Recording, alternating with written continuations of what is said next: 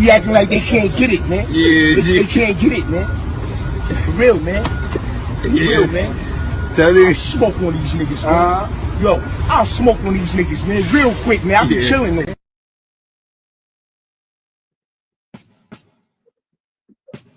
Yeah. Salute, salute, salute, salute, salute, salute. Top of the night, baby. That like button, hit that subscribe button on television. Yeah. Giving me a God. Yeah. We got a great show ahead tonight. Special guests as always coming through, tapping out, please. The closer I get, yeah. Get the cracking right in there. You know what I'm saying? Glad y'all can tune in. We got Lil Ronnie. We got G Money Lil Ronnie update. You understand me? We got the second arrest. Or did you say the third? Allegedly, all the suspects are apprehended. We got the death. There's so many R&B legend. Could never be more than friends. And Stone, Murder Flag.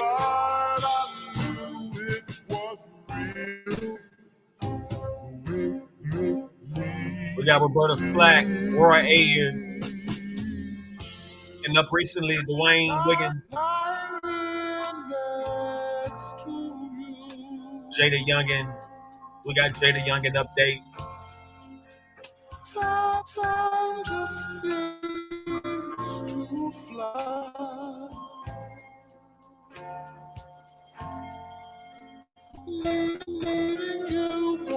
So many have passed on. We're gonna be talking about the legend Gene Hackman and wife, death result.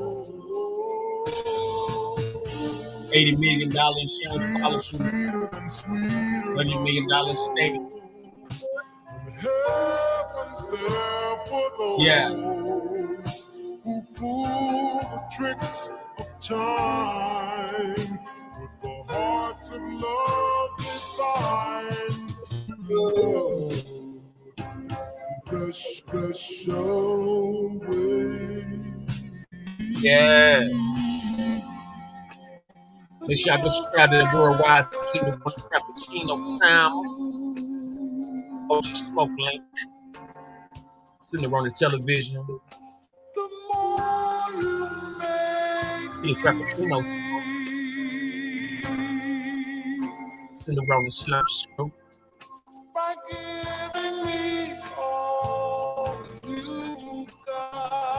Dwayne Wiggins, legendary Tony singer.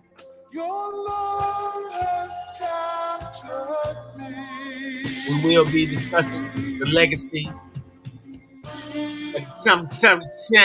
Over and over again, I try to tell myself that we never be more R.I.P. to Roberta Flack. One of her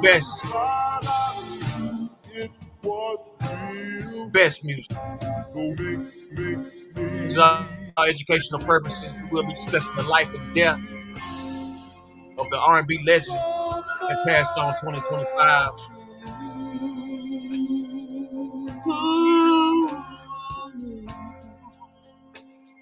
The more you make me see,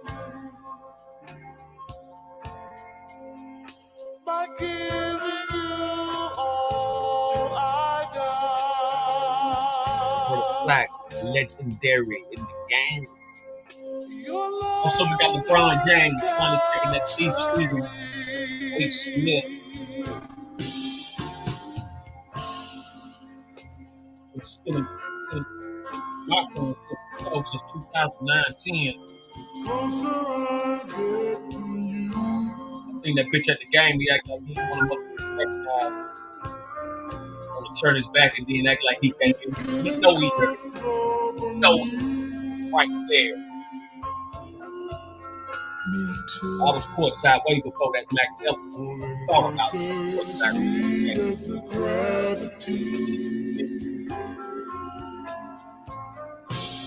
Yeah. Shout out to everybody tuning in on that SendáRoni slow screw. That worldwide frappuccino. Yeah.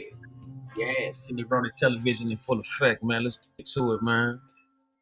Act like you know, even if you don't.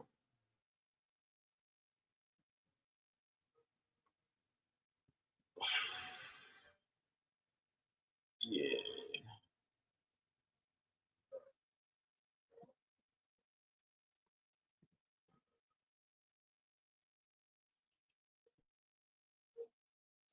What up, Joe? Salute. Let's get to it. We got the second suspect caught in the Lil Ronnie G Money situation. They say this guy was the final piece of the shooters, and now they're looking for the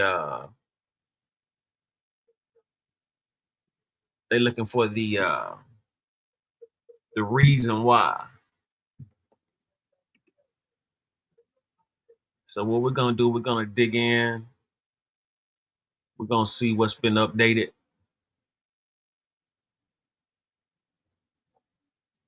We got a lot. Have you to seen talk that about. that video of the girl talking about she missed her friend? Yeah, I think I posted that. You talking about the kid? Mm-hmm. Yeah. That's sick. Yeah, I think I seen. Yeah, I think I saw that. I think I posted that yesterday with during the review. This is what they got recently about as far as the second suspect. We're gonna go to WFFA. Second suspect in custody following fatal shooting of rapper G Money, Lil Ronnie, and his daughter. U.S. Marshals just arrested a second suspect in the shooting deaths of rapper G Money Lil Ronnie and his 5-year-old daughter. 21-year-old Jacoby Russell turned himself in tonight. The Texas Rangers arrested 24-year-old Adonis Robinson yesterday. Both men face capital murder charges. Police say Ronnie was at a car wash in Forest Hill. The two men shot him and then shot his daughter. They have not disclosed the. This is WFAA News. Suspect in custody following fatal shooting of rapper. Second suspect in custody following fatal shooting of rapper G Money, Lil Ronnie, and his daughter. Police say. Let's bring it back to those who just tuned in. Do they have all three now? Well, they got all three, but that's just the shooters and driver. You know what I'm saying? They want to know where the money came from. They want to know who put the bag on. Marshals just arrested a second suspect in the shooting deaths of rapper G Money Lil Ronnie and his 5-year-old daughter. 21-year-old Jacoby Russell turned himself in tonight. The Texas Rangers arrested 24-year-old Adonis Robinson yesterday. Both men face capital murder charges. Police say Ronnie Sibley was at a car wash in Forest Hill when the two men shot him and then shot his daughter. They have not disclosed the motive for the shooting. Mm-hmm. They want that motive right now. They after that motive. The safety of the general public is our first concern. Forest Hill community, please be rest assured that that was the case with this incident. They want that. They want that motive. They want to know. They I mean, that they said that his homie robbed the dice game and they couldn't find his homie and they found him first and they smoked him. That is what it is. Yeah, I mean that's a rumor, but then you got like 5 more other rumors. God damn. You know what I'm saying? They you got rumors they ran off with 100 pounds. You got rumors about the rap beef. You got rumors about retaliation about other dead people. You know what I'm saying? It's a lot of rumors on why, but I ain't gonna tell you no lie. Unless it was like, some serious cash, like 100,000 or better or something like that. I ain't never heard of nobody killing somebody else. Now I done seen niggas get shot behind a dice game, no doubt. But I ain't never heard nobody go and kill somebody else behind somebody else. You know what I'm saying? In a dice game. That whole situation. Is that plus like the shooters, they got pictures with J-Dub, that brother I was telling you about that got gunned down in Houston. They got pictures together. Sugar salute. It's a crazy entanglement, all this shit. Yeah, you said they got who who is J-Dub now?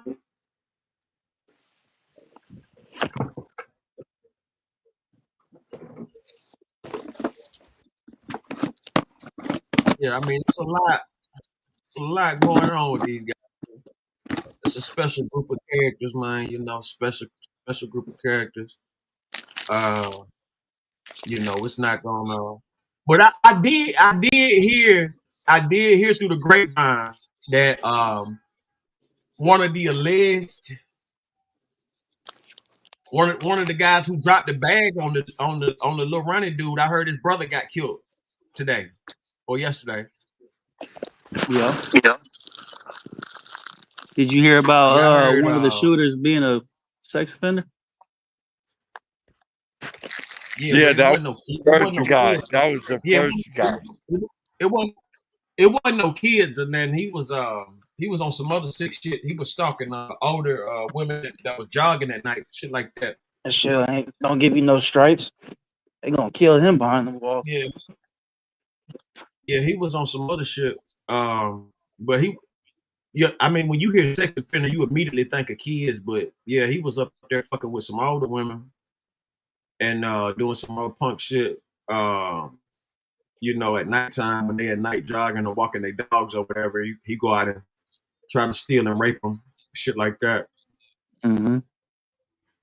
So I mean, all these guys fit the mold for a crash dummy. Like, you know what I'm saying? Like, after so many certain type of charges and shit like that, I mean, it's easy to throw that sex offender shit out there and then all of a sudden, okay, now everybody, you know what I'm saying, riled up at the motherfucker. But yeah, that shit wasn't nothing like that. I think it's the fact that he didn't register. I think that's the sick part about it. He don't want to take accountability. That's step one, is realizing you in the wrong. So that man, he gonna have to take step one when they give him that prison sentence. They say it was 40,000. Both dudes got 20,000 apiece. That's what I was told about the price on the boy head, 40,000. Allegedly, they said that they didn't know the girl was in the car, but of course the baby mama saying different. Watched her drop the girl off, so that's gonna debunk the whole they didn't know But we gotta certain stuff like this. You don't want to speak too fast, because this shit'll flip over real quick. You know, when you got beef, man, you ain't supposed to be like laying on it unless you wear protected. These people be having beefs and acting like this shit ain't even like, you know what I'm saying? Man, motherfuckers is crazy.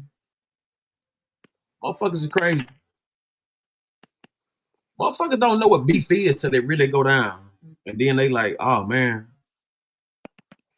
you know what I'm saying? Like this whole thing is about some bullshit. It ain't nothing really to it. But then how y'all gonna feel though if it come to find out this dude done put a hit on somebody else and they lost they child the same way? You see what I'm saying? Like all this shit gets stupid. Cause I'm telling you now, them motherfuckers ain't just gun no nigga down behind no rap lyrics. I don't give a fuck. You don't do a motherfucker like that behind no rap lyrics. In Texas. But what if they did? Yeah, I mean, I don't think he had the bread on hand like that. Like he was out there doing shows with Soldier Boy, Get Money, I mean, and Go Yayo. So it's like he was trying to recoup a bag or do some type of recouping. So I don't think he had. I mean, a hit out here, you gotta put up some bread. That shit, that 40,000 shit, this shit is finna get solved. That's some junkie change. Well, no, it's not even that. It's 20,000 a piece when you break it down two ways. You know what I'm saying? It's 20,000 a piece. And I ain't gonna tell you no lie. Motherfuckers will do it for a lot less. You know what I'm saying? So, you know, you gotta always remember, man, like the amount of money somebody put on your head is how much you worth. You know what I'm saying? So, or how much that motherfucker got to spend to that person. It ain't necessarily how much you worth, but like that's how much they feel. So you gotta think about it. The dude that shot the dude that they got in custody, he out there at football games with these people and everything. Like he out there at football games. They got the Oh Dallas yeah, with Cowboy the game. Yellow Beezy fool. Mm-hmm. Michael Bird, what it do? Yeah. Yeah, he got pictures with Yellow Beezy, but Yellow Beezy over there acting and playing the ignorant card, talking about keep my name out of it. But you got pictures with the man. Like, what the fuck are we talking about? He say he take pictures with fans all the time. Shit, it could be a million fans, but there's that one serial killer that don't nobody know about. Oh, trust me, them niggas know. Everybody know who's shooting. Everybody know who Do you getting it think up. you think with this brother losing his life, Get Money Lil Roddy, you think with them you know, condolences to his family, but with a public figure like him being taken out, you think they're gonna go after Charleston White next or what? Man, let me tell you something. If they was gonna get rid of Charleston White, they would have got rid of him a long time ago. That's how I knew Texas won shit. You know what I'm saying? Ain't no disrespect to none of them people now. Don't get it fucked up. Because I ain't telling nobody to do that to him. I'm just saying, if Charleston White was in California, he'd have been gone.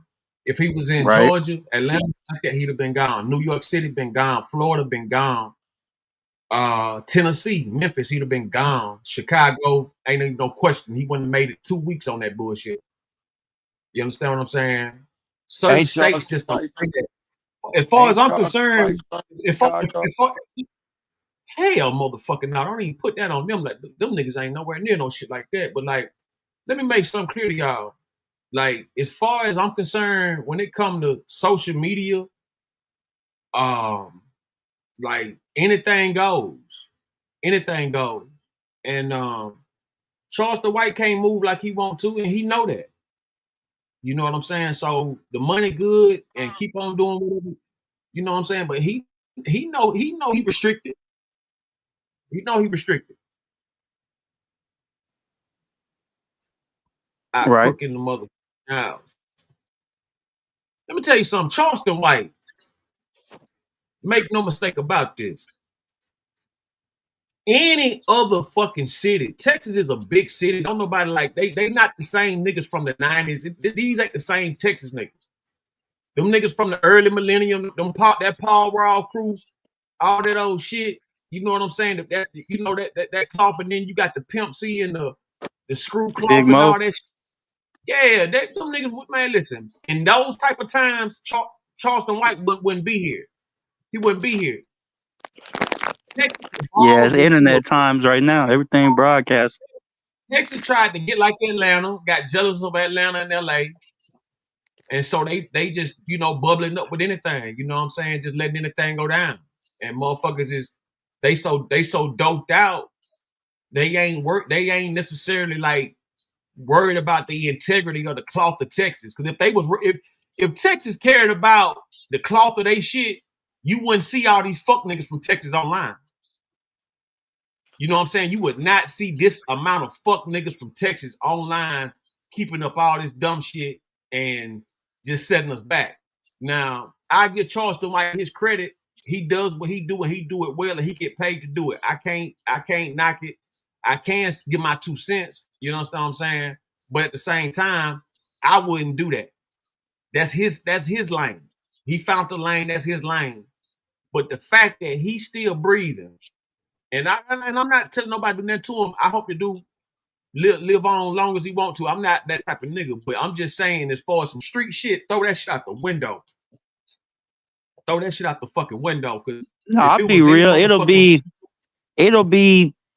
And I hate to say it, but it won't be a black brother that kills Charleston White. It'll be some Hell's Angels or Banditos ass patch wearing biker that he does something to on that highway on some road rage shit, and they gonna air his shit out. Oak Cliff, Texas, in the motherfucking house. Salute. Man, let me tell you something right now, man. I'm from the South for real. You know what I'm saying? Dirt road, pine tree. You understand what I'm saying? All that good shit. There is no motherfucking way in hell.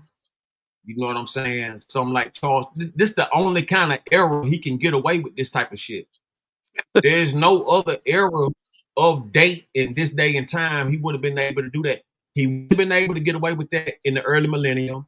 He wouldn't have been able to get in that shit as far as in the 99, like the 90s, the 80s, 70s, the 50s, any of that shit. You know what I'm saying? He would have been out the way. And when I say this, like I said, imagine you getting online. All he do, I don't see him talk about no white folks. All he do is talk about black people. Black people, they black people. It's just rage bait. That's all it is. Rage bait. No. The niggas are nigga. You know what I'm saying? And to the utmost. Like I said, I respect game. I don't want to do nothing to Charleston. I don't have no kind of like, you know, where I want to beat Charleston White ain't said nothing to me or nothing like that, or you know, like, cause I know what he is. He a shock jock. So it ain't he don't get me upset. He get motherfuckers who still believe in Santa Claus upset. You know what I'm saying? He get the motherfuckers who be watching the Meet the Browns and shit. Them the type of people he get upset. You know, the motherfuckers who be watching Meet the Browns and shit, all of those good nigga shit. Them the motherfuckers he be pissing off. The sheep. And so it's like a dude like Charleston White has his own lane. All he does is tear down black people and then come back and try to rebuild them with some nice words after he done shitted on them. That's his whole get down, passive aggressive, his whole passive aggressive tendencies and shit. And so, you know, nobody's done nothing to him. You got to wonder why. That's because they in their own world. They in their own world. You know what I'm saying? There's no era. There's no time. There is no place where somebody like him could get away with that other than in this day and time where motherfuckers can just talk and it don't be no motherfucking repercussions. You know what I'm saying? I tried to book him to come out there to LA and come out. It wasn't LA. It was out there like Topanga Canyon, but it was out there in Cali.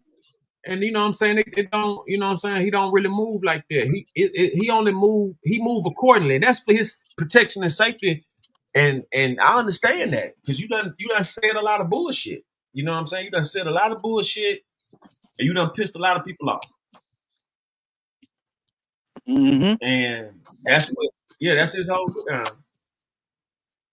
You know, I mean, yeah, if it's not the streets, it's gonna be the laws that end up taking his life.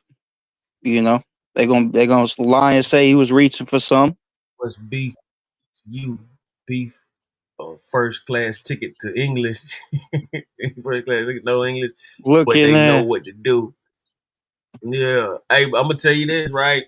And that's a fact, though. The only reason Lil running nationwide is because the 5-year-old daughter on everything. That's the only reason why. And I said that from the gate. They go use that little girl as a clutch. You know what I'm saying? They go use her as a clutch to push different agendas they've been trying to push.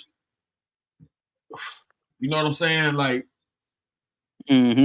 it's all kind of agendas they've been dying to pull, but they couldn't do it because, you know what I'm saying, they didn't have, the right shit wasn't in effect. Now that they done shot that little girl like that, man, they about to start. They about to go in the closet and find all kind of shit they've been wanting to pump out there, but couldn't do it because of they didn't have no regulation or no need to. But when motherfuckers do shit like this, that give them need to. But I keep trying to tell y'all, like, this ain't the first time this happened. Like, motherfuckers, kids get shot all the time. Especially when they around gangsters. You know what I'm saying? That's just the bottom line. When you around thugs and gangsters and shit like that, it can happen. When you around thugs, it's definitely more prone to happen around thugs. When you around gangsters, it's about 50-50. It's about 51-49, something like that. 49-51. I give you 49-51 when you around some real gangsters. You around thugs and shit, man, you got about an 85-90% chance, you know what I'm saying? Your kids somebody go get hit, you love.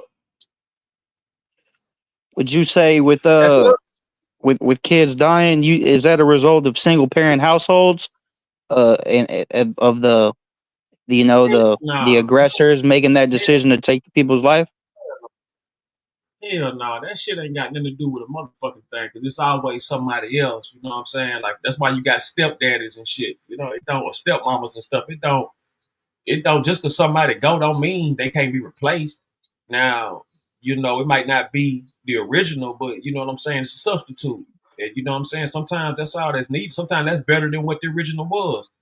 You know what I'm saying? That's why I don't get involved in, how many baby daddies somebody got or how many, because, you don't know how many times it takes for somebody to love somebody to find the love they need.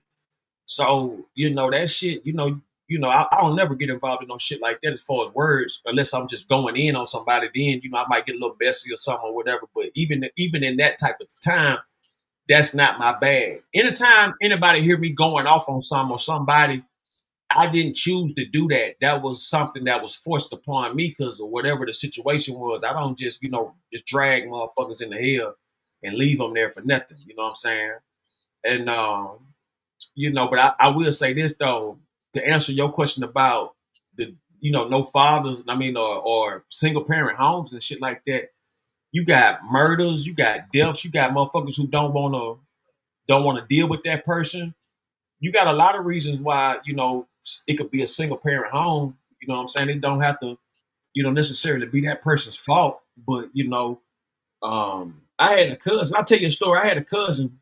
She was real uppity. And I had told my people, like, y'all need to, might want to check on her and see if she okay. But then nobody want to listen. So she started going in on them. You know what I'm saying? Start going in on them, talking about how many kids they got, buzz. And so, like a year or two later, when she got grown, she got on her own.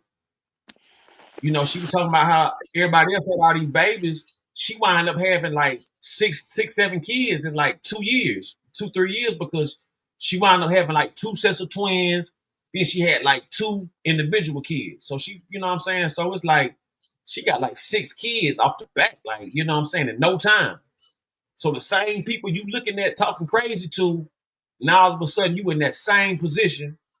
And how does it feel? You know what I'm saying? Like, you just never know how these cars gonna get handed to you, you know, to make these moves. See, somebody like Charleston White and Charleston White, Nipsey Hussle, I never say they the same type of person, but as far as fearlessness, yeah, both of them niggas is fearless. They some of the fearless niggas I ever seen. I actually met Nipsey Hussle before a few times, but like I ain't never met Charleston White before and knew it.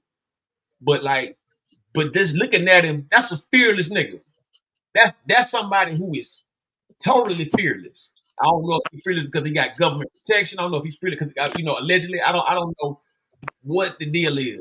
But for somebody to just have a knife or some mace or some shit like that, that's the most fearless individual I've ever seen to get up here and say the shit that he say and to still be out here skipping and boop out. He be waving guns though. He don't just be riding around with like Dog the Bounty Hunter with no guns on him. He be getting caught. He just had to use a Jewish lawyer to get off that gun charge. No. When he be fucking with them guns, that shit be in his house and shit. Shit. I used to see him riding around with Dracos in the car. I used to on live. I smoking weed with the Draco right beside.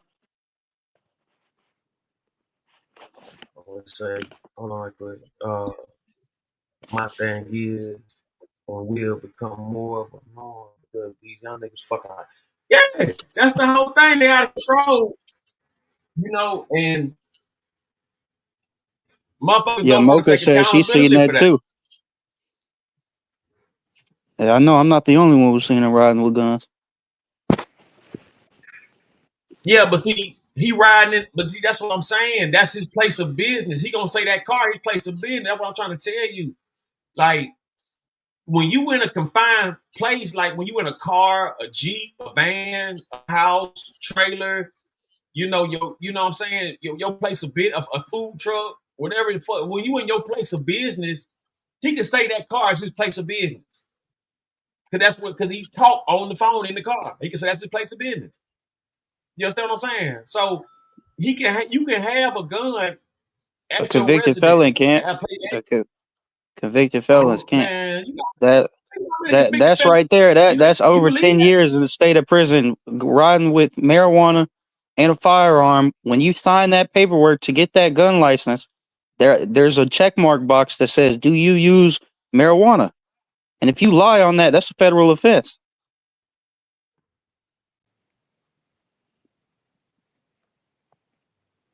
Hold on. Oh, it could be different, you know. He be working with the laws. No. I want to talk about. Hold on, right quick, bro.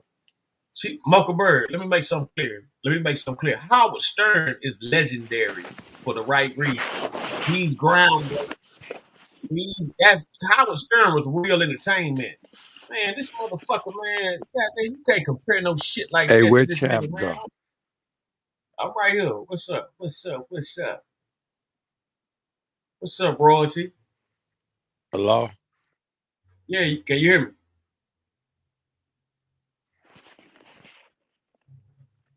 Yeah. But Mocha Bird, yeah, Howard Stern is a whole different level. That's real quality. That's quality content. You know what I'm saying?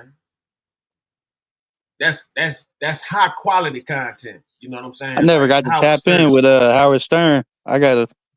That's old school shit. Man, let me tell you something, man. Howard Stern, Casey Kalem, Tom Joyner. Man, I'm talking about it was a gang. It was a handful of motherfuckers who held the whole cut. Man, listen, man. Listen. This shit you see now is pussy shit. That's why you got to go to Syria and all that kind of shit to get something close to the old school vibe or something close to it. But they ain't got it. You understand what I'm saying? They ain't got it. Sway cool. He cool. Sway and old girl from the show and shit like that. Nonchalant. What's her name? Angela Hell no. She's annoying. I ain't talking. Annoying as fuck. You can tell who fucked for the job. Don't ever get it fucked up, man. You listen, man. You can tell who fucked for the job, and you can tell who didn't. Don't never get that twisted. You know what I'm saying about nothing. You know what I'm saying? That's a sneaky yellow bomb. You know what I'm saying? Angelique, she cool though. The only women I don't like, as far as like that did like it was only one. Only person I really couldn't stand was Roxy and Terrence. I didn't like them. I didn't like them. Like that shit. That was the corniest. That's when I stopped watching BET when they let them ride out. After that, BET wasn't shit no more, man. I looked at that shit like it was a nigga show. Like I was like, man, this is some straight Sambo shit. You know what I'm saying? Like they put these Yeah, I've always tried to. If I ever had the chance, I'd want to talk to that black reporter on Good Morning America. That one lady, man, I'd fuck shit out of her. See, She always be on in the morning, smiling like a mother. Yeah, but like you got J. Anthony Brown, George Wallace. You know what I'm saying? Don't get it fucked up, man. I really don't like. I don't really like. It's certain. You had Rush Limbaugh. You listen. Like back in them '90s, early 2000s and shit. You had quality '80s too, like you know what I'm saying, like late '80s. Like I remember late '80s, whatever. But like the '90s for sure. The radio, this shit was real. This shit you see now is trash. But you had to understand the radio to understand what this podcast is supposed to be about. You know what I'm saying? That's why, like, I can easily disregard trash on YouTube because I've seen the best. You know what I'm saying? And motherfuckers recognize me. You know what I'm saying? Regardless. So it's like, I done been around a lot of people too. So it's like I know what the best and all that kind of shit feel like. You know what I'm saying? Just to even be in that vicinity. So it's like, man, when I hear bullshit on YouTube, I can easily get rid of motherfucking YouTube, fuck nigga. You know what I'm saying? Because I know some bullshit.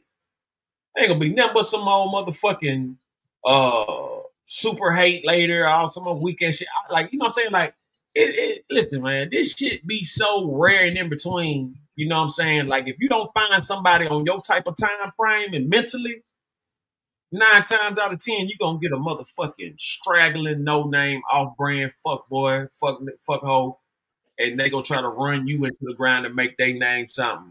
You know what I'm saying? And that's just the reality of this trash ass shit. But that's when you let trash in your motherfucking vicinity. See, you got to stand on with motherfuckers who see the same thing you see. You can't walk outside. You can't walk outside with a motherfucking, you see a blue sky and they see a red one. You know what I'm saying? Like, ain't no game into that. But I'm just saying, like, it's just real talk. Like, you got to have the same motherfucking perspective. Even if they did see a red sky, like, it still got to be something there. It still got to be the same picture. You know what I'm saying? And it's like, when I grew up, man, you had Howard Stern, Rush Limbaugh, Tom Joyner, Ryan Cameron, George Wallace, you know what I'm saying? Casey Calum. Casey Calum, one of the best I ever heard. Like, if you like, he's a voice. You know what I'm saying? He was a voice for real. Like, he did a little commentary here and there, but he was really like one of them, 10-second, 15-second little brief voices, and you'll go to something else. But like, it's a whole lot of quality, man. When you grow up around quality, you don't have to deal with trash, or you can easily like avoid trash when you know what I'm saying, when you grow up around quality, man. Cause like, yeah, man. I'm avoiding trash like my blind spot in the car. That motherfucking yellow light come on, I'm hitting the blinker, getting off. But you got the brakes or something? What happened? No, the blind side protection. That little yellow light come on with the car pass. Yeah, that's how I'm avoiding trash. Anytime that light come off, hit the blinker, getting off. See, if the money don't stop, then there ain't no beef. All the name calling, talk, nobody lost no sleep. Mm-hmm. Hey, let me tell you something, right? These little motherfuckers, they finding a whole bunch of like back in the day, you had crash dummies who was just putting on for the hood. But like these new crash dummies, they know better, right? But they so psyched out on them pills or on dope and shit. You know what I'm saying?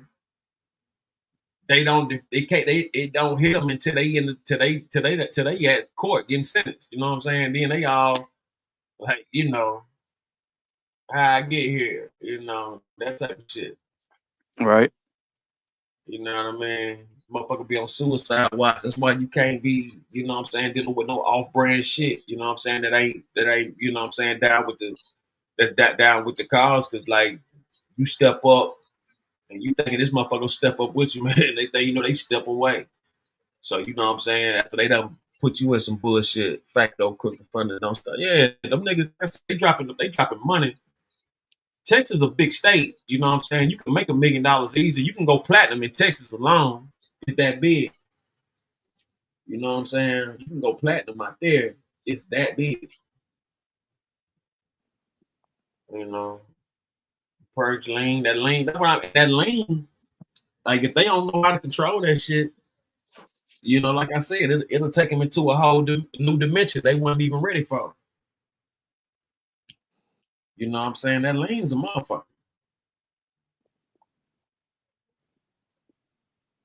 That lean a motherfucker, man. You know what? I just found out running the other day. My little brother, we come from the same dad. He's fighting a felony right now, ag assault with a deadly weapon. Yeah, but that motherfucker, bro, I be trying to put him on game, like, bro, you be acting like you some Superman. I don't know. That's on him, man. You can only tell a motherfucker so much.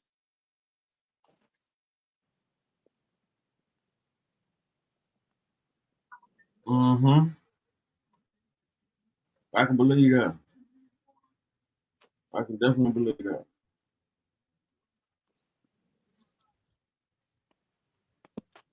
Yeah, man. You know what I'm saying? You say he fighting for what now? Aggravated assault with a deadly weapon. I got his mugshot.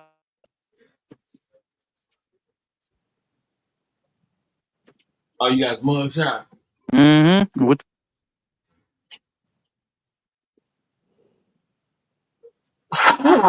What was the situation?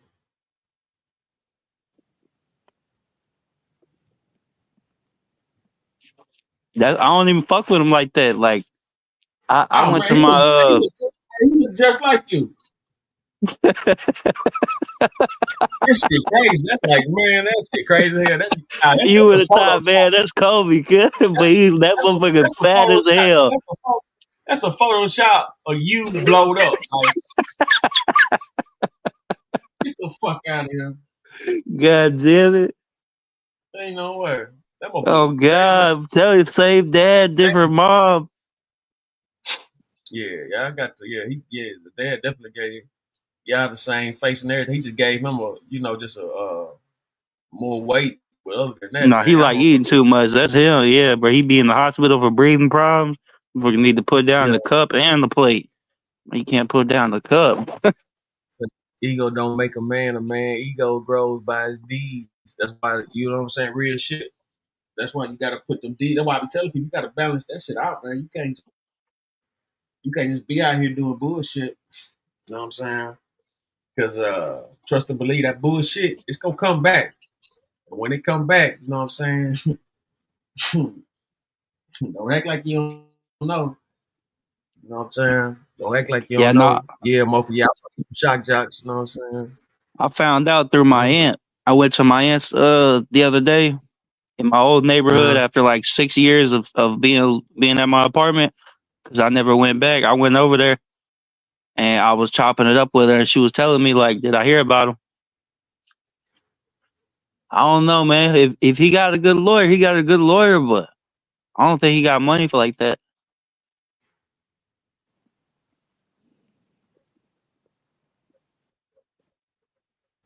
You see that first thing right there?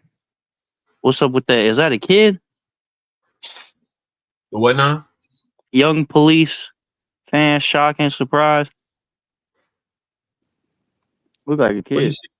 Where you see that at? CBN News. My jaw dropped to the ground. Young police fans, shock and surprise. Oh yeah. That's the guy Trump. That's the kid Trump been promoting. He was getting picked. Yeah, they was picking on him, teasing them shit. The Democrats was fucking him over. Trump seen him and brought him and his family to the White House. You know, and I'm gonna show some of that later on. But he a big time Trumper. Yeah, I ain't even see that thing right there. Yeah, Free and AJ was that was good. That was some good. That was quality. That was quality. After that, that was some straight garbage. Like fucking bubblegum motherfuckers up here. Salute people, but the white people. It's a, what y'all got against? What y'all got against? Hey man, y'all got to come up on the. Y'all got to come up on the show, man, and y'all got to talk about that. Y'all got to talk about that. I ain't, you know, I got to talk about that. I forgot about Rush Limbaugh was. They selected politics. Is that what's going on? Selected pop. Shit like that. Yeah.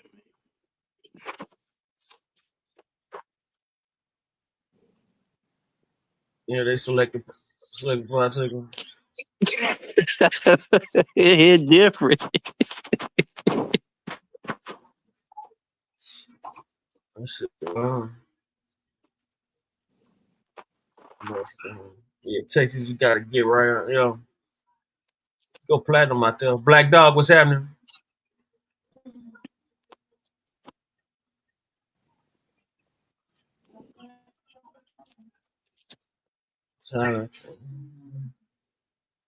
Yeah, man.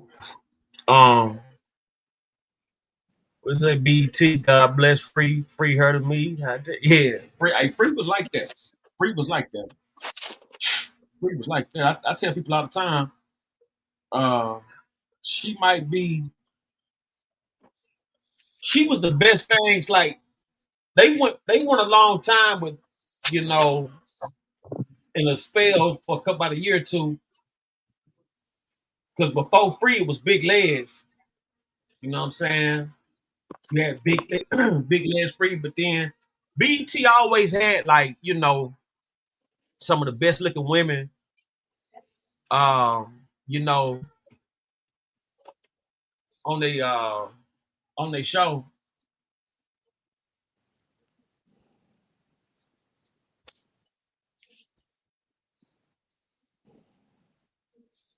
I remember I forgot that lady from Jamaica they had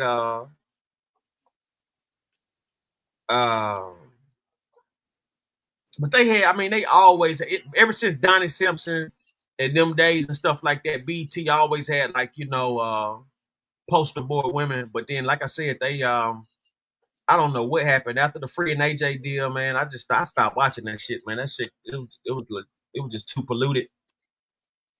You know what I'm saying? In on that. Yeah, it was just too polluted.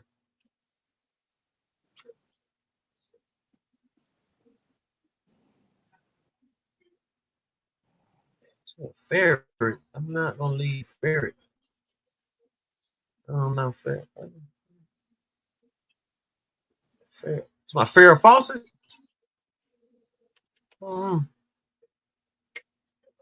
She talking about a Ferret, but I don't know the fuck our Ferret's going. What are you talking about, Mocha?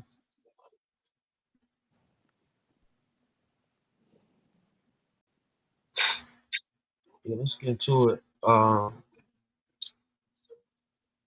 Man, we got a lot of deaths, man. We got Tony,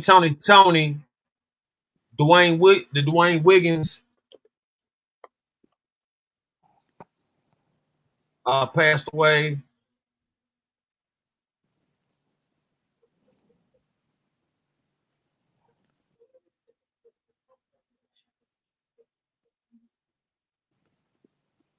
Let's go to NBC Bay Area. Subscribe to NBC Bay Area. Dwayne Wiggins of Tony dies after a battle with cancer.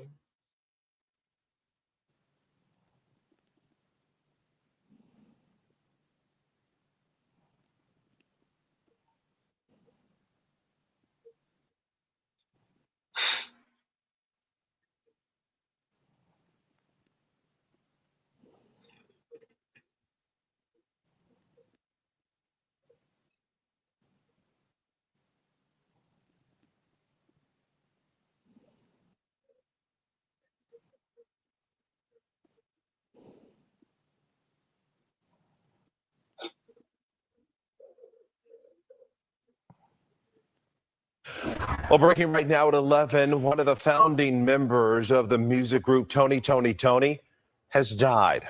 The family of Dwayne Wiggins posted on Instagram he passed this morning following a battle with bladder cancer. The Oakland native and founding member is best known for his work with the R&B soul group.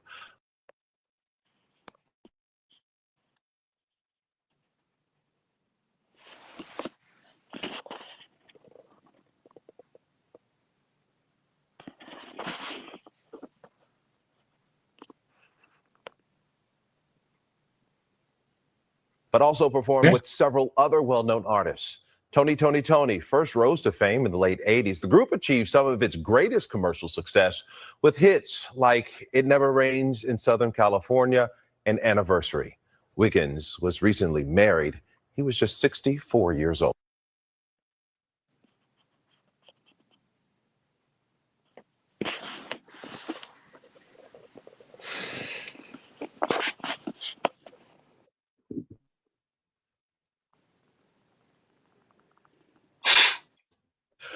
Over 11, one of the founding members of the music group Tony has died. The family of Dwayne Wiggins. All right, let's go to KTVU Fox 2 San Francisco. Dwayne Wiggins of Tony Town. Me.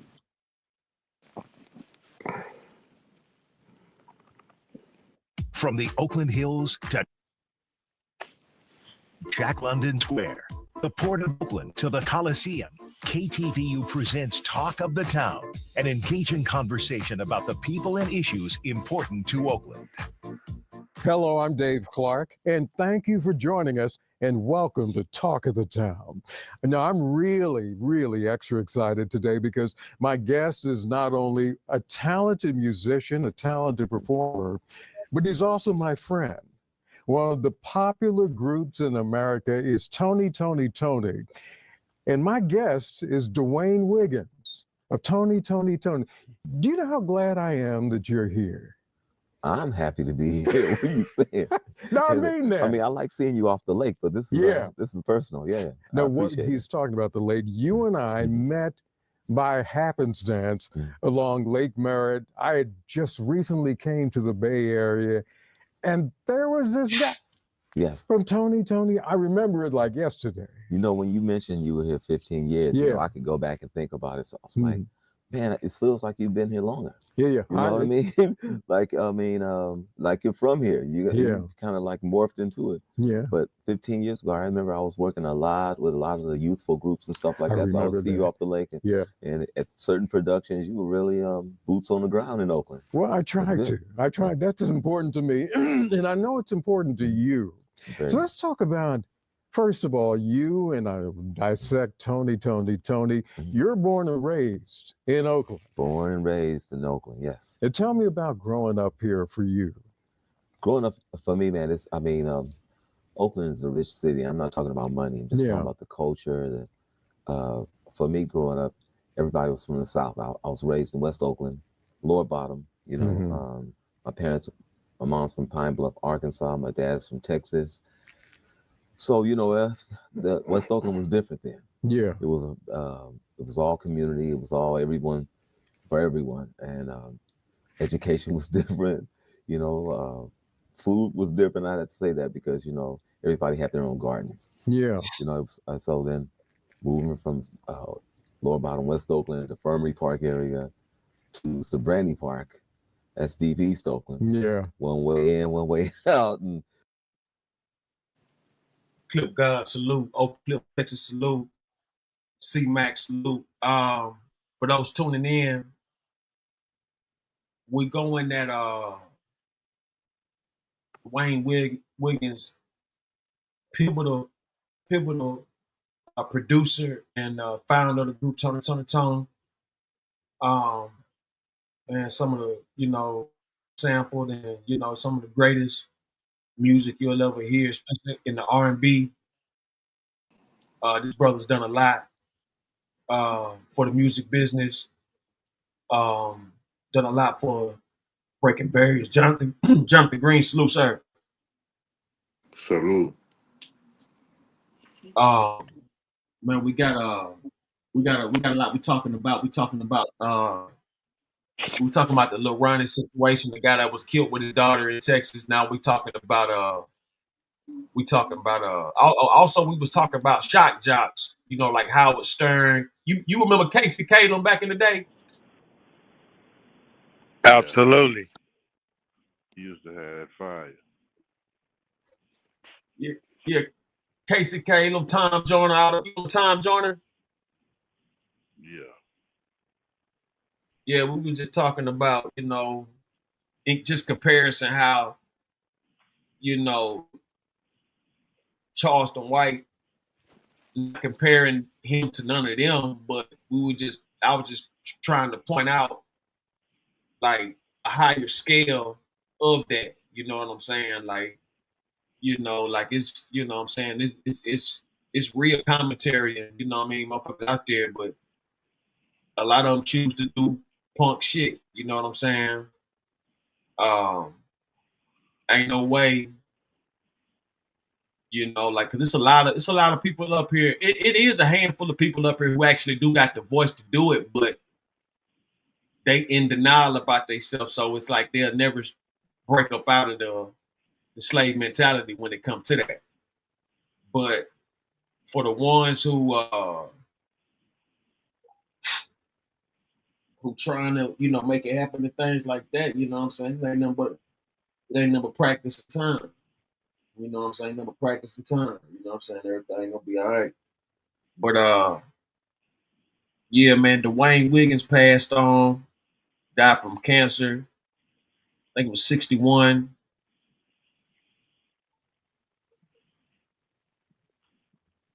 Old world. Been from Sobriety Park to Arroyo Park. There's a lot of parks in Oakland. Yeah. But I probably played in every one of them too. But it was just rich with culture, man. I mean, I can remember the 70s, especially the 60s as well. But the Black Panther movement, being a kid now, saying that all around you, you really don't know. But when I came of age and traveled, to other countries, Japan and all that, and I see these pictures of places, and I'm like, that's the center I used to do talent shows in, and that was Son of Man Temple and this, that, the other. Yeah. So you just start seeing the richness of Oakland, the culture, and how we've always been the type of city that's, you can get stuck in Oakland, though. You can because it feels like a country, country. And you start seeing things outside of it, and you really appreciate the fact that you were able to grow and pull from the energy out here. And yeah, I love it. I mean, I travel quite a bit, though. Yeah, you do travel, man. Yes, sir. Yes, that's a must. Let me, one thing I got to get out of the way, and you probably talk about it a lot. The name of the group, Tony. Yeah. Where did that come from? You know what? It's a trip because everybody has this sort of definition of where it came from, because we have different people that came through the lens of Tony. But I made that up, man. As I had a buddy that was a roommate of mine, and for a certain style and where we used to act, and we used to like to go vintage clothing shopping and all that, and used to have fun characters. But I came up with a character called Tony, capping on him. Capping is when you snapping on somebody. Right. So I gave him Envision. First name Tony, middle name Tony, last name Tony. That means somebody who really thinks he's hot. He's fly. So we'd be out in the club and somebody walking in and go, Tony. And that was just our little joke. Wow. So me and my brother Raphael and Tim, we used to jam a lot in the house. And it just became a name that we use. Guy that was managing my mom's job for Sealand back then, and that's when we were doing a whole lot of things for Food Channel too. I'm telling you, this connection is crazy. Yeah, I'm serious. So dinners and all of that, and but this we were doing a wedding, and we really weren't a group. We just used to jam and never really sang. We had hooks and the three of us getting it, and so somebody asked us, "What's the name of the group?" We was laughing and joking, like Tony. And by the end of the night, everybody kept going, Tony. And it just stuck. Man. And how many years has it been for the group? For us being successful at it, well, it's always been to me. But 35 years. Really? Yeah, I've been touring and traveling 35 years, and I wouldn't have it any other way. Really? I love traveling. I made my house, my bedroom was like a hotel room. like, Yeah. I like feeling comfortable, dog. You know, we get all blacked out, the curtains or whatever. Well, nah, I like the open light. But yeah, I love traveling. I like meeting the people, you know, the food, just the different cultures. I've been going to Africa for the past 6 years, and I've been going to Ghana, Lagos, Nigeria.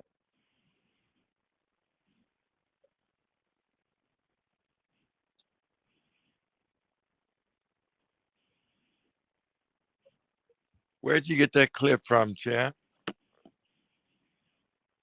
This came from KTVU Fox 2, San Francisco. I think he did this last year. From what station? KC what? KVT. You know, like, you know, in LA how they, you know, like, Okay, I think San around Francisco like, too. yeah, like but Frisco and Sacramento do the same shit. They like when like 12, 1, 2, 3 o'clock, they be having their own little shows and shit like that. Like, you know, they be having their own local shows. Oh, so this is live tonight, or it's a recap? Nah, he did this show last year. Okay, so on Channel 2 in San Francisco. So what now?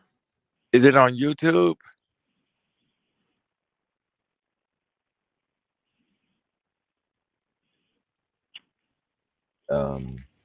South Africa, you know. Yeah, you know, exchanging information and grooves and beats and meeting people, and just it's a beautiful thing, man. God is great. Yeah, you've done a lot of things in your career, performing. Where would you say is your favorite place, the favorite performance, the favorite place to be that you can think back? Or are there many? There's so many.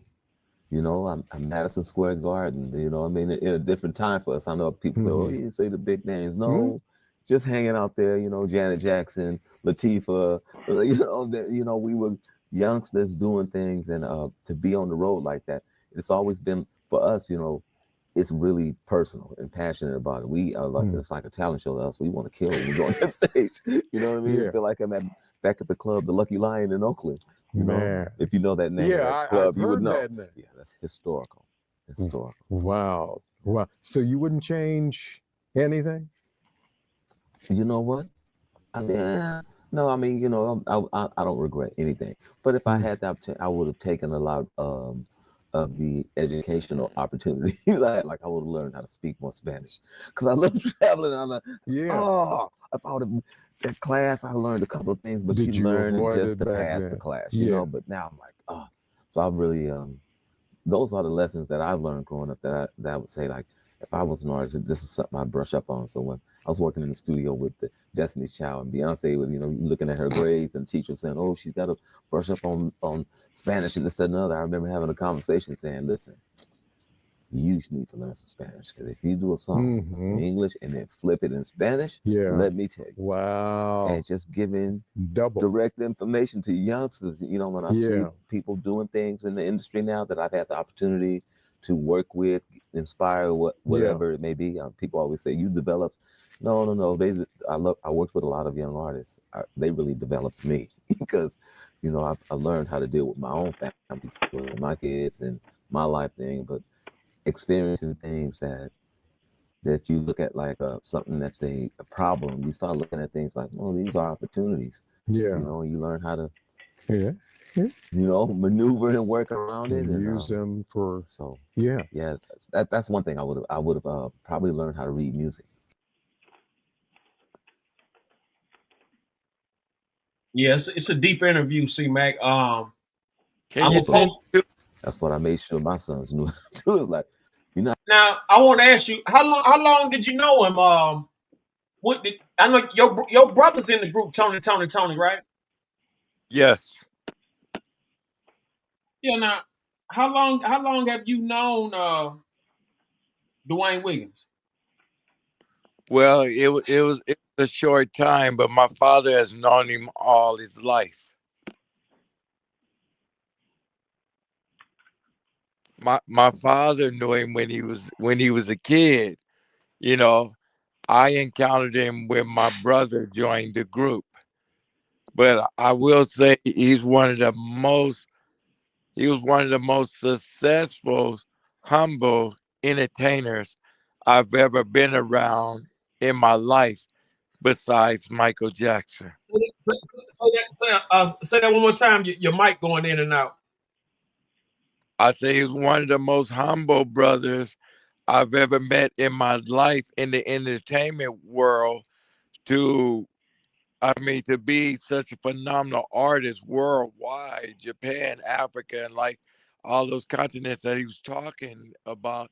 Our last conversation, you know, he's been in the music game for over 50 years. And I was like, man, for an artist like yourself, man, to be so humble, it's incredible.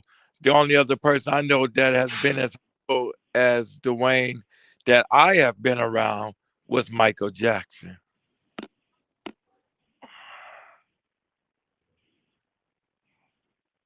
Did y'all hear that? Heard it.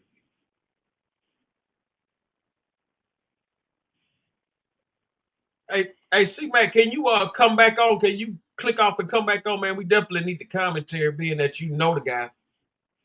All right.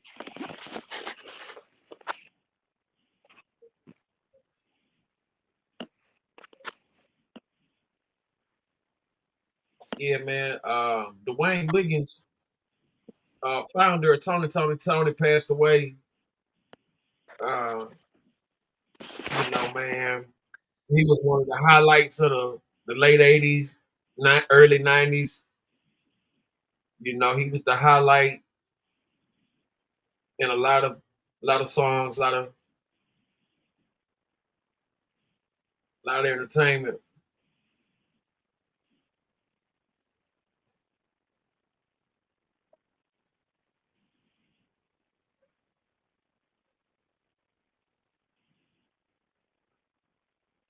Same Uncle Bird, I can't believe your homegirl called us out like that.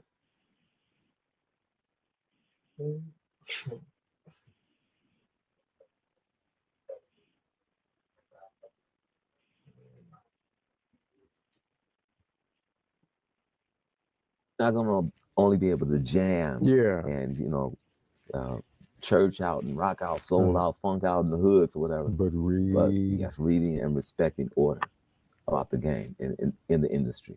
Wow. Everything has order. You talk about your kids. Yes. I'm assuming there's a great deal of Yeah. daddy pride. Tell me. Okay, let's run it back. Yeah, I can hear you slightly. Go ahead. Okay, you hear me? Yeah, I hear you now. Okay. You playing the clip, right? No, I was asking you before you got off. How long did you know him? Like, where'd you meet him? Things like that. Okay, I've been knowing Dwayne for about a few years. I would say at max 3. My brother is definitely in the group. My brother is one of the tallest guys in the group of the 3 that be on stage besides the guitar player, because the guitar player is like damn near 7 feet tall. So my brother is the next tallest as the guitar player. But I must say when I met him at the Toyota Arena, which was on Mother's Day, it was interesting because we had just left Snoop Dogg's mama's funeral months before Mother's Day. So when he first met me, it was incredible for a phenomenal artist, worldwide artist that have done so much for so many, and as humble as he was. When he first met me, he says, "Wow." He said, "Man, you have character." He said, "When we go on stage, you getting on the bongos." I mean, how many artists do that that's never met you a day in their life? And I said, "Man, I don't know nothing about no bongos." He said, "Oh yeah, nigga, you getting on the bongos." But I'm just saying that's how humble He was, and we was cool ever since.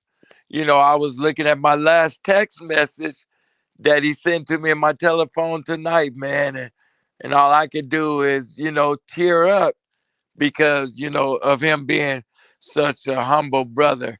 He treated my little brother well. My little brother was at his one of their concerts, and he brought my little brother on stage, and my little brother started rapping. And he asked my little brother, he said, "But can you sing though?" My little brother started singing, and the next week they were in the studio, and he brought my brother aboard as one of the three to lead Tony. And they went all over the world, to Africa and different places, and embraced cultures. Again, rest in peace. He's one of the most phenomenal brothers as an artist that I've ever met in my whole entire life. He treated my little brother well, and he did his thing. He was very passionate. I've sat with him, talked to him while he plucked the guitar. Just a phenomenal brother. Number one, every artist, certain artists, they be stuck on bullshit and, wouldn't have time. They wouldn't care who you are. That brother, I literally have his phone number right now in my telephone. He was on tour somewhere and I text him, he texts me back right away, and thanking me just for being who I am, just a good person. He's one of the most phenomenal guys I've been around since Michael Jackson.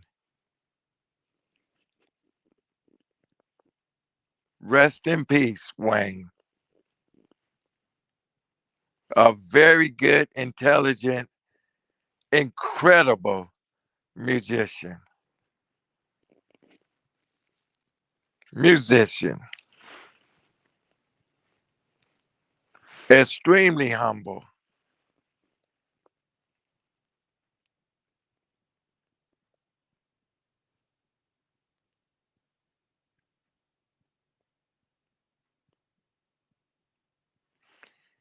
You there, champ?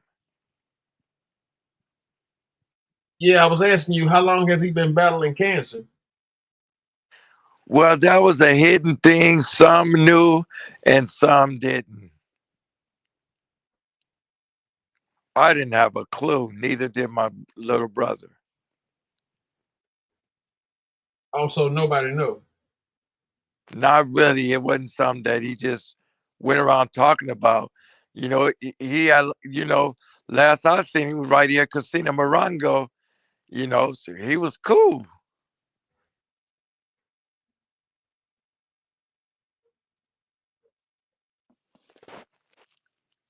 He hit it very well. But to my understanding, in talking to my brothers in Oakland, he had it for quite a while.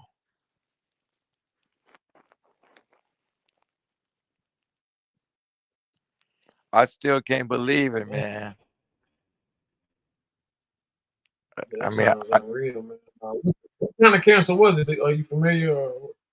Yes, he had bladder cancer,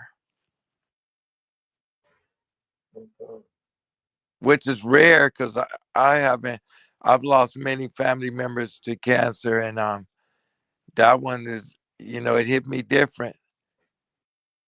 You know, I'm used to hearing colon, I'm used to hearing pancreas, but bladder, wow.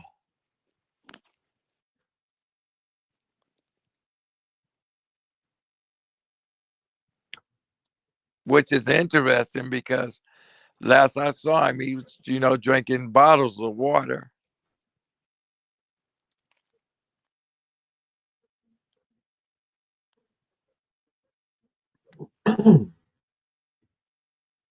Last you saw him, you seen him doing what now? Last time I seen him, he's drinking plenty of water. Plenty of water.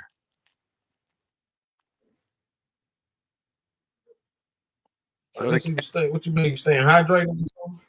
Yes. Yeah, he was staying well hydrated. But again, he had it for quite some time because he wasn't speaking about it, and definitely didn't look like he was in no pain or anything like that. So it's a shock, bro.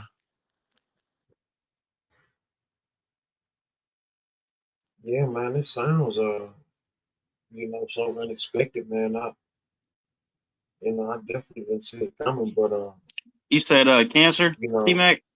Yes. Yeah, man, that sucks. My grandmother was through stage 3 breast cancer. Mm. Yeah, I Is watched he her. still I with us? watched her get mad at me and everything. Like, go from loving me into hating me. Oh yeah, it's the pain. I Hmm. I lost in my family alone on my mother's side. I'm gonna say 65, 70% died from cancer. Yeah, man, it's sad. Yeah, man, it's wow. Yeah, I lost a cousin to cancer. He was only 25 years old, man.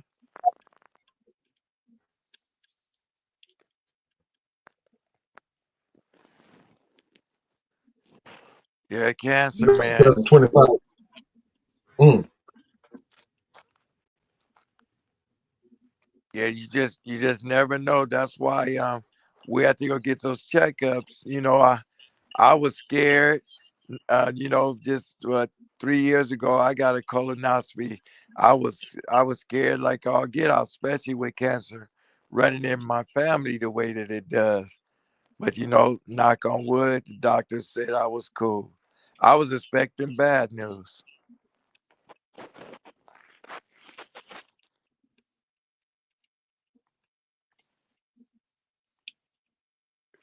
But I think it's in a lot of stuff that we eat too, bro. Yep.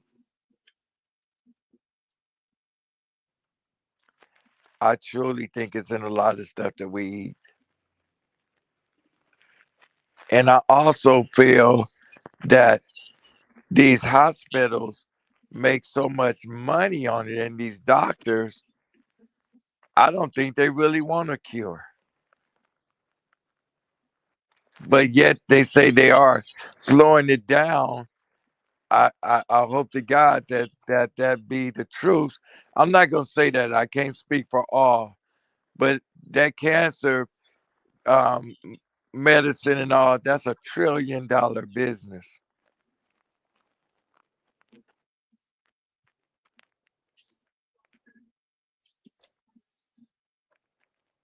That I will say. But I'm not going to say that hospitals don't save lives because, I know people that had cancer and right to this day, they straight. Of course, with the radiation and everything, but it can work both ways. I've seen radiation make it worse. I've seen radiation make it better.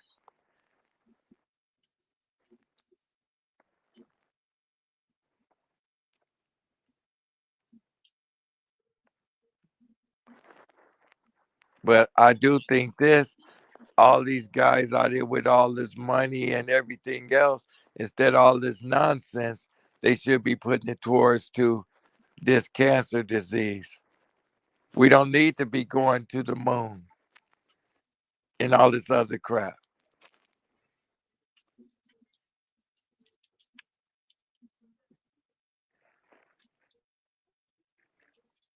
Do things, that counts. Save lives. Forget all that other shit, Right. or put your money towards saving lives. All this other nonsense, the moon and building a space hotel and all that. That shit gonna cost $1 million. Who gonna go up there besides movie stars? And who cares about what's in space? The only thing we need in space is the satellites. That's it.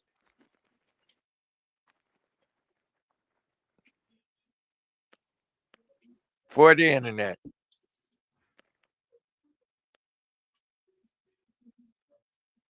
What you say? All we need is a satellite. No, I'm sorry. No, I'm saying satellites. That's all we need in space. Man has no business up there. Why you say that? Yeah, I think there's people stuck in space right now as we're talking. Hell yeah. Somebody been stuck up there for what, a year and a half, a year? Yeah. You know how many airhead motherfuckers out here? What you mean? Man, motherfuckers be stuck in space, right? No, we talking about the real universe, man. Where the stars and the moon is.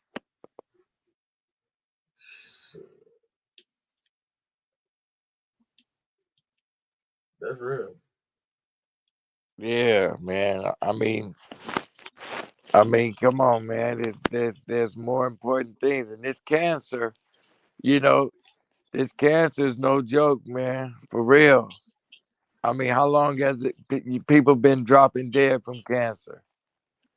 Like I say, last time I saw my brother called him Wayne, although he's still Wayne, he seemed perfectly healthy and fine to me. He was cool. We was laughing and talking and joking.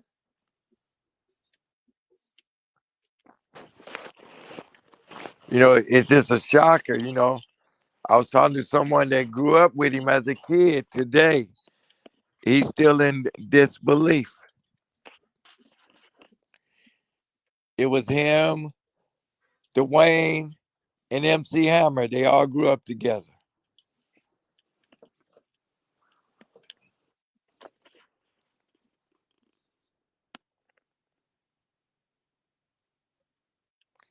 Good brother, man. Real good brother.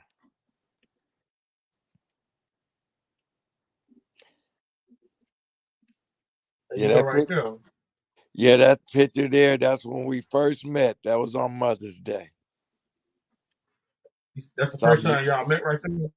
That's the very first time we met. It's odd that I was dressed in those colors. That's why he told me to go on stage.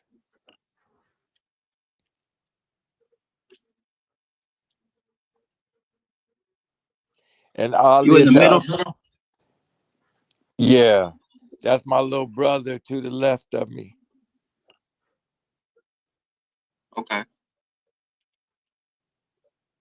Man, rest in peace, Dwayne.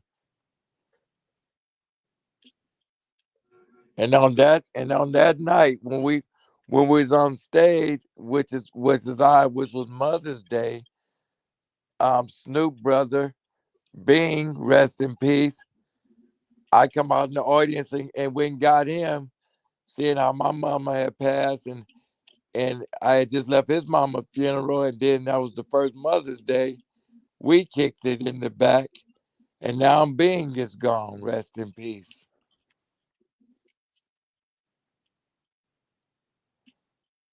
This picture here was the last day of the second concert at Morongo.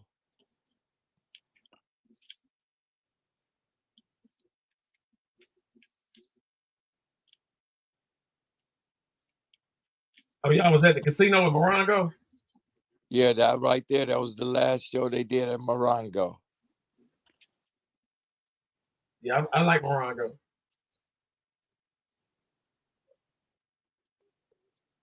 Yeah. Still can't believe it, man. I mean, you couldn't have told me this man was sick. Right.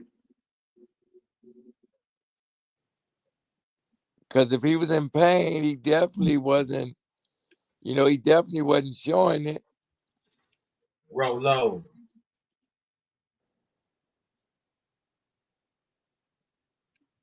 Gotta go with your Rolo.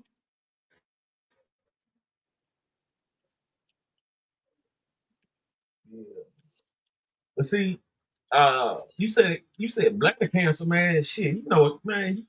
You gotta know how to, you know what I'm saying, medicate yourself, man. You go in that motherfucker, man. They tell you anything in that bitch, man. Yeah. I think a lot of, I don't know how true it is. I think a lot of reason why he wasn't in pain because when back in his room, he had them blunts. And I don't know if the blunts soothe the pain or what.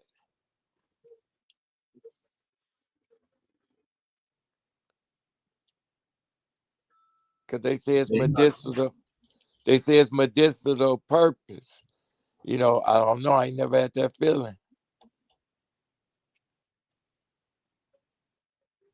You weren't getting that smoke blowing, No, man, I was, I was too busy roaming around in the casino trying to knock something. I mean, no, not knock something. Oh no, I had a girl there. My girl is even in this picture. Looking at Who? Oh, Sue was up in there.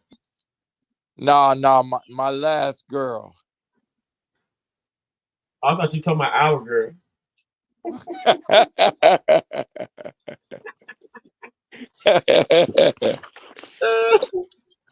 Yeah.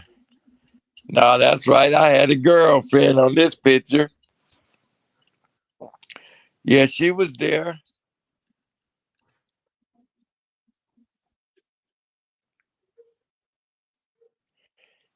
Yeah, man, this should be quite the service. I mean, Kenny Red and now Dwayne. Yeah, Kenny Red grew up with Dwayne too.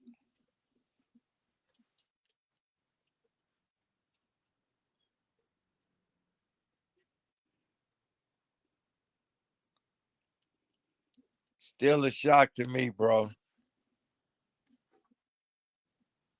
How often do y'all go to the doctor? Or I would ain't been y'all? in years. Yeah, get in there, man. I already know I got diabetes, motherfucking man titties. I'm delaying the inevitable. I ain't going up in there and them tell me I got cancer from hitting this vape every day these past few years. I'm not trying to hear all that. No, the vape is better than the actual cigarettes. Yeah. I don't feel like it is. I be coughing up some mucus like a mug. Yeah, but I'm gonna tell you, like my brother Gangster Brown said, once you know, and if you get in there, they could stop it if it's an early stage. If it's a late stage, it's no way. Right. So the sooner the better. I know people that I'm not gonna say beat it. I'm gonna say I know people that were cured.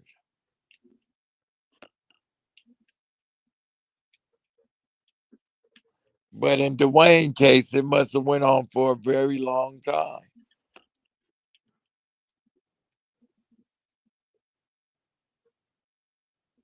A very long time. So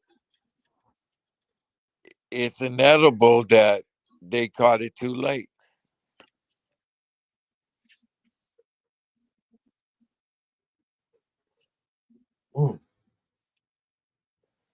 And like you say, and traveling all those countries all the time, he probably didn't have time to go to the doctor when he should have went.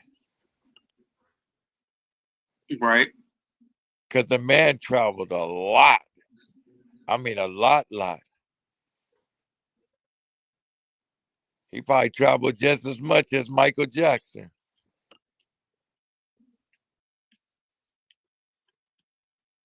Yeah, my grandpa, he passed away of a stroke in his sleep, and I was the one who had to call the ambulance. I thought he was sleeping in his bed. Usually he would be in his recliner drinking his wine because he was trying to get over my grandma passing away of the cancer. And so that day I went to his bed and his body, he was just dead weight, and I called the ambulance. I was like screaming for him to wake up. I was like, "Wake the fuck up." Like, it was just me and him at the house. I was expecting him to be in his recliner drinking, and he was in his bed. He passed away in his sleep. Wow. Yeah.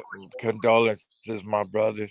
Yeah, strokes. Yeah, my cousin, she just passed away from a stroke 5 days ago. Man. Yeah, these strokes and brain aneurysm, cancer, heart attacks. It's happening a lot.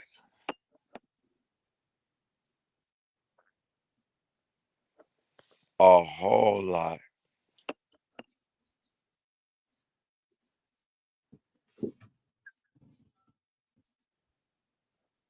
Yeah, I believe Snoop brother dropped dead of a heart attack, if I'm not mistaken.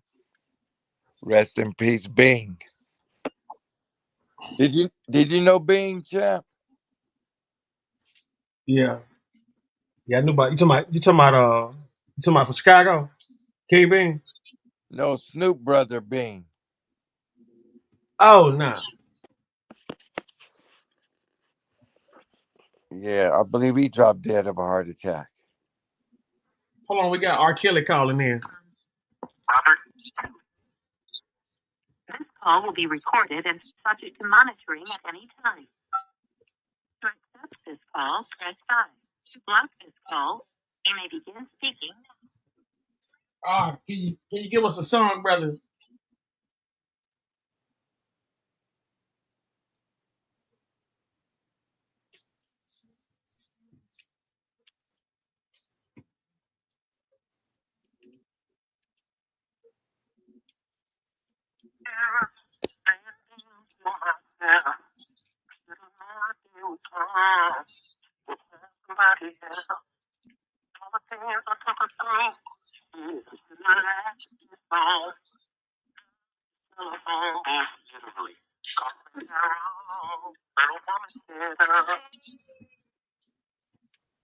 Yeah, man. Oh, fucking R. Kelly's still in there, man. Oh, R. Kelly died. Look at that. Damn. R. Kelly still hanging in there, man. Standing here looking in the mirror, saying damn to myself. Yeah. Oh, fucking mother. Mother say, is this? Yeah, you didn't hear that? Man, listen, I just can't keep it going. You know what I'm saying? Motherfucking chow time. Motherfucking, somebody came in, he had to hang up. Oh Somebody came yeah. in, he had to hang up. Looking at. Hey, what's your brother's favorite Tony Tone song?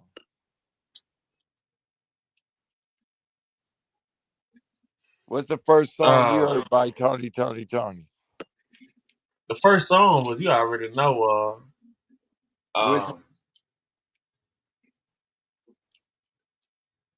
whatever you want. Oh yeah. That's that's gonna always be their coldest. That's gonna always be their signature song. You know what I'm saying? Like that's gonna always be their signature. You know, regardless. You know, I just got some history. You know, something I didn't know. And this come from brother that grew up with him. That song, "Hey Little Walter." I think I've heard of that. Oh yeah, just, "Hey Little Walter." That song. You talking about wade in the water? Wade in the water, man. What the hell you talking about? No. Look at that. Well, anyway, What the heck? Y'all, you get that mixed up? No, it's called Little Walter. Man, wade in the water, man. No, it's called Little Walter. All right. Trust me. Well, that song was about his brother. They got. I hear this shit. Mother Bird, come get this nigga. Okay, pull the song up. It's called Little Walter. That's the name of the song. It was a remake. It was a remake, just like Tupac. His name of his song was Sadie. but the original Yes. song was Brandy. Yes. Well, anyway, that song was about his brother who got killed in Oakland. That's what that song was about.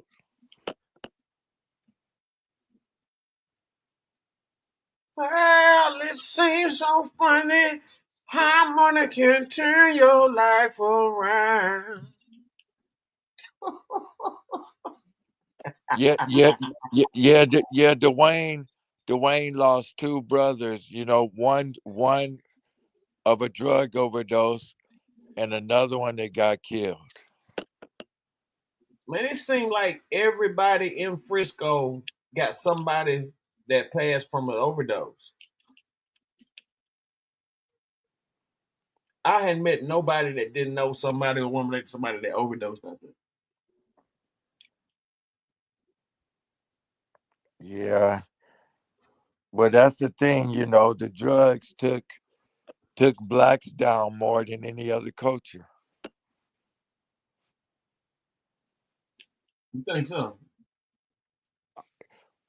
Crack, absolutely.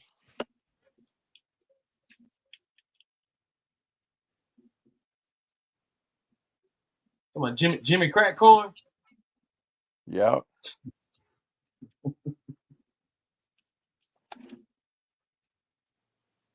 Absolutely. Yeah, man, but you know, But the worst thing again, you could do is act like black folks was the only one on that. That's the worst thing, motherfucker. That's that bullshit. That's when the bullshit get in the butt. no, I'm not saying they were the only one, but they were the most affected.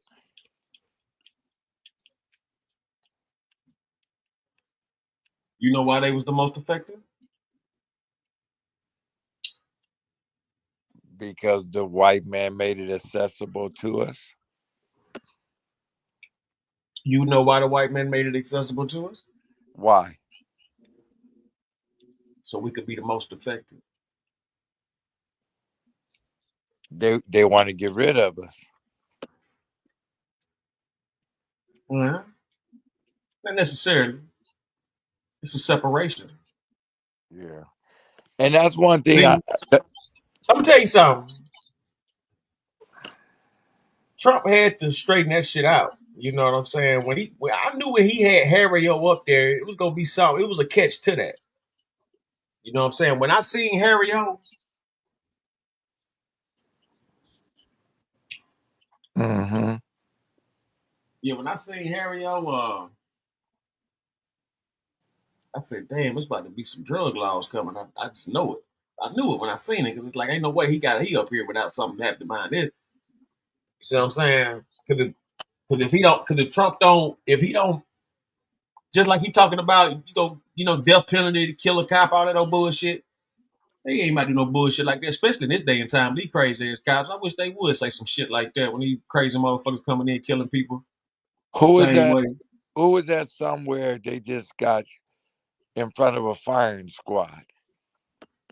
That was the guy in South Carolina. Yeah, that was a firing squad. He said he didn't want the lethal injection. He didn't want the electric chair. But the cold thing is they let some other prisoners shoot him down. Get the fuck out of here. Who told you that lie? I read it tonight. That sounds like a lie if I ever heard one. I read it tonight. I just read it. Pull it up. You can read it.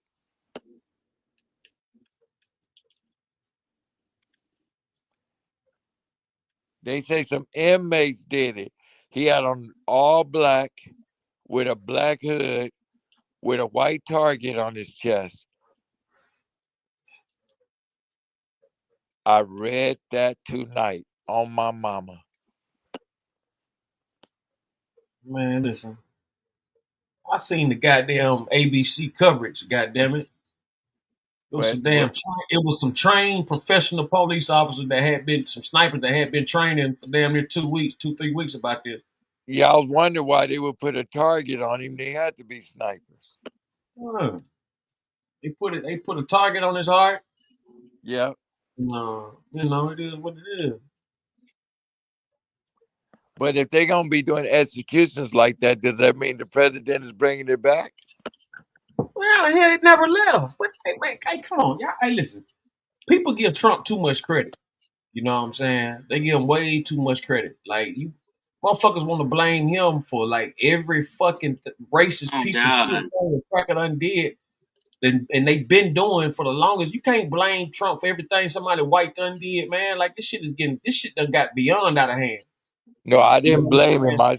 saying? I didn't blame him with that. But No, you no, no, tell no, me, no. But you did so a little insinuating. But it's the thing though. It's other people like they can't find no real reason to hate him, so they make up all this false illusion of shit because they so pumped up by this motherfucking TV octane. no, listen, I swear to no, God. I did not know. I did not know execution still exists. That's what I'm saying. Man, what this America, man? When they stop, man, I ain't never heard a day they said they stopped death penalty in America. It's states No, that don't have it, no, but I mean execution style. they're gonna. Man, listen, they still got the electric chair, lethal injection. I didn't know that.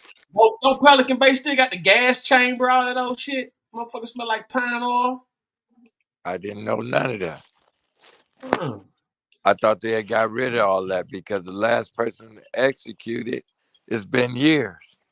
And especially when's the last time somebody stood in front of a firing squad? Man, niggas get That's shot what every he day. selected. Shot every day, B. No, I'm talking about in front of a firing squad. When was the last time somebody stood in front of a firing squad besides just now? 30 years, 40 years ago? 67-year-old No, they said Brad Sigmund requested his yeah, like execution to be done by firing squad. He requested that. Yes. Yeah, he requested it because he didn't want the chair.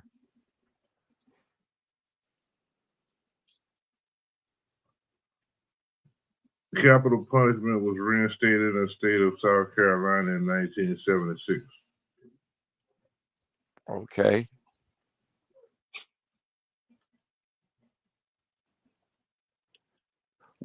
Read, my brother, where they said who did the shooting.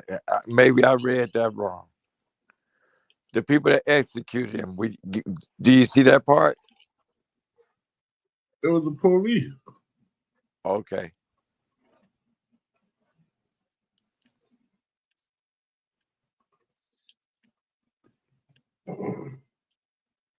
now, I think it was. I believe it was. It was 20. It was 20 years ago. The last time somebody was executed like that.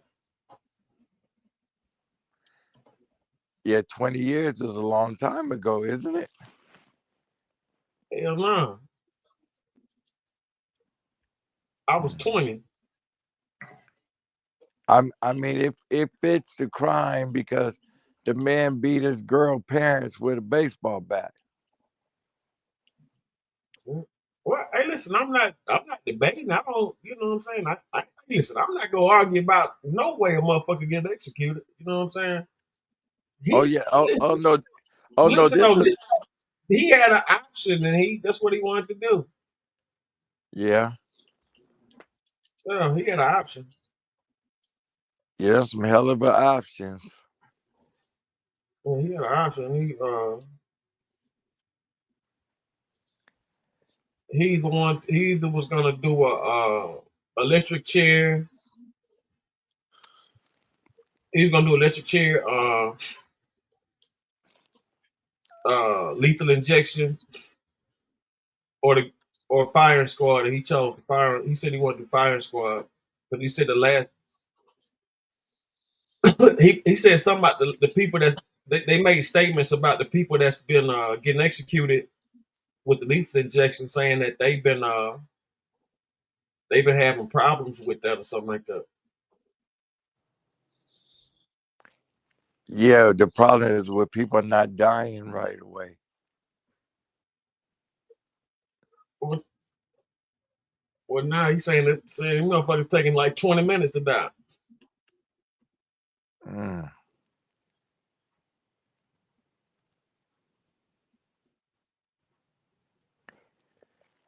I think it's better for a person to do time than to go through execution, because through execution it's over. When they doing time, they're suffering, but yet we the taxpayers pay for it.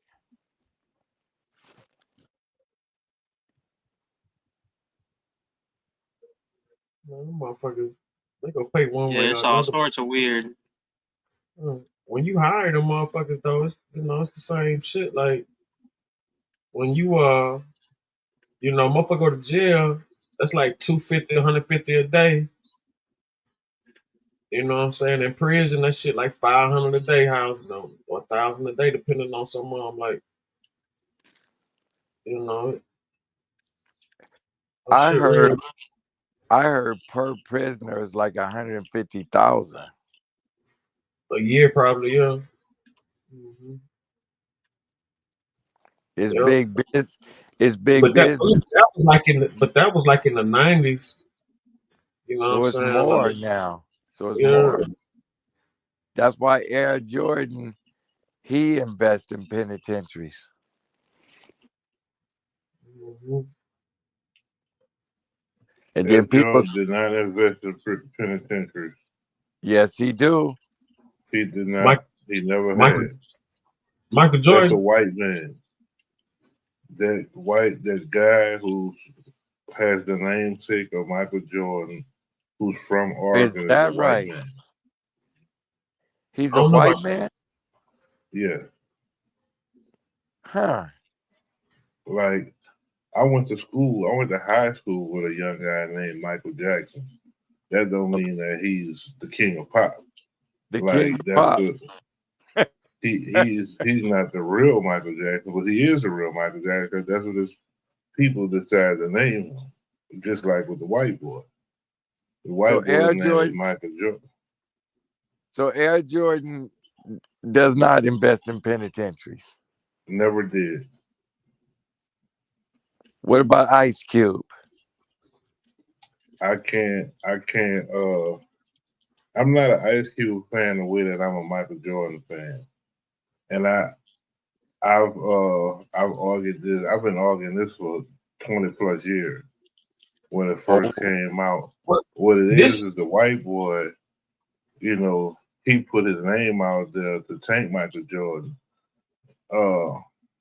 Michael Jordan makes billions of dollars a year plus from shoes, and he hasn't played in the NBA in 22 years. He don't need to invest in prisons. I mean, but prisons is big business. It's a guaranteed return. Yeah, it's a guaranteed return, but a person who invests in a prison is somebody who needs the money. Like, it's a stock option that's always going to appreciate. It's never going to depreciate unless some fucking some shit happens. But he never invested in prisons. Like, that's just, it's a propaganda that was put out there by the white boy in an attempt to taint Michael Jordan. Wow. Now, he did say that he made the shoes for rich white kids.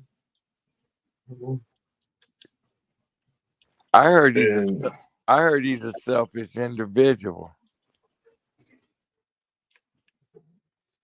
It's a lot of money. Yeah, I heard he's a selfish individual. They say he was on the golf course with the caddy all day long, and the caddy asked him, "Are you okay, Mr. Jordan?" And he looked at him and said, "What do you want, a tip?" Sure, give it up. And I heard he don't tip when he go to restaurants.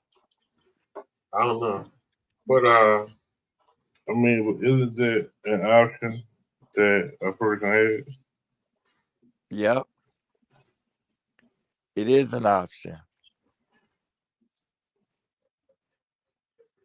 Yeah, hey, listen, he's right. It's the Michael Jordan guys out of Oregon. what happened was let me read it out. Michael Jordan invested in prisons thing. Turned out Michael Jordan did indeed invest in private prison stocks, just not the basketball player. It was a different Michael Jordan from Oregon. It was a white guy. Wow. Yeah, I'm gonna put his picture up. I just got the picture sent to me. Good looking. I'm gonna post this. Yeah, I still can't get over the fact that that shit got swept under the rug with Michael Jordan's son. What happened to him? I don't think they got swept under the rug. You know, they just Shit, he was riding around with cocaine, I think, and a DUI. And a gun, right? I don't know about the gun, but I know that he was drinking and had some cocaine. Oh yeah. What do you think about his son was with Scottie Pippen's ex-wife? I mean, is she a hoe? Isn't Scottie Pimpin a fag? That should explain it. That ain't got Scottie Pippen being a fag ain't got nothing to do with Michael Jordan's son fucking his old lady, his ex-wife and shit or whatever. But at the end of the day, you know what I'm saying? She was like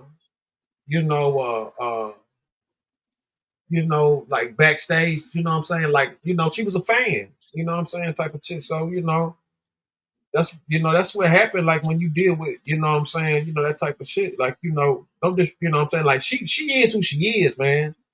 You know what I'm saying? And he knew who she was when he got with her. So it ain't like, you know what I'm saying, he didn't know or whatever the case may be. I think that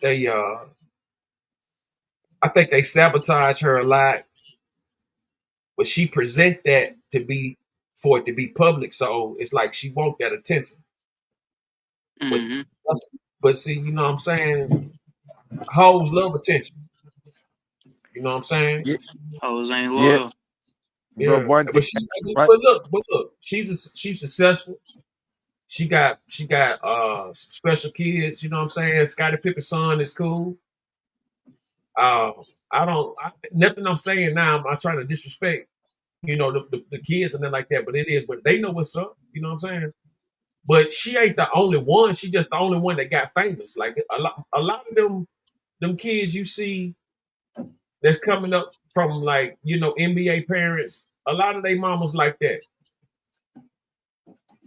About 75% of their mamas, you know what I'm saying, on that type of time. They just don't go viral like that.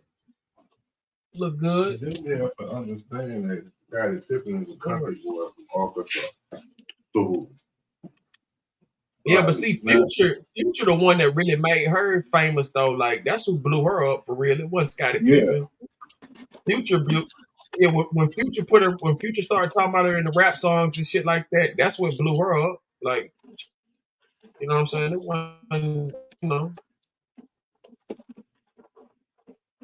I personally think like a lot of people that's involved in like polygamy after they've said that marriage, they got a reservation in hell for that shit.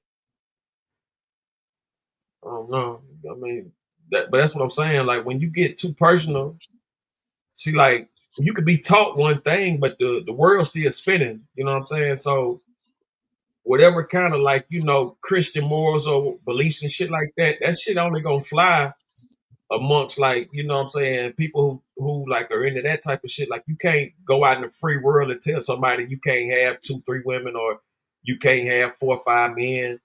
You know what I'm saying? Like motherfuckers who think like that, they think they mama ain't never sucked a dick before. You know what I'm saying? So, they just feel freely to like, just poke their chest out and, like try to downplay somebody, you know what I'm saying? But like you gotta go through life before you can never talk about the next motherfucker. You know what I'm saying? Like in any kind of form. You know what I mean? So whether the world was never made for a man to be with one person, no way. You know what I'm saying?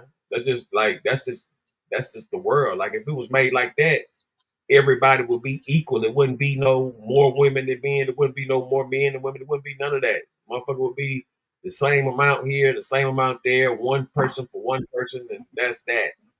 You know what I'm You saying? think those two brothers that killed that 5-year-old going to hell? For what? Jesus Christ go forgive them for their sins. The same shit you talking about, go forgive them for their sins. So do you believe in Jesus Christ? Yeah. I mean, come on, man. Like this ain't none of that bullshit. You know what I'm saying? Like, you know, like on some real shit. You can't, you know what I'm saying, be like you can play around. I can't. You know what I'm saying? You know, that's just about that shit. Like, I personally, like, you know, I just feel a situation, but don't nobody give a fuck about that shit. This is real talk. Motherfuckers die every day. My cousin got shot 32 times. You know what I'm saying? And they locked the nigga up. And it was her dude. She was leaving him. He couldn't take it. I mean, you know what I'm saying? Shit like that. No, I mean, you know what I'm saying? Like, it only affects the people right there. This shit is only, you know what I'm saying, this and that, because it's an artist. What about the unpopular person who you know, who got killed and lost his daughter too? The unpopular person, the motherfucker who didn't have a record deal, the motherfucker who didn't have a social media. You know what I'm saying? What about him? You know, you don't even know who the fuck that is. But I feel like this, you know, the child had nothing to do with none of that. Yeah, that shit's sad. Don't get it fucked up. I feel like I said, I feel like people, they really talking like people acting like they ain't got no sympathy for that kid. It's like, hold that's up. a hard situation, but at the end of the day, you know what I'm saying? Like, the only reason we talking about this is because of the kid. It's a lot of people that this shit happened to. This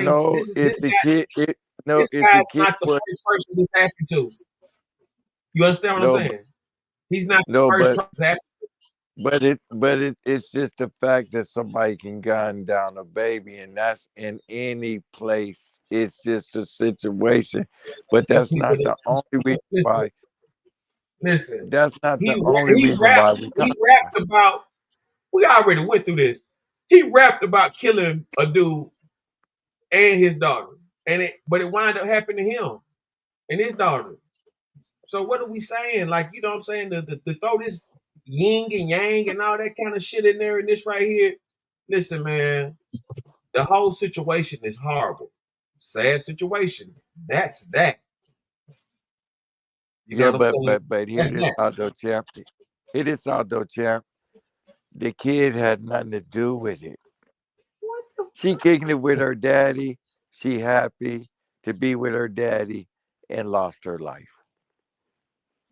Bottom line.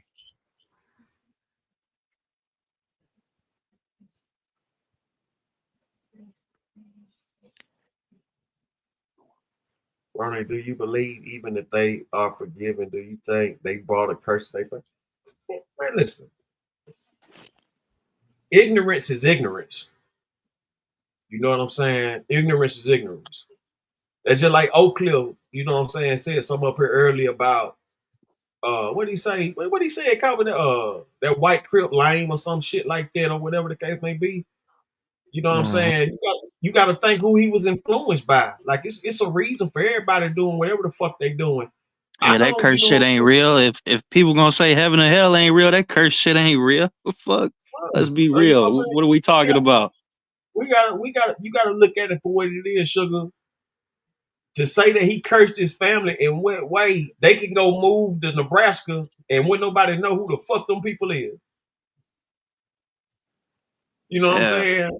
But if they some ignorant motherfuckers, like them niggas that did that bullshit, then yeah, they that was a part of the curse right there. They was cursed before that. Mm-hmm. You know what I'm saying? Look at 6ix9ine. Shot up the Barclays Center, and he living scot free in Miami. Ain't nobody touched that man after that gym incident. That part too. You can go anywhere you want. People don't realize money talks. This statement needs to sink in. Money talks and bullshit walks. me tell y'all something. Them people that whether they shot the kid on purpose, whether it was an accident, you know what I'm saying? For them to do anything like that, it had to be some pressure. You know what I'm saying? One way or another. Like I said, the whole situation was cursed. When you bring up these curses, sugar, was the baby cursed? Was the daddy cursed? Was the shooter's curse? You know what I'm saying? Because I mean, if you get into that shit, everybody that was cursed.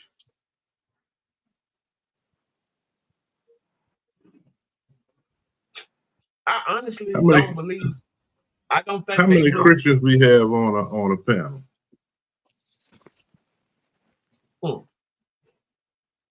See, how man, many? How many? What? How many Christians up here? I'm definitely a Christian. I've been baptized. So my question is about what y'all was speaking on when I first came on. How can you be a Christian and be talking about outer space? Because I didn't tap in on that subject. I was playing GTA. That was I had my mic muted the whole time. Hey, wait a minute. Where's the moon? Inside the firmament. Where are the stars? Those aren't stars. That's water bubbles. Oh, planets. Now the Bible says that God placed the firmament. So it's high, so it's below. So you tell me those million things in the sky are water bubbles? Yeah, he placed the firmament, separate the waters from the waters. So that's what the Bible says. So you saying that's where the rain is stored? The rain is stored in the clouds. Exactly. So if the rain is stored in the clouds, how can those be water bubbles? What do you mean? How can it be water bubbles? Why do they shine? Because there's existence beyond here, but nobody could leave here. Nobody could go into outer space. You can't be stuck in outer space if you can't break the firmament. Where there's people that's been stuck up there now for a whole year. That's a lie. That's true. And they're astronauts. One is an Indian lady from India, and one is a white boy. How did they get up there? How did they break the firmament? They went up there in a rocket and they stuck, and they trying to figure out how to get them back. That was on Channel 7, Channel 5, Channel 11, Channel 13. It's real. So if that's real, then that means the Bible is fake. Now they up there, my brother. Google it. 2 astronauts been stuck in space for a year, man and woman, both married. How are they in space if the Bible says that God planted the firmament to separate the waters from the waters? And in the 50s, there was a Operation Fishbowl where the United States and Russia, and I think China too, was just firing missiles up there trying to break the firmament. So you think they're lying? There's no astronauts up there? I know they're lying. They've been stranded for a year. If they're lying, I wonder what all that money is going to. How they get paid? How they take care of their family? It must be some imaginary person writing their checks. I don't know. They've been stuck. They've been stuck up there for a whole year. They're trying to get them down now. They even got video of them up there. I could make a video of somebody in space right here on my computer. Okay. So you tell me Elon Musk is not shooting rockets to the moon? No, he's shooting rockets at the firmament trying to break it. Well, you know, from my understanding, when you think they going up, they really curving. You know what I'm saying? You just can't see it. Mm-hmm. And then they get so far out the way, you know what I'm saying? It breaks through and everything like that. But break through what? Well, you got the ice wall. You got no. I'm not talking about breaking through the firmament. I'm just saying it breaks through the clouds so you can't see them. Like they go so high in the air to where when you looking up, they're going like right or left, but it looks like they're going straight. You can't really see it. So once you pass the ice wall and all that stuff, Antarctica, everything like that, that's when you get into different planets, you get into different, regions and stuff like that of the world. That's the Of the outer galaxy. space. Yeah, that's the outer space. They want us to think that they going all the way up. If they go too far up, they gonna break that. Like he talking about that firmament, they gonna break that. They can't do that. That's why they lying to the people when they be in outer space and all that shit. They talking about, they showing you and stuff like that. That's when they be past the ice wall, them different planets and stuff like that. That's in this galaxy, but not out of the dome. If they break that down, I don't know what to say about that. That's some kind of, I don't know how to explain that. I don't even think they could get that high to do that. But the moon is right there. Listen. Everything you've been taught is a lie. So you gotta erase that. So that's it's good for the show, but no. It's hard. But wait a minute, that's not the moon we looking at. That's the moon, but it's not what they tell you. Yeah, that's the moon, but it's not really a moon. What is it? Some say it's a ship. Some say it's a reflection. So if a nuclear missile hits us tomorrow, is that a nuclear missile or is it just CGI? Is CGI? Now, but you can't compare the two. I hear what you're saying, but you can't compare the two because you can make you can make a missile. You know what I'm saying? It might not be nuclear, but you can make one. You know what I'm saying? But wait a minute. We're talking about some Star Trek shit down there. Like you no, can't compare. Wait a minute. If you stare at that moon all night and just don't take your eyes off of it, it becomes the sun tomorrow. So how can it not be the moon? The moon does not become the sun. You tripping on that? Oh, because there's plenty of times I done seen the moon and the sun be out at the same time.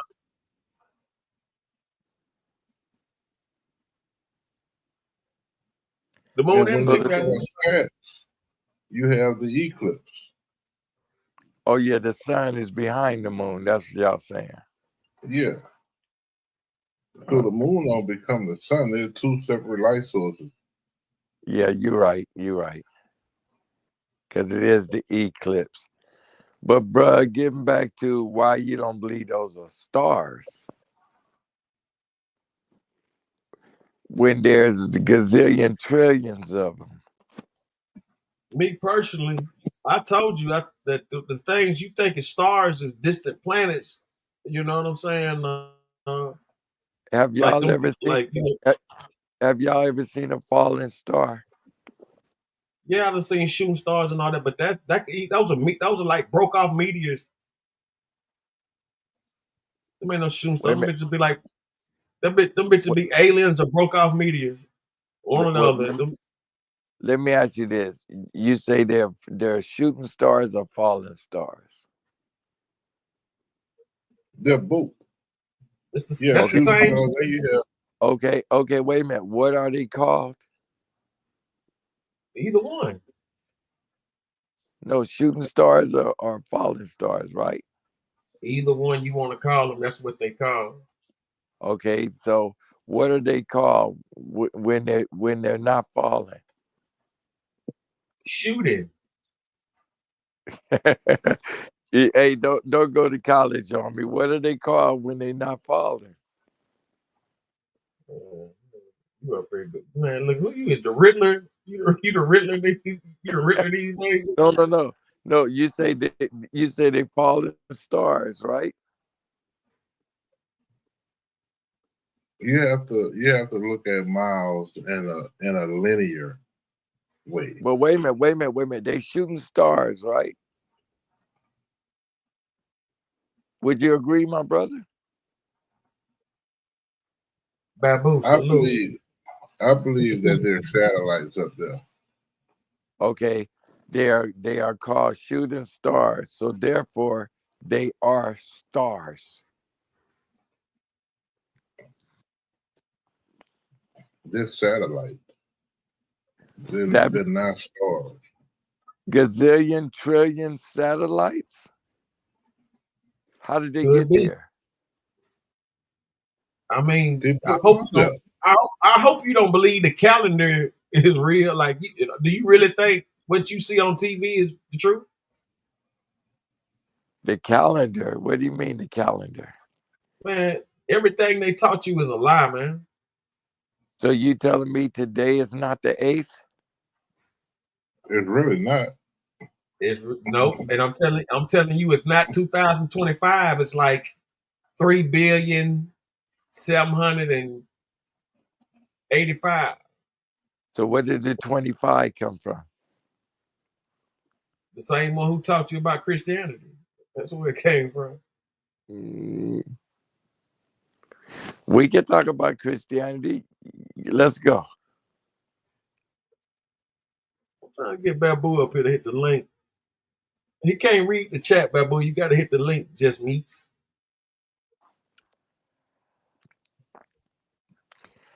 Christianity is very real. There is a heaven and there is a hell. What's the difference between a Christian and a Muslim? A Christian is one that believes. Believe what? Yeah, but God don't care about religion. He care about your relationship with Him. So you saying the Muslim don't believe? The Muslim blowing himself up? You don't think he believes? Well, that part of them blowing themselves up, that's of the devil because he have them fooled. Damn. You'll go to Islam and say that? I'm gonna have to strongly disagree with that. The difference between a Muslim and a Christian is the Muslim does not believe that they have to have the intercessor of Jesus Christ to go to God. The thing I don't understand about Christians, and I practiced Christianity for a long time. First off, Jesus was a Jew. That's the first thing. My brother, and let me say. Let me just say this. Let me just say this. The Muslims don't believe in Jesus, but they believe a man with a suit on is Allah. And I know this to be fact. I know this to be. The Muslims don't believe in Jesus. What are you talking about? No, I know this for a fact because my stepfather had a picture of the guy and he called him God. He said that's Allah.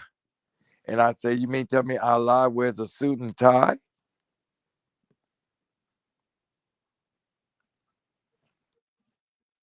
And that's not Roman Catholics believe that the Pope is God. I mean, what's the difference? Now, let me say this. The reason why there is war is because the Jews denied that Jesus is the Son of God. The Bible says, and you could quote me on this, and you know it to be true, there will be wars and rumors of war if you deny God's Son. That's what the wars are over. It's over religion. Is it not? Man, ain't no damn war over no damn. That war is over drugs. What the hell you talking about? Religion. Man, you on dope. Nope. Ain't no damn war over no damn religion. That shit be about drugs and land and territory and stuff like that. Did you hear about Christians getting executed? If you believed in Jesus, they cut your head off in certain countries. That depends on You where must you at. know about you must ain't never heard of the Spanish Inquisition where them Christians was burning motherfuckers alive and all that. Or you could think about back in it was up there having them when they was up there fucking over them black folks in public. Well, if you want to talk about stuff like that, we could talk about the Muslims marrying 9-year-old girls. Shit, I listen. I don't know. I just find it. Well, I'm gonna tell you what I do find it. I find it. I find it striking that when it come to shit niggas doing everything, fuckers will be right there for that. But when it's time to face they motherfucking truths and that bullshit and them lies and all that dumb shit, they get the fuck up out of here. I'm glad you can stay alive. Go ahead and see, Mac, what you saying? No, I say, well, the thing is, I strongly believe because it said in the Bible there will be wars and rumors of wars as long as they deny that Jesus is God's son, that the wars will never end. And that's amongst those countries. They've been fighting forever because they deny who Jesus is. That's not why they've been fighting. Okay, they've been fighting over that holy land. Yes, but there's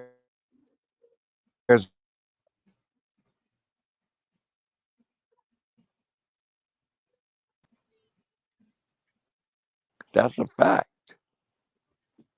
So I got a question for you. This should be about that pipeline.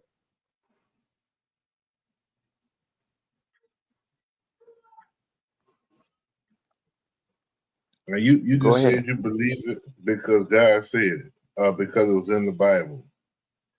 This is also in the Bible. This is Genesis 1:6-8. And God said, "Let there be a firmament in the midst of the waters, and let it divide the waters from the waters." And God made the firmament and divided the waters which were under the firmament from the waters which were above the firmament. And it was so. And God called the firmament heaven, and the evening and the morning were the second day. So that's in the Bible, in the very first book of the Bible. Do you believe that? Because it's in the Bible? And if you believe that, how can you believe that there is an outer space above the firmament? Now, you just said, I believe that because it's in the Bible. Okay, but heaven is beyond the moon and beyond the stars. Man, heaven is where you make it. If you kicking it like that. But it says God called the firmament heaven. And the moon and the sun is inside of the firmament with us. So heaven is above the stars and the moon. It's all the way up.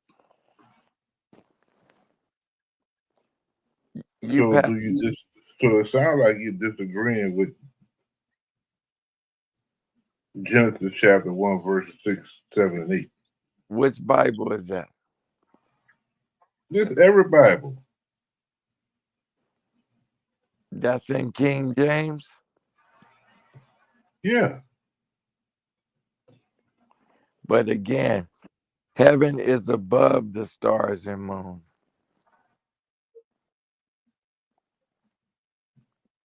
Do you know that King James was a faggot? Yes, I do. So this is the King James version. Yes, I do know that King James was gay. Genesis 1:6-8. Read it from King James. And guess what? The image of the white Jesus was the image of King James' lover. No, the white Jesus Caesar the Borgia. Yes, but it was still an image of King James' boyfriend. Oh, I didn't know. I don't know. I don't know. I never heard that part. Possibly, I'm not sure. I know that to be so. Reason why I know it, because I got into an argument with a fag 2 days ago, and he expressed that to me. But you can't be believing no punks like that, though.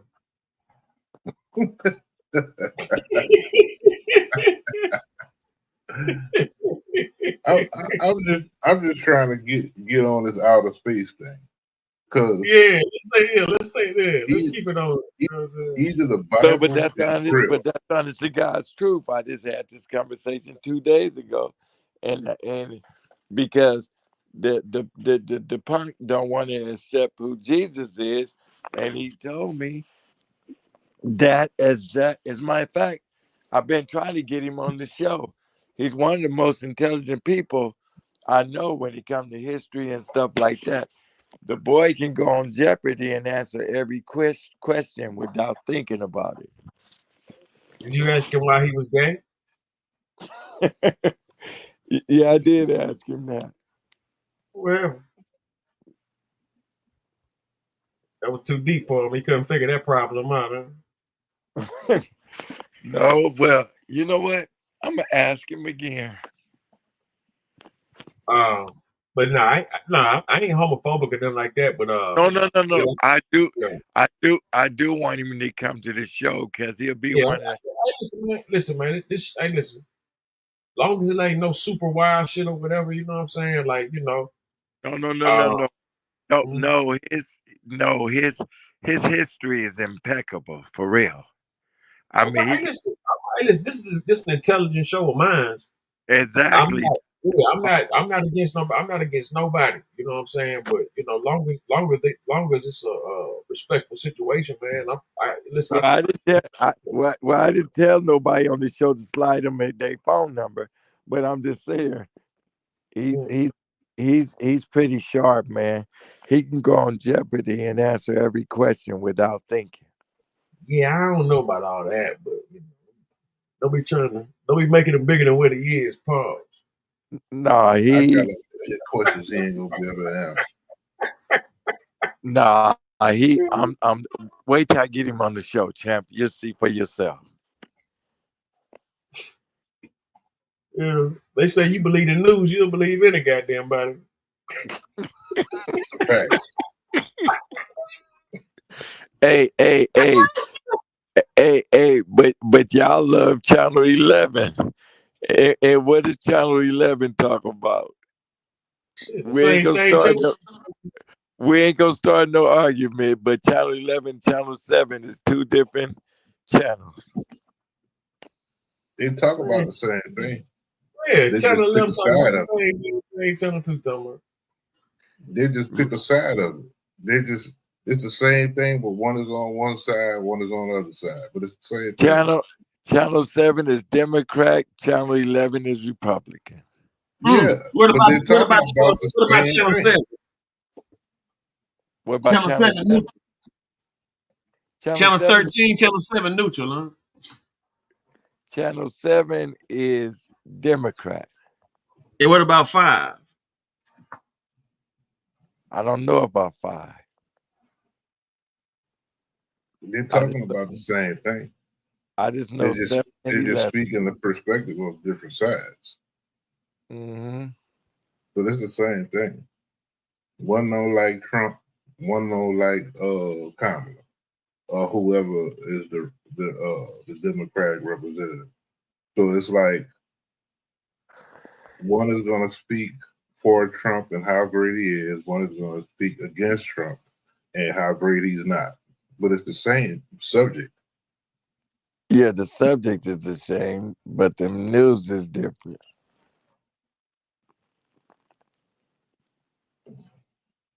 It's all about perspective. They're speaking their perspective. The other channels speaking their perspective. Like you have a lot of people that believe that Kendrick Lamar won the rap battle with Drake. but there's an equal number of people who believe that he didn't. And of course, that's something subjective on what type of rap you grew up listening to, what region you're from, But and okay, a whole bunch of things. but So all I know, it's the but, Yeah. same subject though. Hey, look, but I all will I say know, this now. Since I've been knowing him, check this out, John. Ever since I've been knowing him, that's been the most intelligent hypothesis he said ever since I've been knowing him. To put them, just to, to categorize. I mean, I speak on it all the time, but for him to categorize them shows like that, to call them for what they are, because everything goes off of numbers. So once you break the code, you'll know how to read the stock market. You'll know how to read wars. You'll know how to read everything you need to know that they use to communicate without saying anything. You think the Monday night games, the Monday night football games and stuff, you think them scores be just regular numbers, but them scores be key numbers. Super Bowl, all that shit be key numbers of what they gonna do. All this stuff is code. It's all code. Yeah, everything in the world is all about numerology, but people don't know that. That's why the Matrix was, The Matrix, you remember how everything was about numbers. Yeah. Okay, now getting back to this Kendrick Lamar thing, you don't think he wanted to rap beef, you say? That's not what I said. Okay, what did you say, my brother? What I said was how the Fox News and CNN, how one news is representative of Republican and one is representative of Democrat. You have a certain group of people who believe that Kendrick Lamar won the rap battle, and then you have an equal number of people who believe that he didn't. Okay.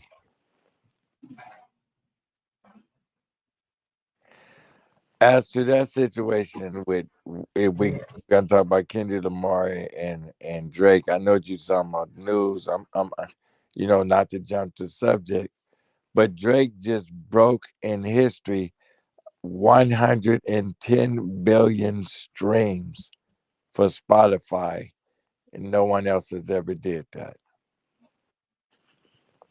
But do you know how much payola he done spent? You think he paid for it? Man, that man done spent so much. The same shit he's suing Kendrick outside of the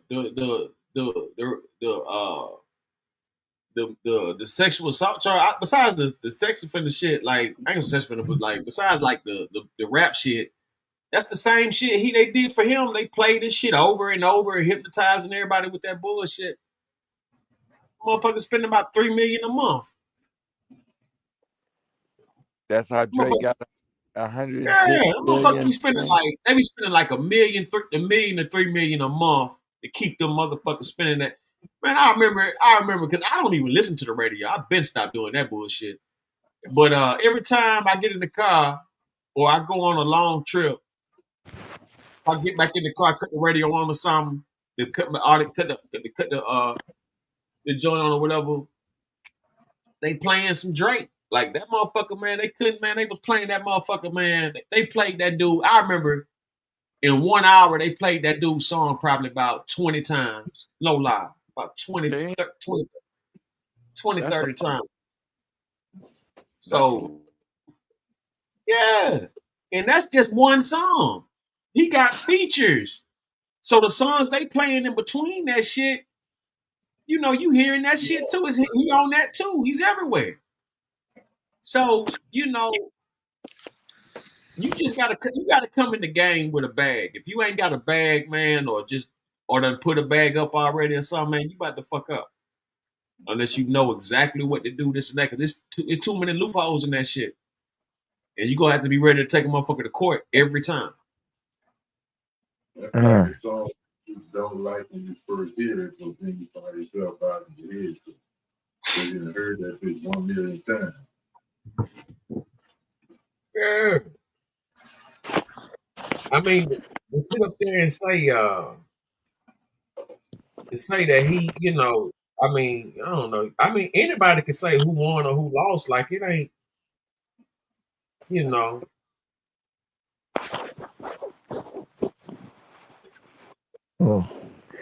But I'm gonna give Drake his credit because he's Larry Graham's nephew. So he definitely, and I'm not crazy about either one of their music, but Right. I will say they did come with two different sounds. Well, actually, Drake, his style come from Lil Wayne a little bit.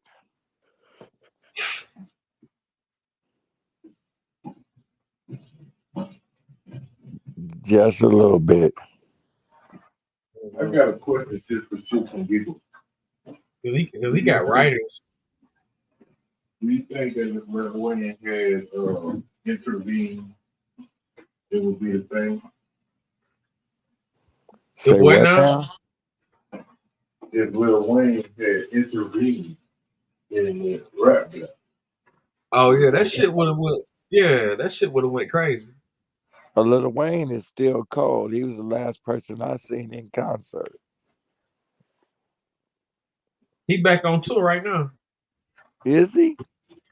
Yeah, they got the Hot Boys reunion tour going on. Wow. Yeah, Lil Wayne is cold. No if, buts, or maybe.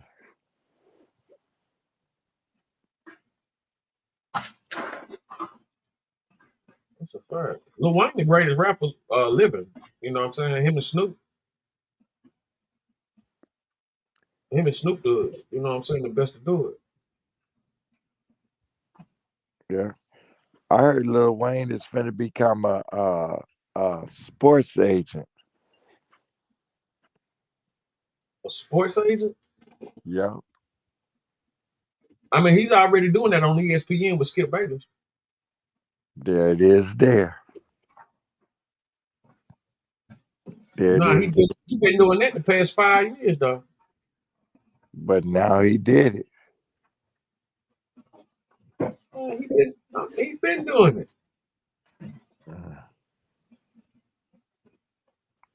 Yeah, he been doing that. You know what I'm saying? He been doing that, man. Like I said, Lil Wayne and Snoop, it don't, you know what I'm saying? Like, you know, anything else, man, motherfucker got a long way to go. What you think if 50 come out of retirement? He just got off tour. These people out, they already been on tour. Okay. Say Birdman forgot his rhymes and shit. 50 still a hell of a cat too, man. I mean, for a cat to just come out and just smash people the way that he did.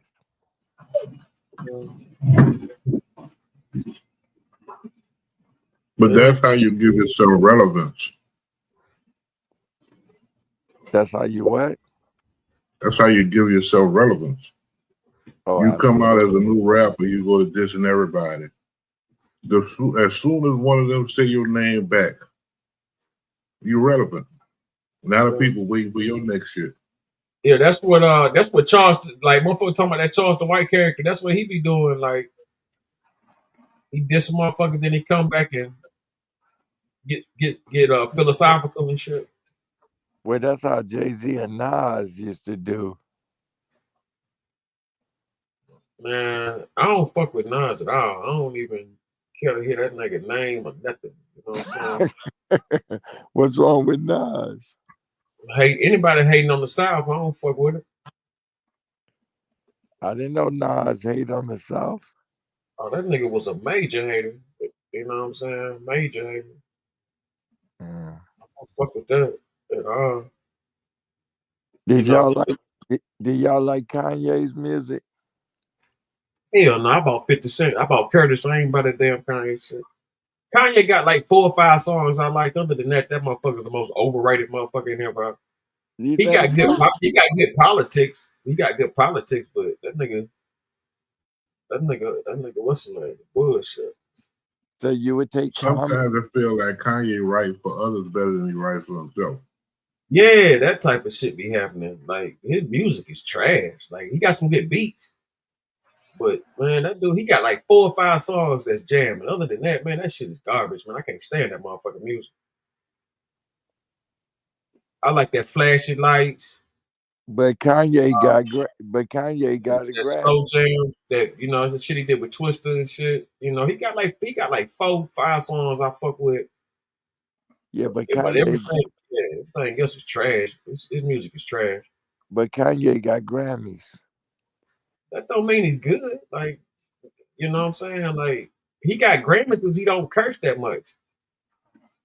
That's how you get them Grammys and shit. You know what I'm saying? He got Grammys because he don't curse that much, and his shit ain't based on killing every motherfucking, killing all the time and shit. Mm-hmm. That's how you And get a Grammy. Snoop Dogg gonna get a Grammy. Hey, watch this. Snoop Dogg might get a Grammy soon. You know what I'm saying? Because he making music. He making that type of music where it ain't about, it ain't really no gangster shit going on like that. Yeah, Mocha Bird said she liked College Dropout. College Dropout was the truth. Yeah, that first joint was serious. Yeah. No, was serious. Be sure, salute. Yeah, that first album was serious, man. But after that, he was only having like 1 song per album that was jamming. And to me, you know what I'm saying? Like I said, I like, you know what I'm saying? I like that raw shit. So, he was just getting too. What y'all think about too soft, man? That shit was just getting too soft. You know what I'm saying? It was getting too soft. Getting too soft. Common? Yeah, that shit got too soft, man. That Kanye West shit was just soft. That shit was just soft as shit.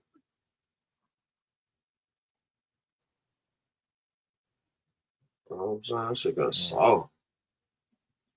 I think after what Lil Wayne did, when like Snoop was the only person that has more features than Lil Wayne.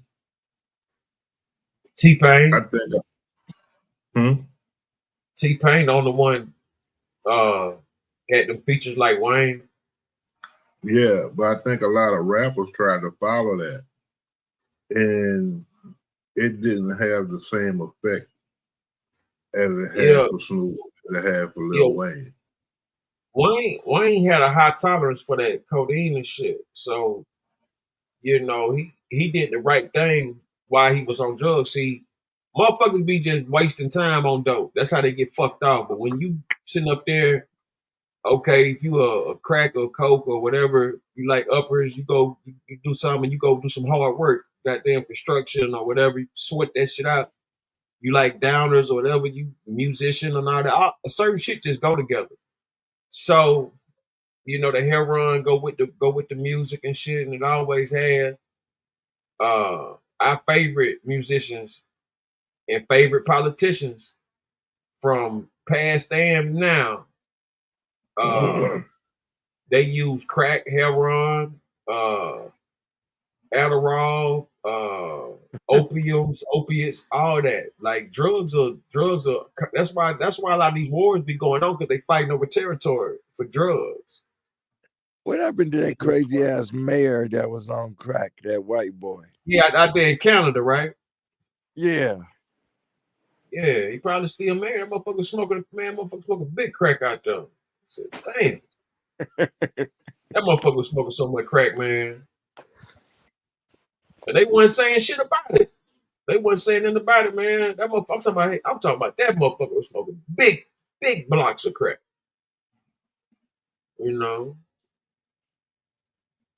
Yeah, he was. Motherfucker smoking big goddamn. Motherfucker smoking them boulders. Yeah, he looked crazy. Motherfucker smoking them boulders. When you look at it, some of the most successful people was fucking drug addicts. Steve Jobs, he had to trip out on acid. That's a fact. Man, He said, look at them Osbournes. Yeah. You know what I'm saying? You look at Led Zeppelin, all them motherfuckers, man. All that shit, man. Like the 50s, the 60s, man. That was that pure smack. That was that pure raw diggity. That was that raw diggity. That was that raw diggity. And they was motherfucking cool. Yeah. Rick James the one Rick James really he the one that really like amplified that crack into the, you know, into the R&B hip hop scene like that, you know what I'm saying? I ain't gonna say he was the first to do it or this and that. I'm just saying he made it popular. You know what I'm saying? Like, you know,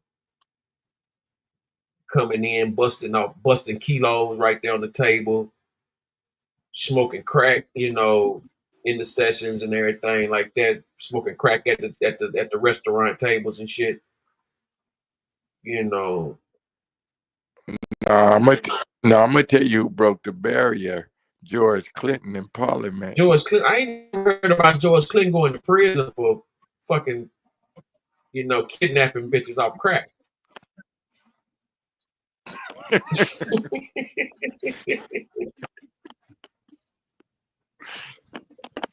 Black lawyers, all that,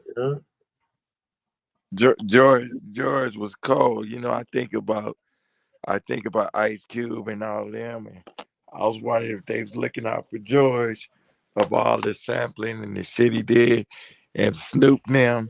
And then I thought about it. Shit, George was paying his artists in crack. They be on the tour bus. He would just throw the crack on the floor, and they be crawling looking for it. Man, let me tell you something, man. They didn't want no money. They wanted crack. Man, listen. A lot of them dudes from back in the 90s, early 2000s, they got paid in kilos and shit. They got paid in birds. Like in this day and time, like you get paid by a murder. You go murder a motherfucker, they put you on a track and they give you a record, they give you a video and all that kind of shit. You get paid. That's how they, you know, pay them off these days. They pay them off in murders. You know what I'm saying? To put them on.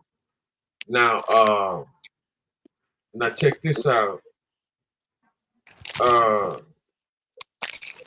You know,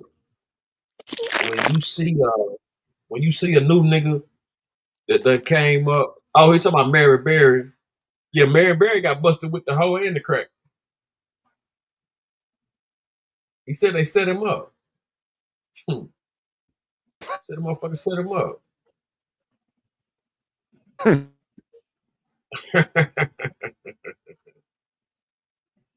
So he got set up. Yeah. Mary Berry said he got set up, man.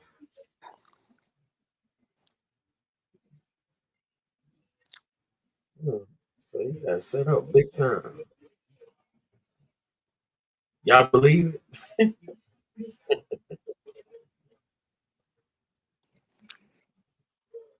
Yeah. You know. Used to travel with Mary Berry came, on got tour. set up, then he got reelected.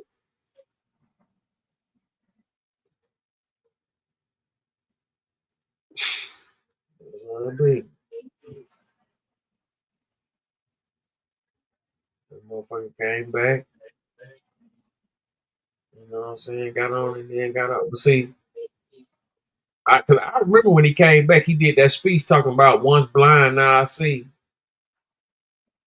You know, I remember that.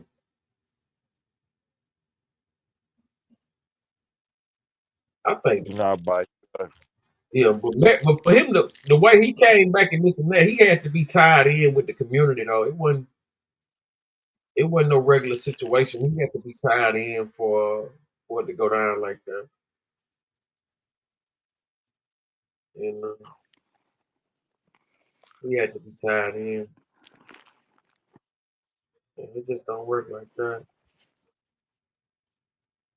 You got to be tied in to be able to get caught smoking crack with a prostitute in a drug raid sting on camera. You know, Who is that? Mary Berry. Oh yeah.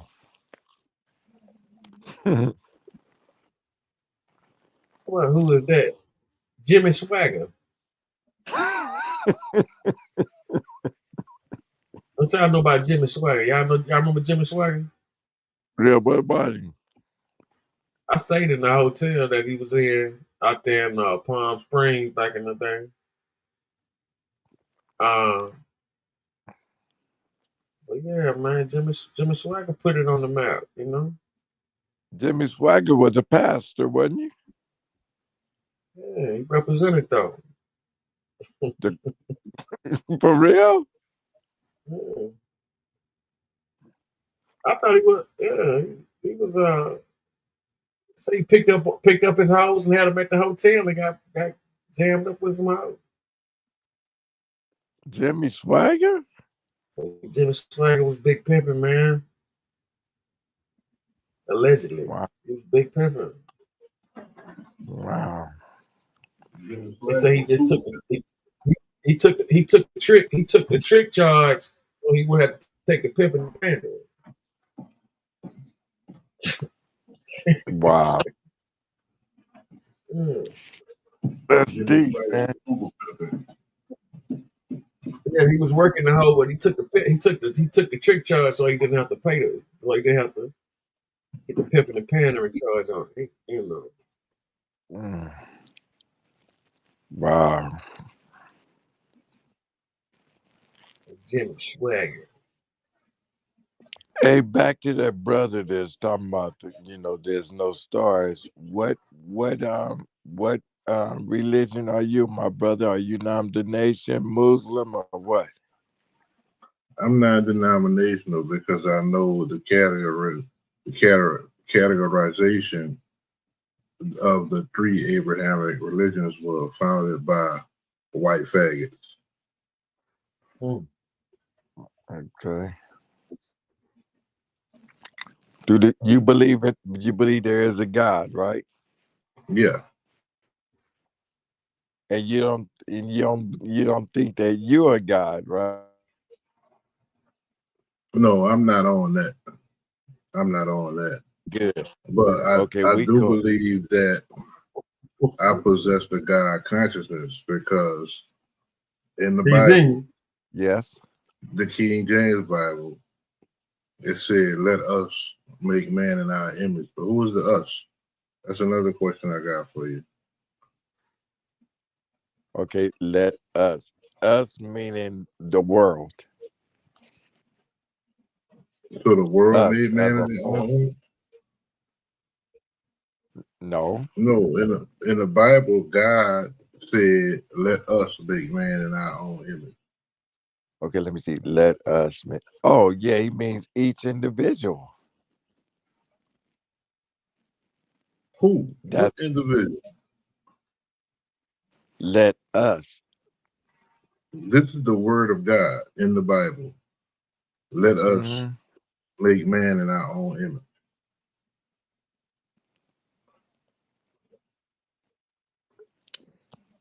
Meaning, yes, when he say let us, meaning man as whole.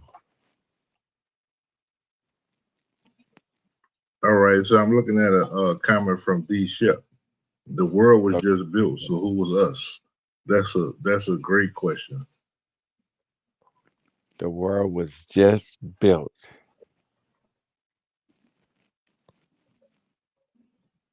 Let us. Yeah, as if he's speaking to everyone. Let us. But who is he speaking to? Yeah, if speaking to everyone. He's about to create Adam. Because, okay, if he's about to create Adam, there was going to be an aftermath and other people would see it. That's why he said, let us meaning as a whole, which there was no one on the earth at the time. But it means what it means. Let us. Or so you said there was no deeper. one on the earth at the time. Okay. Then let us. He's speaking of the Trinity, of all three. Us meaning the Trinity. Trinity. You talking about onions, green peppers, and It's celery. Onion, you green know what pepper, I mean. lettuce. Let us meaning the Trinity. The Holy That makes Trinity. that makes more sense. If there was no man on the earth, he's talking to the Trinity. As in the Father, the Son, and the Spirit.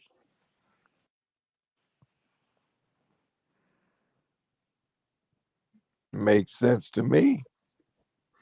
You sure? Man, salute to the panel. Hmm. I was about to go ahead and lay back down for this last hour before I got to go to work. But Okay, my brother. yes. All right, my brother. Oh no, we good, man. We're not. I was sitting there laughing my ass off. Is that question threw you for a loop? And I caught it. Yes, they did throw me for a loop, but when it say let us, to me, speaking of the Trinity, if there was no one on earth. If you were honestly just listening to your response to that, if you believe that it was a Trinity, that should have been your first answer. You're absolutely right. Yeah, so I was trying to figure out why it wasn't your first answer. Because I had to think about that because there was no one else on earth. I have a series of questions that always trip up Christians. As a kid, I used to ask that question. Well, guess what? I'm gonna present it to a pastor tomorrow. I'm gonna see what he has to say. No, he's gonna tell you. He's gonna tell you exactly what you just said. But at the end of the day, when they go with the Trinity, because not every denomination and religion believes in the Trinity. Absolutely. So you know what I'm saying. When you ask the people that don't believe, then it goes back to who the hell was us. It definitely says. So my answer is correct. But if there's it's correct to a certain extent but you have to be asking somebody that actually believes in the Trinity. Absolutely. So what about those pastors and those denominations that don't believe in the Trinity? Those are not the ones I'll be talking to. Because my two pastor friends are Christians. No, it's Christians. It's Christians that don't believe in the Trinity. I never met one. That's why I've always said that not to believe in God, but the man-made religion is the biggest divisive factor on earth. Well, I don't believe it's man-made because the Bible was wrote all over the world, and it's amazing. Each page answers the other one. But if the Bible was really the true word of God, as they like to say, then God would have wanted his whole story to be out there. So why do we have all these books that they just decided to not include in the Bible? If you wanted your story told, would you want people to skip around and just pick out of your story what they wanted other people to hear? Absolutely not. That's all I'm saying. Absolutely not. But it's amazing. But don't you think it's amazing? It's an amazing story, but go ahead. I'm gonna cut you off, but yeah. No, I mean, it's amazing that all over the world and and each person of the world had a story to add to the Bible, and it all makes sense. You could say the same thing about the Quran.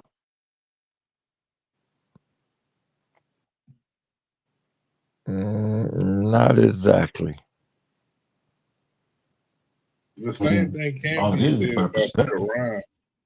Because not exactly. What'd you say, my brother? I mean, it's all about perspective because you got to also remember. What did the brother say about the Quran? We'll say, hold on.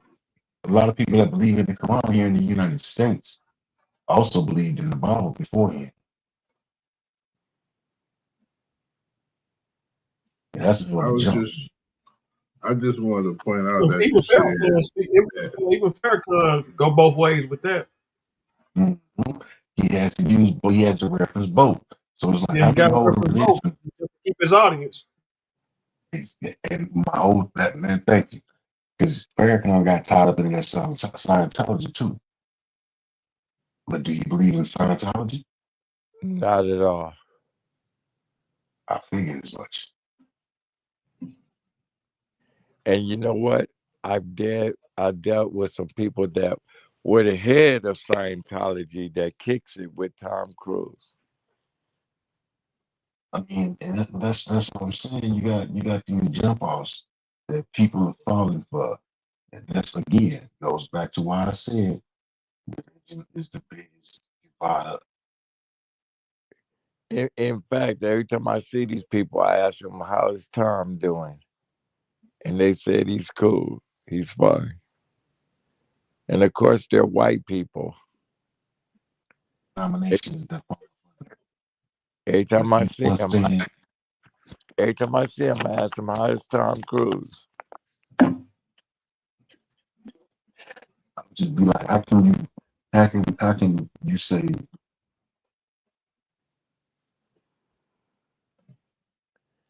Because Scientology don't believe in God.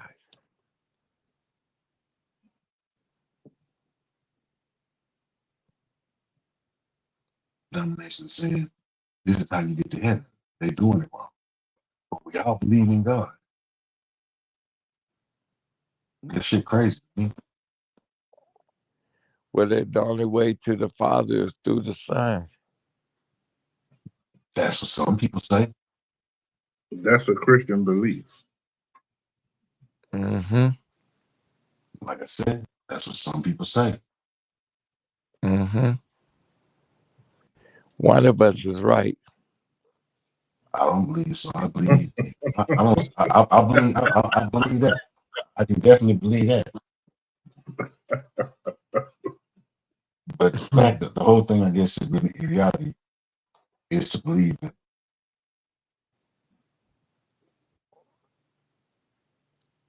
Is to believe. What?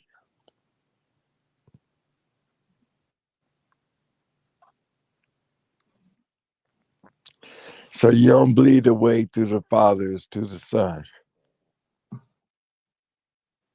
even though it's in the Bible.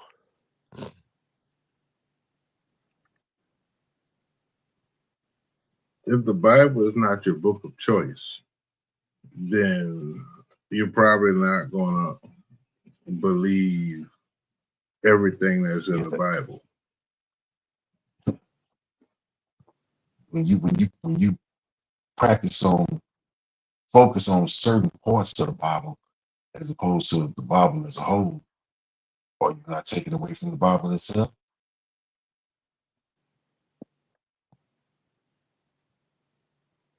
Come again? So I'm speaking on the prosperity pastors. The prosperity pastors do not focus on the Bible as in its entirety. They take the sections out of the Bible where God has said he promises you success and fame, riches and shit like that. The prosperity. Look at your Joel Osteen's, your T.D. Jakes.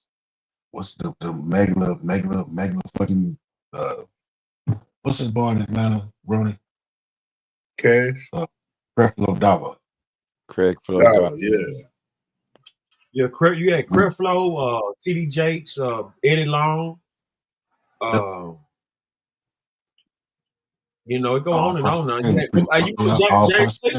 James Cleveland used to shake it up back in the day too. Now he was pretty good. All these dudes are good now. Regardless of Yeah, they switch them off. Yeah, they good at what they do now. You know, they good at what they do now. They good at what they do. I remember. Go ahead. Oh no, I was just saying, like, Jane Cleveland was one of the first ones, but it wasn't no internet going on and shit like that. But James Cleveland was more famous for his albums than it was his church. That's what I'm trying to tell you. Jane Cleveland was really and he was living like, double, triple lives and shit. Like Jane Cleveland was really the first one of them guys that was popular. And then all the rest of them, after he died, everybody else wound up blowing up. And had he been around in this day and age, he'd have been. It's right up his alley. Yeah, he be catching cases. It's right up his alley right here. This shit going on now. Real tough. Like Sister Betty go get 10% of her fixed income every Sunday. So pastor is riding around in the Benz, living in nice home and whatnot. She's staying in the projects. Then Sister Betty get evicted, and you got to go to the church to raise money to help replace, resettle Sister Betty. When the salary that the pastor took, I understand that he's doing a job, and he should be compensated for that job. But when do you consider compensation overcompensation? Mm-hmm.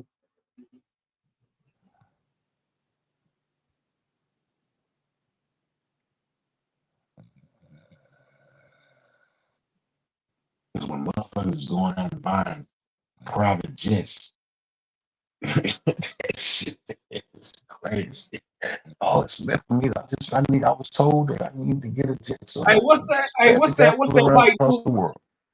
Hey, they found 700,000 in the wall at that super church out there with the white damn, what's that white dude name, man? My auntie watched that one. Huh?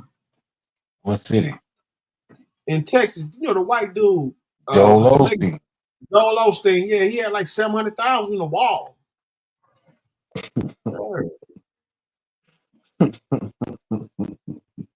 He the same motherfucker that wouldn't open the church to the people when Houston flooded. And he said the church was flooded. That's why. Yeah, that's why he went over there. That motherfucker holding all kind of shit. That was in one wall. They found like 700,000 in one wall or some shit like that. You know what I'm saying? Motherfucker got money all over the place. Joel Osteen, fucking filthy rich.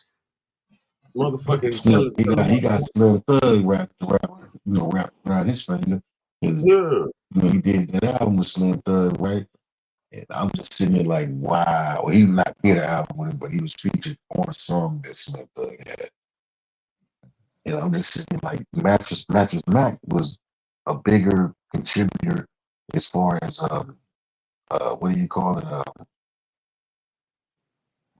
People that like give and donate and to give back to the community. Shit, Mattress Mac did that. I've been doing that shit, man. But this motherfucker here, living off the backs of everybody, in a grand fashion, wouldn't even have to fucking people when they really needed it the most. Until he basically put his hand was forced. Like, man, get the fuck out of here. See, man, you have a lot of the majority of these pastors and shit. They really, really, really sincere about they calling. And it's the ones like them that fuck it up are the ones that really, really are trying to put the word out there and change lives. And they don't get half the fucking recognition or the prosperity that these motherfuckers is preaching. That's a big old fact right there.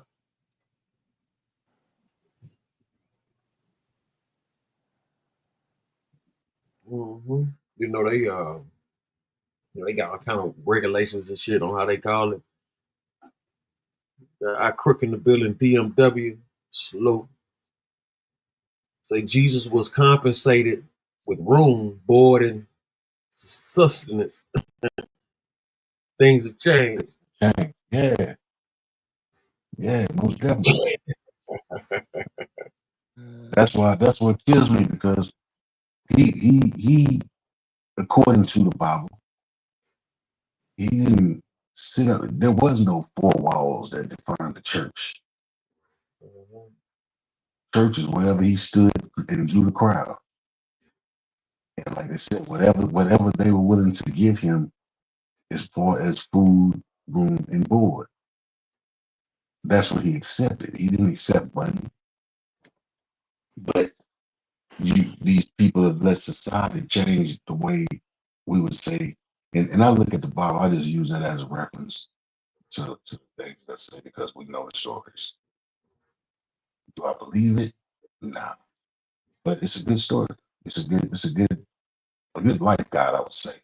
It does have good shit. But when you look back at the King James version, and how many different versions of that same book have been put out, because one version was said to not have words that people wouldn't understand. Also written by a homosexual. Change. I mean, it's so goddamn crazy when you look back at it. At the origins, man, it makes you not really want to fuck with it. But there are good life lessons that if you really use them, you can live by them, but just not so believe in it as it's being depicted to be. You know, read Quran, what threw me off about the Quran, I was locked up, I think I was about 19. And I used to fuck with this Muslim cat. He used to cut my hair. And every time he get to go to turn me up and shit, he be trying to get me to check it out. I come over there and fuck with them. Like, man, you know what, man? Let me see what you got. He fucked up off top. The first thing that he let me see that he wanted to put in my head about the Quran and being Muslim was goddamn it, what's that motherfucking name? The witch doctor that created white people. About Yaku? Yaku, that's it. I say, man, I'm 19 years old, bro. And you trying to bring me in, trying to recruit me to this religion. And that's the first thing you tell me? Get the fuck out of here. Oh, God, like, yeah, homie, I'm cool, man. I'm gonna slide back over here.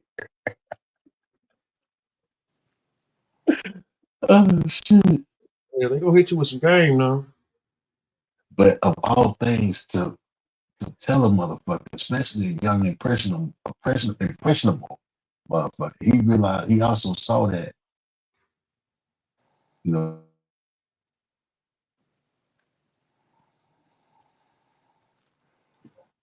person like myself to come over to your religion.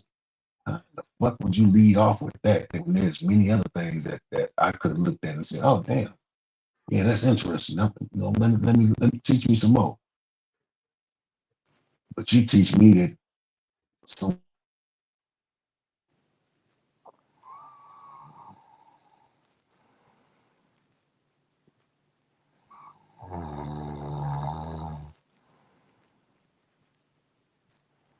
Yeah, it should be deep. You know what I'm saying? When they go into like creators and things like that, you know what I'm saying? Like it gets it can get twisted, you know what I'm saying? Because so many believe this. Motherfuckers will say white folks created because they ain't get enough sun. That's all that shit bullshit. They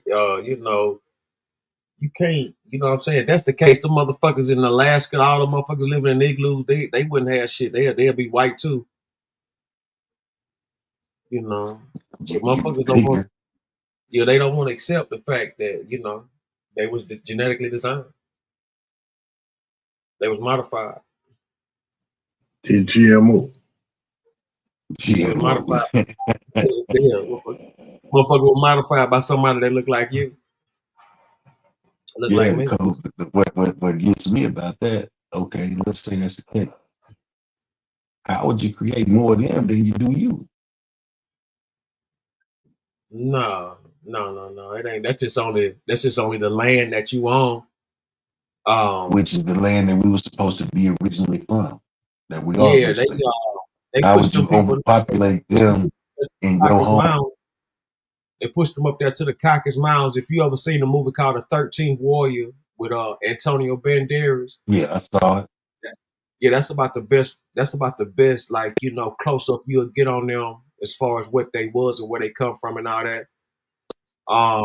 It's one of the best, you know, best public movies that came out. But when they was designed for confusion, and then it goes to say, you know, the Moors went up there, took once they needed more, they found new lands out beyond this one, past the ice wall and stuff, and so that's when they decided to bring them in from that particular region because they already had found another way out of this particular land right here. And so because if you notice, if you guys don't know, it was kings and queens in Europe before the white people came, before the Rome, all of those shit you see and everything like that. You know, all that stuff was there, but it was with the Africans too. But like the point I'm making is this right here. It was black before it was white. Once the black people found new land beyond this one, they went and got the whites, taught them, you know, bathing and mathematics and food and all that science and all that shit. And then once that got into play, they built their own civilization and everything of that nature and so on and so on. And once they, you know, taught them so much because they was taught by the elites of the Moors. That's how they was able to trick everybody else using trickology. That's why you know you look up 222 degrees. That's trickology. That's how that's how the world spins. It spins off of that. You know, you ever get some time, you check it out. You know what I'm saying? 222 degrees. You know what I'm saying? That's what they've been using since day one, trickology. That's why when they went to Africa, the Africans had the land and the white folks had the Bible. But then in short period of time, the white folks had the land and the Africans had the Bible. And that's how they've been playing it ever since. 222 degrees trickology. Water. I believe it. It's just it's still crazy, crazy. Yeah, the Muslims Concept. and the Muslims and neo-Nazis get funded by the same people, man. They was all giving money by the same people. You know what I'm saying? So you can't, man, get caught up in that bullshit, man. It's all game. Oh, It's all game. I don't. It's just it always makes for interesting conversation when you speak to people that are really hell bent on this is what it is. There is no other alternative to what it is, other than the reality I've been taught that I now believe in. That's when shit always get fun.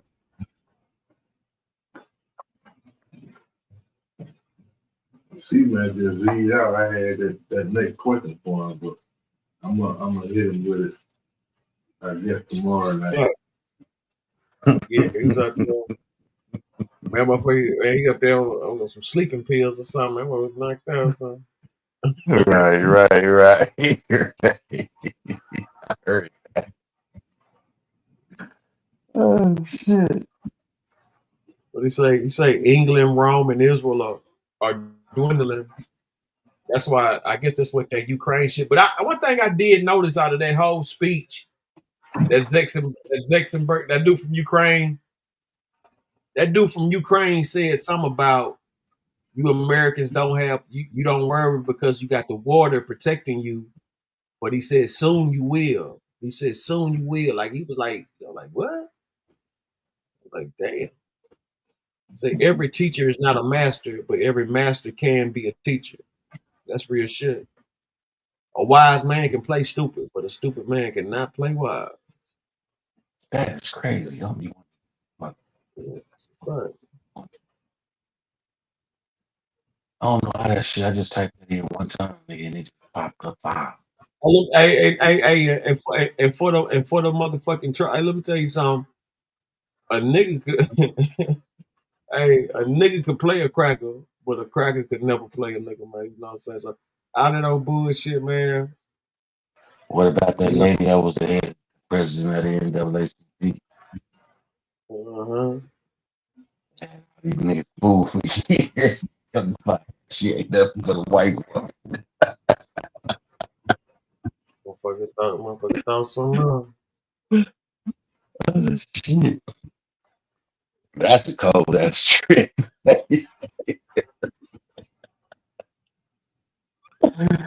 You the head of the motherfucking national advancements for Africa. White is right, man. White is fucking. Man, that's what I'll be saying. Like that's man, how that work? You know what I'm saying? How the hell that work? Well, I fell out laughing when I read that. When I heard about that shit. Yeah, but they've been running them plays though. They've been running them plays for the longest. Oh man, I read this book, man. It's called Black Like Us, and it was a story written back in like the 50s, I want to say 50s, maybe 60s, by this journalist out of Dallas, Texas, man. So motherfuckers don't realize that they've been having the technology or whatnot to change the white people's pigmentation, into darker pigmentation. So he was a journalist. He wanted to find out, being in Texas, Texas is always different. But he wanted to find out things for black folks all throughout the South, so he could write a story. He knew that they wouldn't trust him if he went down there as a white man. So he had a partner that had a doctor that had these pills. Dude gave him these pills, and of course, it darkened his pigmentation. So the first stop he made was in New Orleans. He got cool with a shoe shop, and the shoe shop got him a job teaching him the trade. He said, right here is where you get all the information in the city, in New Orleans. And sure as shit, you just sit there and do this thing and just talk to people and get all this different information. So he just traveled all to the South, and the only state that he went from Louisiana to Alabama, and he was on the bus with this veteran, a black veteran, and the veteran told him, he said, well, he going home to Mississippi, but talking with this guy, the guy was telling him how fucked up Mississippi is. So the guy got off the bus in Mississippi, just turned back around, right back on that bitch, because he realized it wasn't somewhere he needed to be. He ended up in Georgia. From Mississippi to Georgia. No, I'm sorry. It was Mississippi that he skipped and went to Alabama, Georgia. But yeah, it's a very interesting fucking book, man. It's called Black Like Us, written by a white man that was passing as a black man.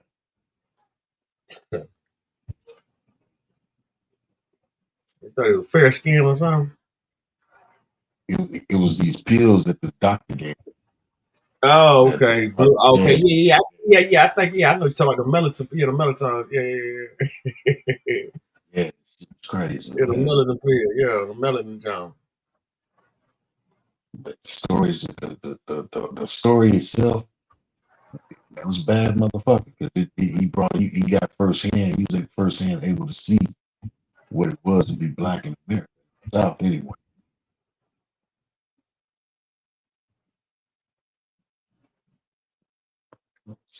Spike Lee did that movie about the Black Klansman. Hey, that was a bomb in that movie too. We was just talking about that bitch today, man. Yeah, that's pretty good. Brand infiltrated the Ku Klux Klan over the phone. That's some cold shit. But you know what I'm saying? That's the power. Conversation is a motherfucker. You got it. Yeah, that's why you got to know who you talking to. You know what I'm saying? I'm telling you.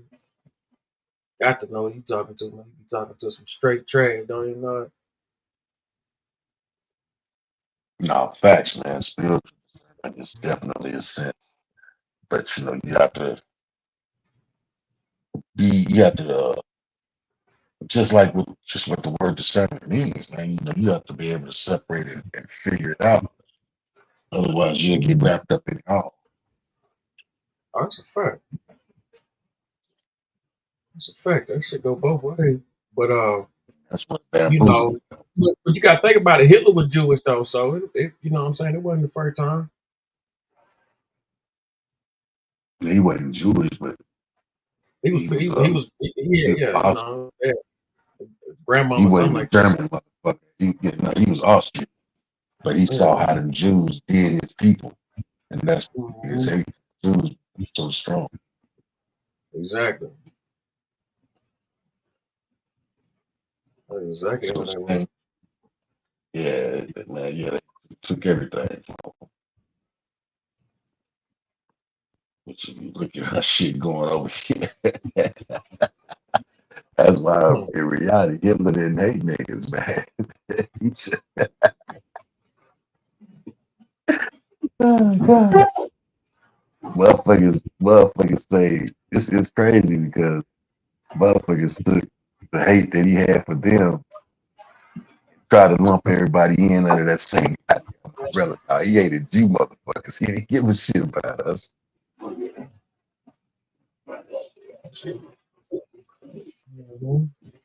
Thing with the fucking North Vietnamese. They didn't give a fuck about us. They hated the motherfucking white folks that was coming over there invading they shit, trying to tell them that they need to get in line. I mean, with that propaganda is motherfucker. They telling I you. was about to say, yeah, it was all fueled on propaganda. Mm-hmm. It was all fueled on propaganda. Believe it or not,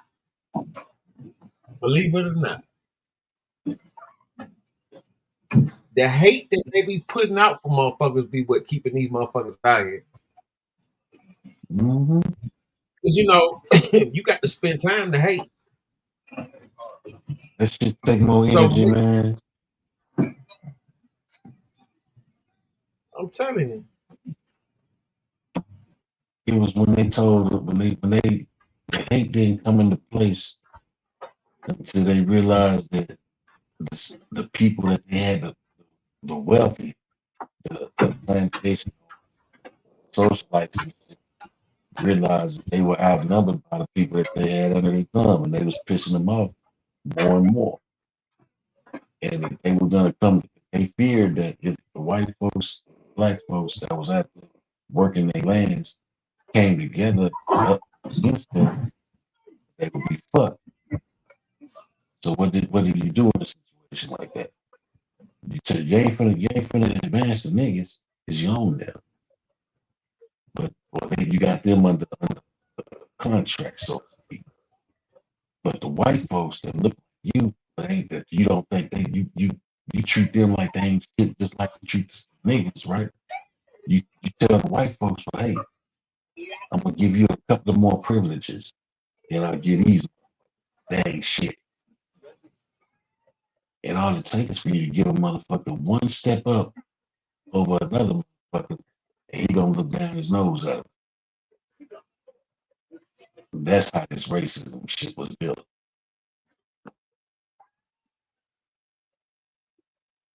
Because with the slaves, But you had the four whole thing motherfucking about white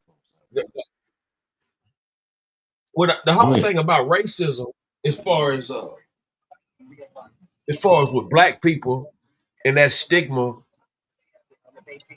it came from, I think, the 14th century, where, you know, back in them times, they like the only people who had books was the rich. And so what happened was one of the Portuguese travelers, who report, like the historian who report to the kings and queens and stuff like that of the world, who write these books and stuff and give them to the kings and queens and stuff.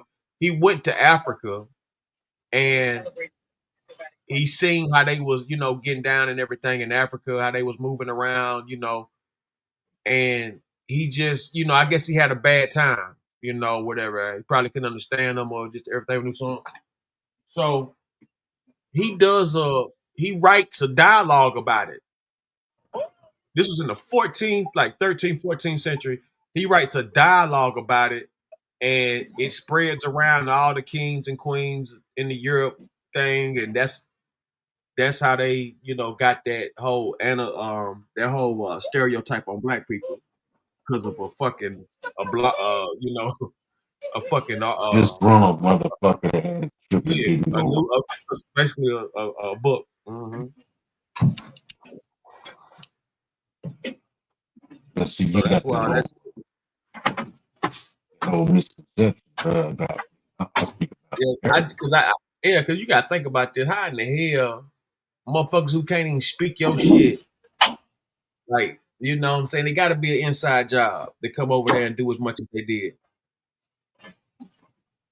That's an inside job that backfired on a bunch of, you know what I'm saying, them Africans over there. They've been mad about it ever since. Same shit, man. It's no different than the fucking the people over here taking in the fucking pilgrims, the Quakers, being, you know, led to believe, oh, everything is good, man. We love you guys. We thank y'all, just so they can turn around and stab you motherfucking back. Take shit because they looking at the indigenous people over here saying they got all of this and they choose to live like that. We can do something with this shit. We gonna pay them in, then fuck them up, and we gonna make them bow down to us. But they approached them. That's that wolf in sheep clothing shit. I believe that's where the shit originally came from. The saying anyway. They sucked them folks in and believing everything was good and they could live together on the land and learn their ways and how to grow the food and how to, you know, live off the land in America. Just so them folks could sit back plotting and scheming the whole fucking time. Mm-hmm. Here we are today.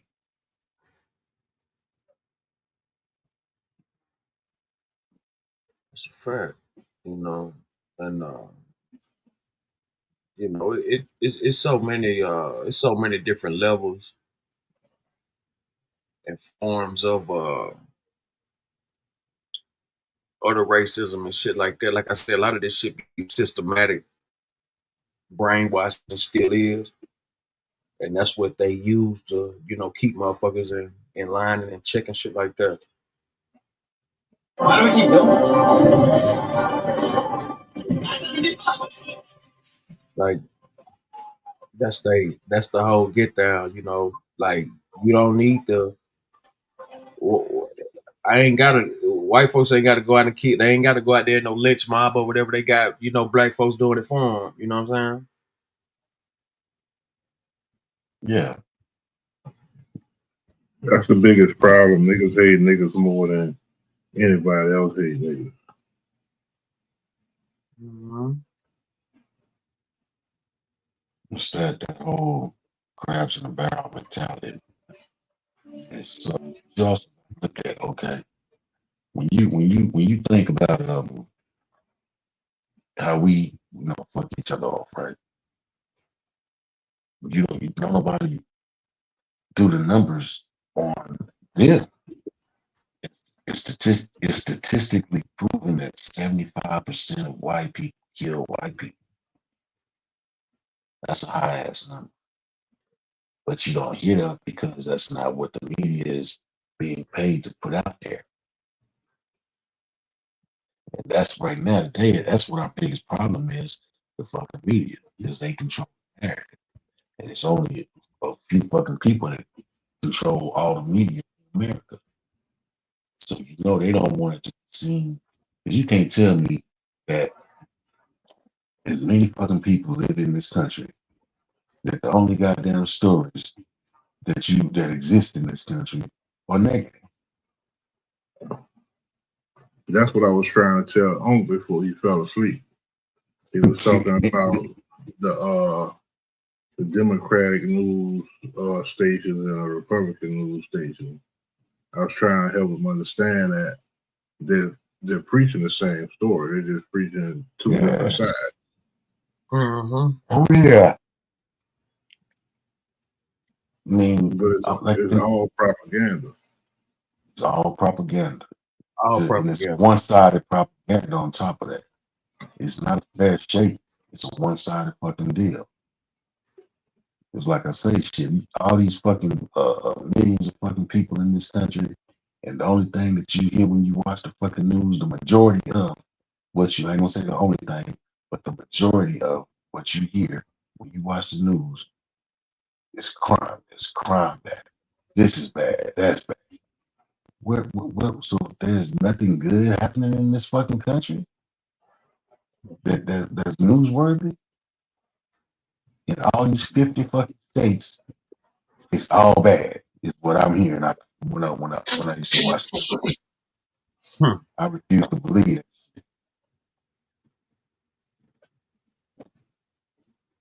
But if they keep you in a state of fear, it's easier to control you.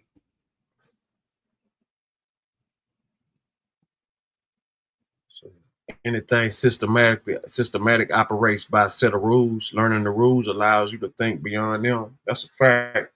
That's why they don't want too many black lawyers unless they some some old slave chicks. You know what I'm saying? They don't want to see no powerful black lawyers. Johnny Cochran was the worst headache they ever had.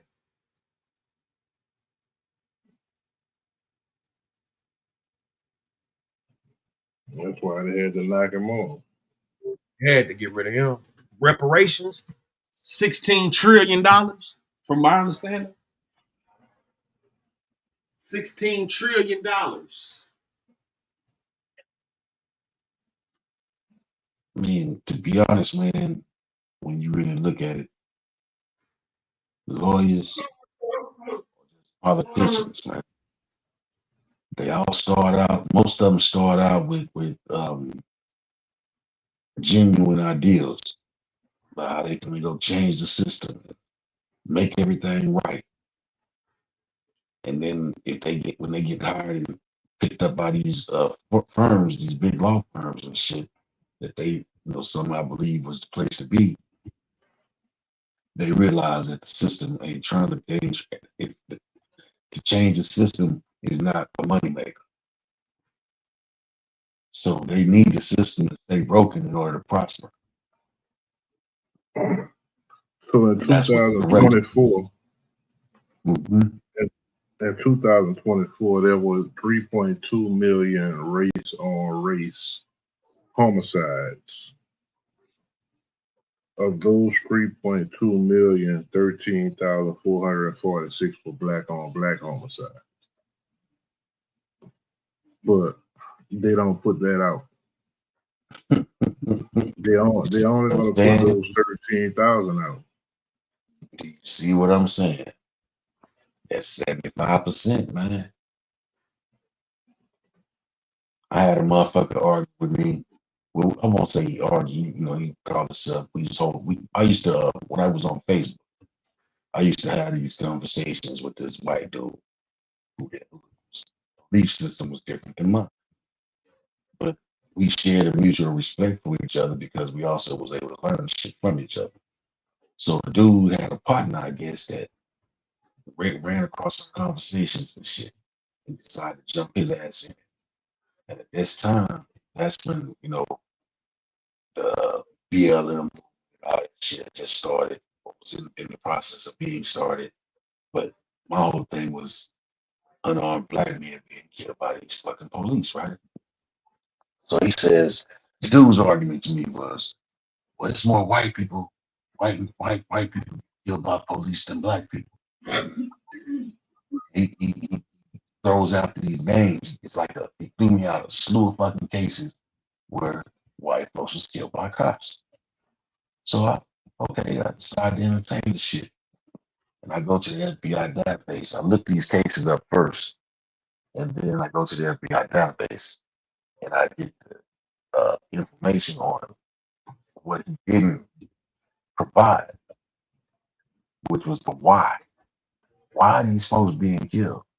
And every motherfucker, every name that he dropped to me was the aggressor toward the cop. Every fucking one of them, which made me look even further into it. And I'm like, damn, the majority of these motherfuckers that are getting killed by the cops are trying to do something to the cops. On the flip side, the motherfucking black folks that's getting killed by the cops either ain't doing shit or running away from the cops. So there's a big fucking difference. You can sit there and say, yeah, you're right. More white people get killed by cops than black people per capita. But these motherfuckers is actually trying to do some of these goddamn cops. Niggas ain't trying to fuck with these cops, do none of these goddamn cops like that. They trying to get the fuck away.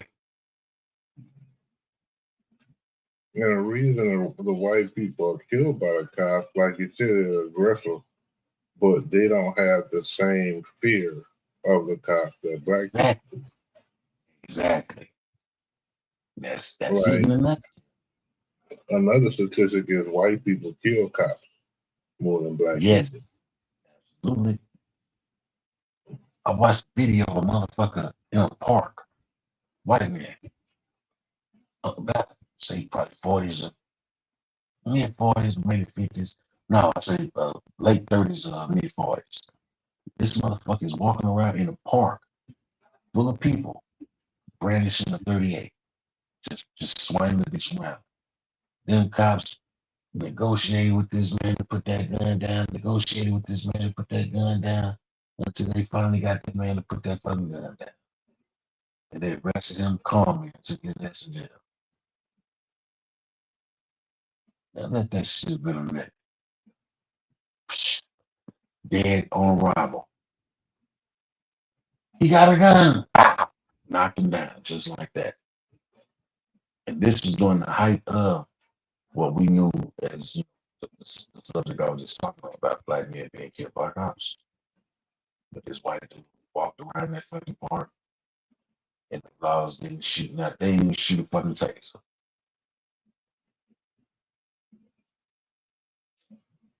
Like, yeah, they do hold them to a higher regard than they do us.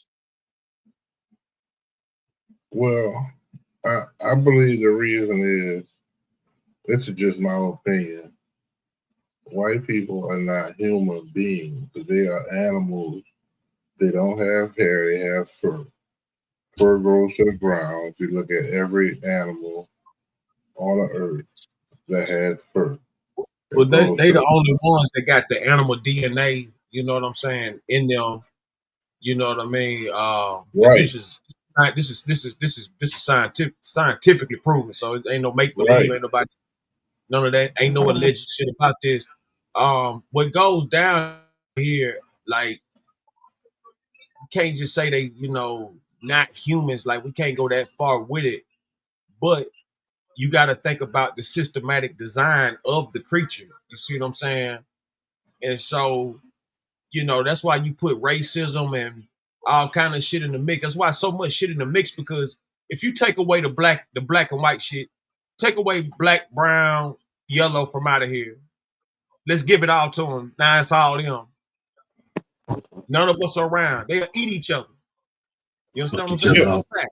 They'll start eating each other. It ain't no, you know what I'm saying? Like, whatever. So they gotta put these illusions, you know what I'm saying, these falsified documents in their mind to make one think it's better than the next. That's just like you getting a brand new Mac computer and you don't know, you know what I'm saying? But you got a new computer, but you don't know how to use it. And motherfucker got an old, out of dated computer, but the program telling that computer that it's brand new.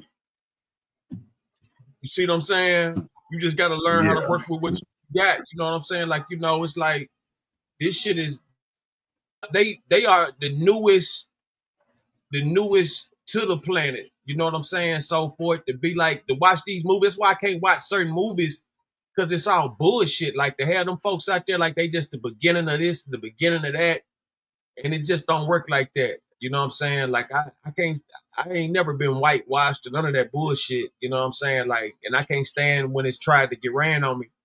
You know, but I do like the facts though. If it's some real shit and it's really went down and you know whatever. But as far as that shit being superior to me or some bullshit like that, you can't run that on me when I know the truth. I know you a snake. White people. I know you part monkey. You know what I'm saying? Like, and this is not even no assumption or none of that. Genetically, DNA, whatever you want to do, they the only ones with the monkey DNA at that type of percent. I think it's like a 7%, 5 to 10%, some shit like that. Somewhere They're around that type. genetically modified organisms. They're born with tails. Yeah. White folks are albinos. You know what I'm saying? It ain't no motherfucking weather change. And I can't stand. And when I see folks get up there and speak that bullshit about a weather change, do you really think the weather go change your color as far as the cold? Like that shit don't even make sense. Like what kind of bullshit y'all on? Like to even get up there talking about, you know, the cold weather made these people white. And you got motherfucking Native Americans in igloos. You got, you know, Native. They ain't changed color. Yeah, they ain't changed colors yet. These motherfuckers been in them goddamn ice cubes the past motherfucking 1,000 years. Ain't changed nothing yet. You understand what I'm saying? And it's like, man, what the fuck are we talking about, man? This shit right here is not even, it's not even funny. It's not even like, you know, the fact that motherfuckers can't even see it in their face. Man, these people are, first off, genetically modified organisms. Genetically modified. It was over 1,500 year, a 1,600 year plus, over 2,000 plus year process that still goes on right now. Like we all evolve, you know what I'm saying? But if you look at them, they evolve. They evolve into that Tinkerbell, like them Rice Krispie treat characters, you know, with the pointed nose, sharp. You know what I'm saying? Yeah, they evolve into that. That's what they evolve into. You see what I'm saying? It's a few, like you'll see like a few hybrids out there, like, you know, some Mexicans, but some whites and everything. Like as the lineage goes down, they genetics evolve into them Tinkerbell and, you know, them type of looking characters. When you sit up here, people don't even know the process. They don't know the get down. They don't know about the Lebanon. That's what that whole Lebanon region, that's the islands they was created on. You know what I'm saying? It was some animals mixed in that, you know, maybe by mistake, maybe not, who knows, but it was animals mixed in this breeding. That's why, you know, they talk about the slave and all this and that, the slave breeding farms, that they was on a breeding farm first. If they went around this whole entire little circle right here from all the continents that we know of on a major ship. This was a big ship. They went around and they was taking all the women and they was getting them pregnant. And if they had any baby of color, they would throw it into the water.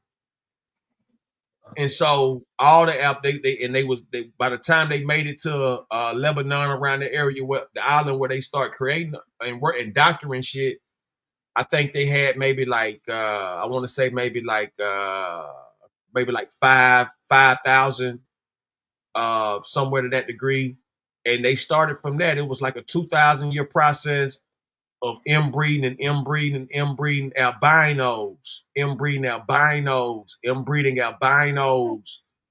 Because, you know, we got black people with blonde, blue hair, blue eyes. We the first ones with blonde, blue hair, blue eyes. Black folks are the first with blonde hair, blue eyes. This is not a myth. They sliced up the genes. This gene, they went to the Rubinoids. You look at the Rubinoids would be the Arab, the Mexican, the Aztec. Those are Rubinoids. You know what I'm saying? You got the Caucasoid, you got the Rubinoids, it's a few other oids, you know what I'm saying, that go on with this. But in the process of this, like I said, it was some animals mixed in, monkeys, some dogs, stuff like that, but really monkeys. That's the main thing that can be traced through the white genetic. Black folks have none of that. You know what I'm saying? But you know, you might get some type of crossbreed dealing with the Arab and the white because they mixed up, or the Arab, or the white and the Asian because they mixed in heavy due to social issues and shit like that. But they was designed for confusion, and then once they was created out of that 2,000-3,000 year, they was sent up there to the Caucasus Mountains where they lived in caves, ate shit, you know what I'm saying, played it, you know what I mean, like 80, cannibals, like savage animals.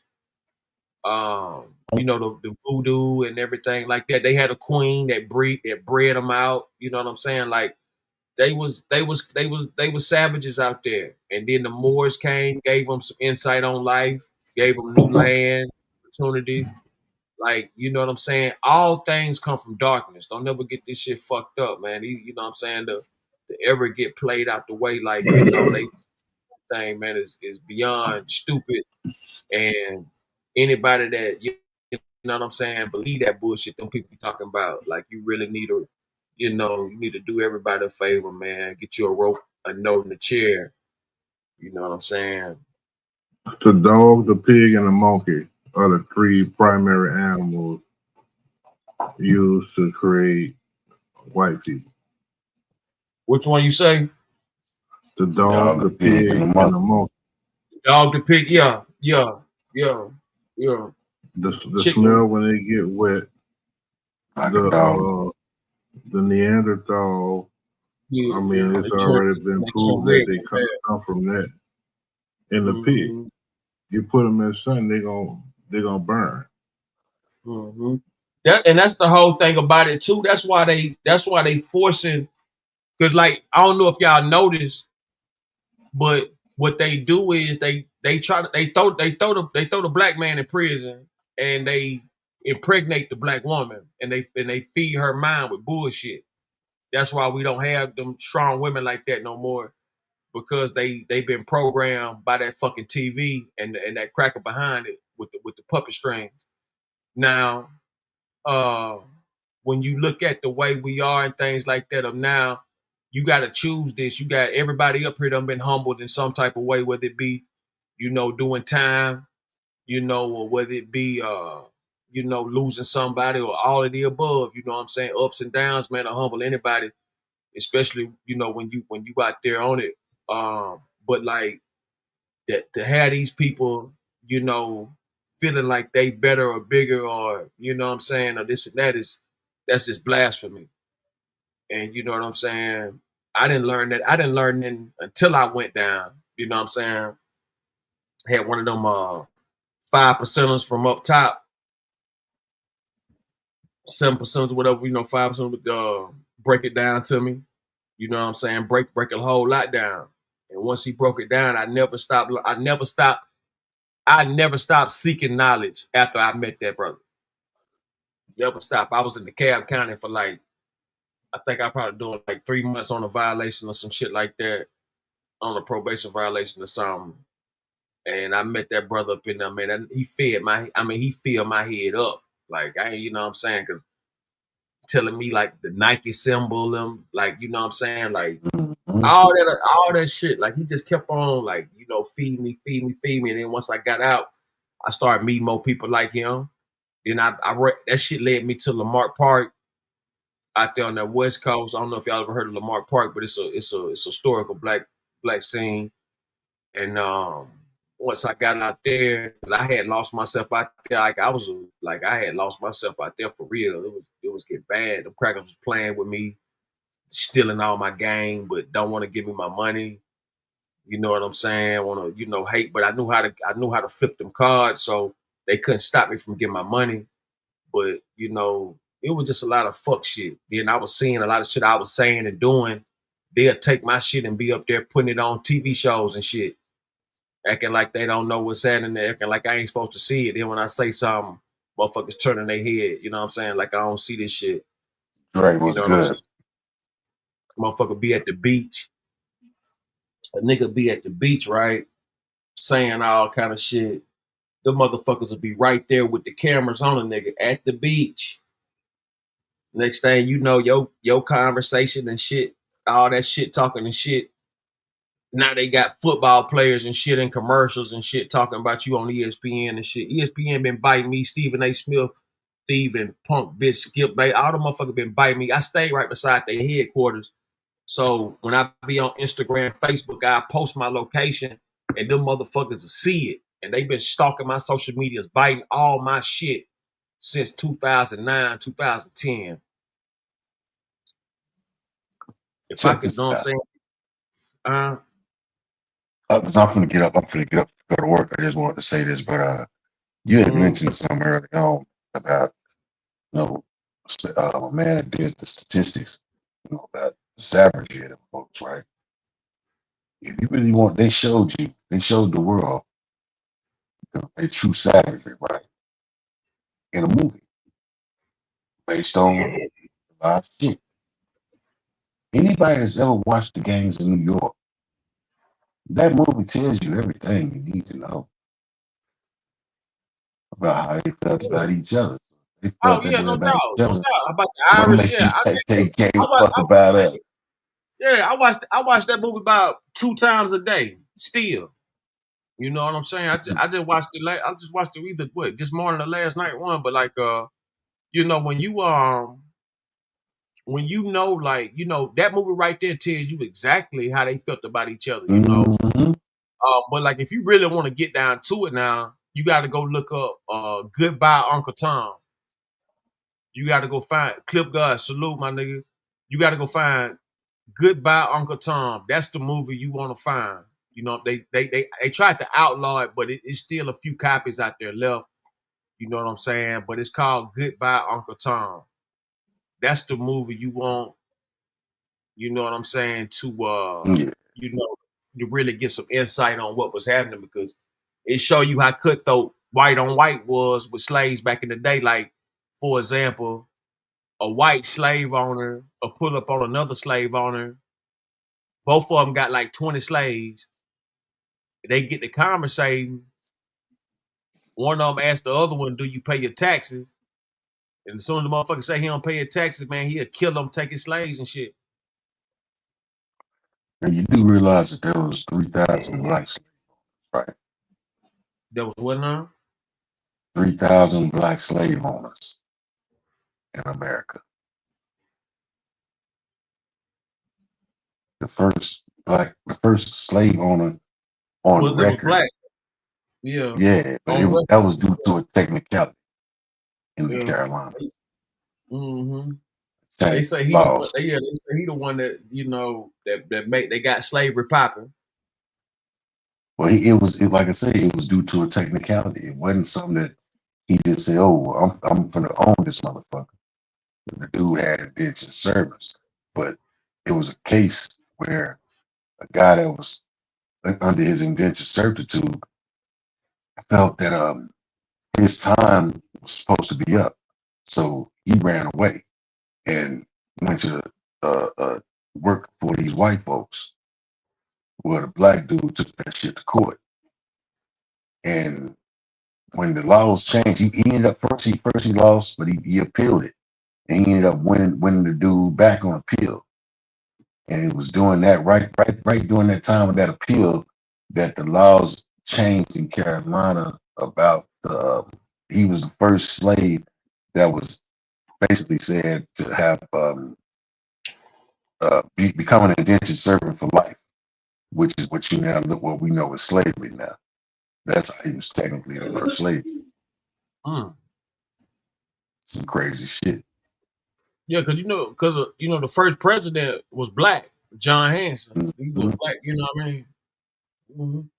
I think Abraham Lincoln was like the 8th president or something like that. He was like the 8th or the 9th or something like that. He wasn't the first. Well, he wasn't. He was in the books. They say he the 5th. George Washington was supposed to be the first. Yeah. George Washington. Not Abraham Lincoln. I meant George Washington. George Washington's supposed to be like the 8th or the 9th. He wasn't the first. He's supposed to be like the 8th or the 9th. if I ain't mistaken, they had between 7 and 14 other presidents before George Washington. I think he was just the first to get documented publicly. That makes sense. You got to think about it. The Moors are the ones who told them, who helped them find this land. A lot of people say Christopher Columbus was a high yellow nigga. That they don't, you know what I'm saying? Like he was a high yellow nigga from Europe. They don't really speak on. The whole nigga was one of. Yeah, he wasn't even goddamn Spanish, man. I mean, but he was Spanish, but he went to he was Portuguese. Nah, he wasn't Spanish. He wasn't Spanish. No, he was Portuguese. He was Portuguese and went to the Queen of Spain to get that funding. That's why they say that he was from Spain. He wasn't from Spain. He just sailed for Spain because Spain gave him back in the money. Because the Queen of Portugal wasn't trying to hear that shit. Where he originally from. Say, fellas, I'm finna get up, man. I'm get ready to get my day started, bro. Y'all be easy, man. You know, it's always interesting and good having these kind of conversations, bro. You know how we just get out. Man, off top, D-Shep, man. Glad you could tap in, man. Salute to everybody. Coming through, man. We're gonna keep the show rolling, man. I got like about another 30 minutes of the hour to go. No, I'll be easy, man. All right, for sure. One. We speak on these topics, man. And in no way, shape, form, or fashion, is anything, meant to curve or deceive any illusions, anything, man. But these are just real bottom line facts that they hide to keep another particular people down, to make one particular seem like it's better than the next. At this day and age, knowledge and everything else is out there. It is at the tip of your fingertips. All this old bullshit about this. It shouldn't be no lost motherfuckers out here at all. You know what I'm saying? Like, when I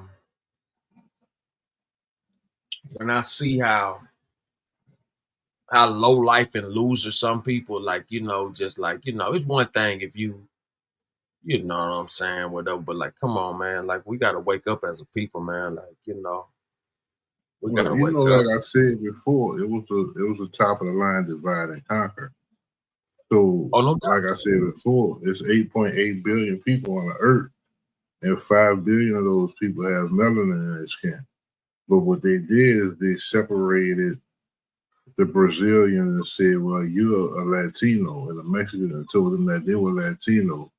People from Argentina, you're Latino. People from Central America, Panama, you're Latino.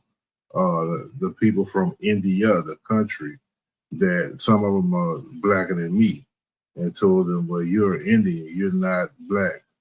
And then same thing with the people in Africa, you're Africa, but those people are African American, you're originals, and they're the ones who were kicked out. Those are the weaker ones because they got caught and they were forced into slavery, which was a whole bunch of bullshit. But that's what they did. They tricked us. We fell for the banana and the tailpipe. And now that they've divided us and put us into these separate categories, and for the ones of us who are still believing that, that's the thing that is holding us back. We are the majority. But with the division that they were able to accomplish within us, we're not the majority, because we have been divided and conquered globally.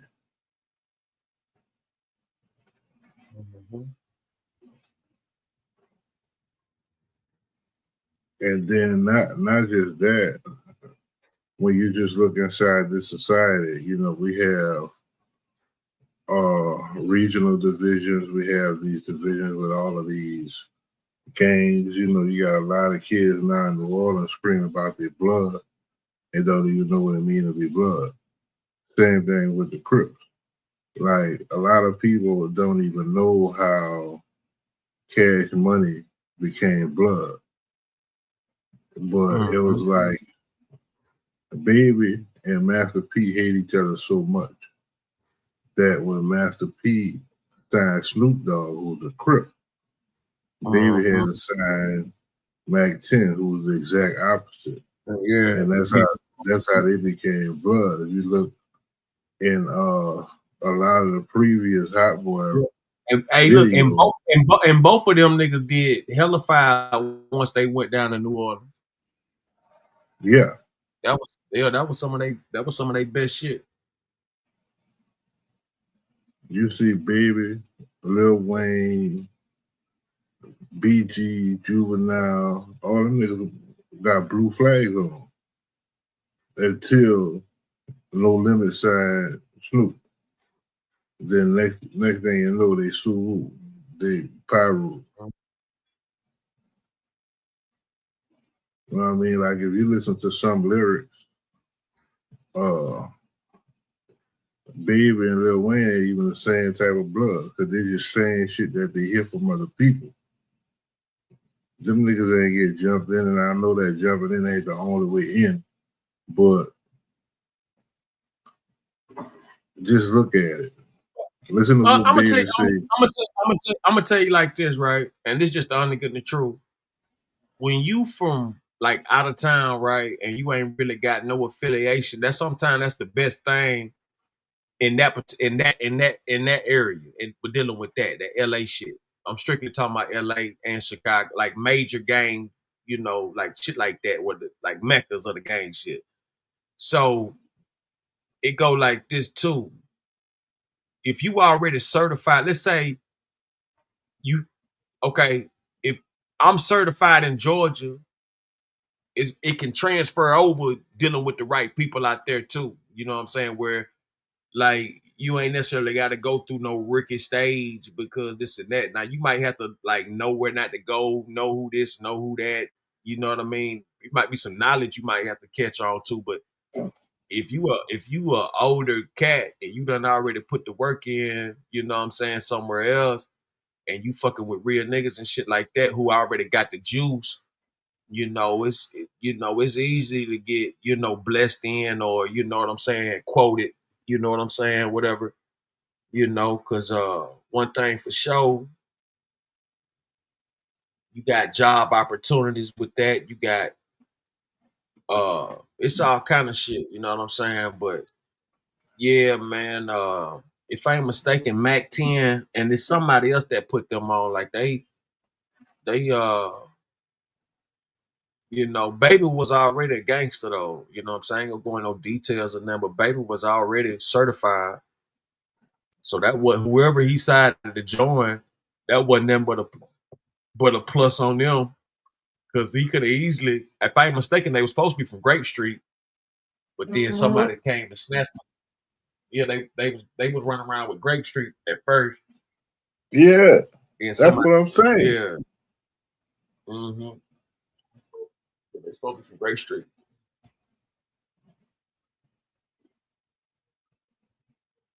Yeah.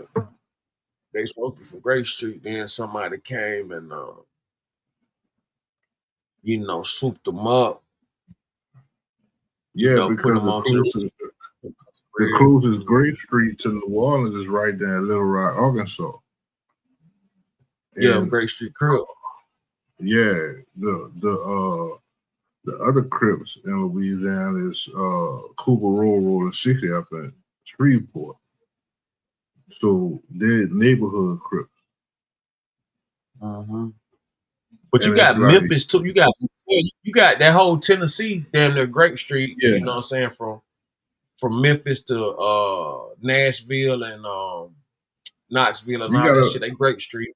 But see, a lot of 60s out there too. A lot of 60s. But let me tell you something. Ever since Nipsey Hussle died and shit, man, it's so many damn 60s. You wouldn't even like. It's a 60 everywhere you turn. Nah, but Nashville got more Hoovers than anything.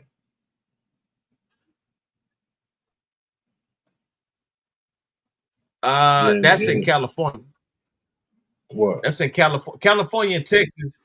California and Texas got the most Hoovers I ever seen, but like outside of that, No, man, you don't even hear nothing about. I'm saying that as far as Crip in Nashville has more Hoover Crips than neighborhood. Oh, you said Nashville? Okay, I didn't know that. Yeah. I know it was a bunch of greats and some 60s out there or something like that. You know what I'm saying? But I know Arkansas for real with that gang banging. They gang bang like a motherfucker. Yeah. You know, they used to. I don't know about now, but they used to. Like they used to be serious. No, it's still. Yeah, because I'm about to say that shit ought to be like that shit gonna be like, you know, passed down. Like that shit like generational by now. Yeah. Real time. Now down here, we got neighborhood, but like it's so many young dudes screaming blood and don't know what they're screaming. Can't recite no lit. If if the right nigga walk up on them who is blood, they can't even verify themselves. You know what I mean? Yeah. But I'm gonna tell you this too though. Because it's something to scream. Yeah, cause see, some of the people, for the most part, like it's all about like location. You know what I'm saying? Cause I don't know if you're familiar with that boy Quando Rondo. You know what I'm saying? He wound up turning a Muslim after his friend died, but see, didn't nobody know what was going on. But come to find out, his people had set him up. And his people had set him up, and his people on the West Coast, them West Coast 60s had set his ass up and got his cousin killed. So he dropped his flag instead of him. He could have kept it though.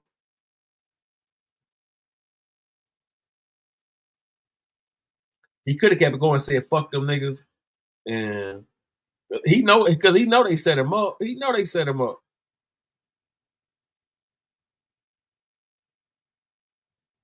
And he got his cousin killed out there. You know what I'm saying? Got his cousin killed. And so he got to, you know. Yeah, that's another thing. Like a lot of these young dudes that saying blood, some say blood, some say pyro, not knowing that in the right place, they ain't friends. You know what I mean? Just like who was in 60s ain't friends everywhere. But they believe since they saying blood and since they saying pyro is all good. But you don't even know that in certain areas, a blood will kill a fucking pyro, a pyro will kill a blood, a Hoover will kill a 60 will kill a Hoover in a blink of a fucking eye. And they don't even understand that. They going around saying shit and screaming shit that they don't even know what they're saying and screaming. The same thing with GDs and PDs. Like you just said, in Arkansas for sure, them niggas ain't friends. In Chicago, in North Carolina, they ain't friends.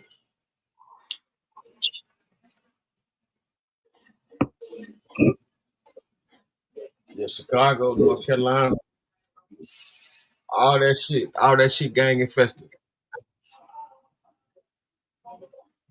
And a lot of them don't understand that just because you're a disciple, that don't mean that we friends. Because you could be a gangster disciple or you be a black disciple. A black disciple, yeah. Hey, look, hold on. Be a gangster disciple, black disciple, Latin disciple, You know, um, it goes on and on and on, man. You got them Royce, like that shit go on and on and on. You know what I'm saying with that. Now, I know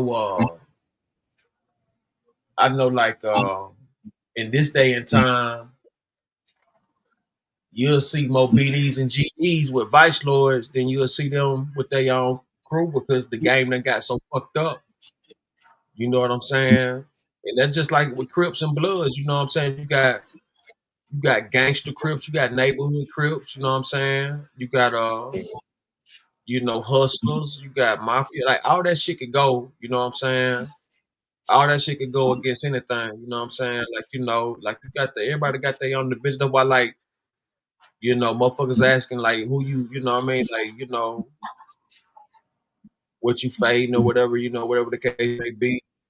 If you ain't really got no smoke with nobody, motherfucker, just say that. But you know what I'm saying? Something like I said, the same way people love Jesus Christ, the same way, them Crips and Bloods and GDs and Vital love they, you know what I'm saying? Some of them people, they love they shit the same way. They pray that shit the same way. Right. You know what I'm saying? So, I don't know if you heard of this, but like when I did my Fed time, you also had some guys that were calling themselves global. And the global guys was a collection of all of those who had denounced their organization and they joined this organization global. And in certain spots, they was on some get down and lay down shit with with all of those organizations. They were flushing out everybody. Get down and lay down. That's just like with the Mexican gangs. You got a gang out of Texas called the Tangos. And that's Texas Against Negative Gang Organization, but they were a gang. And they was on some get down and lay down. And then you had the Tango Blast. Tango Blast is the on-site motherfucker. But they ain't even giving you the option. They just flushing you out. So and these kids don't know what they're doing. That's the thing that I can't repeat enough. They don't know what they're doing. They don't understand how real this shit is. Mm. The Tangos and the Tango Blast, they coming at everybody. They coming at the Texan, Mexican me. Yeah. They coming at the California, Mexican mafia.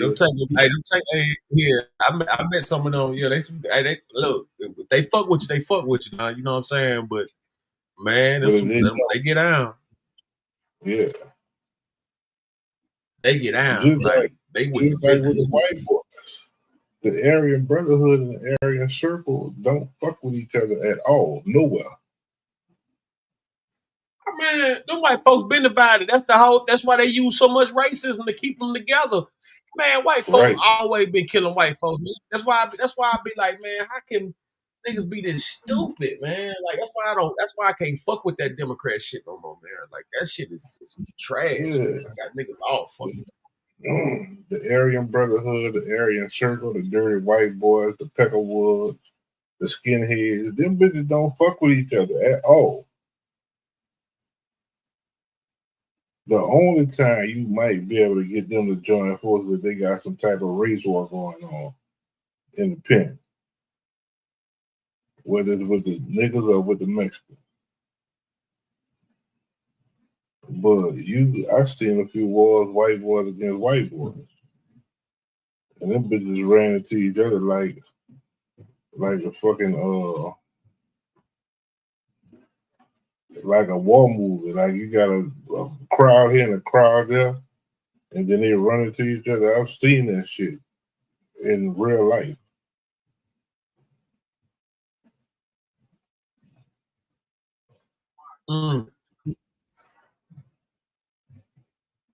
Yeah, and I'm talking about, man, it's all, like I said, man. It's all systematic. All systematic.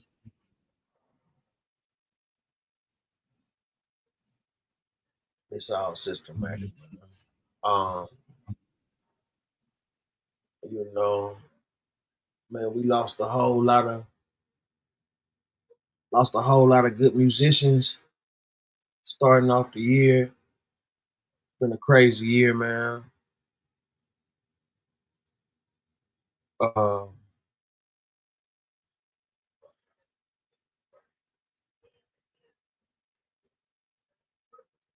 Man, shout out to everybody that tuned in, man. Hit that like button, hit that share, hit that subscribe,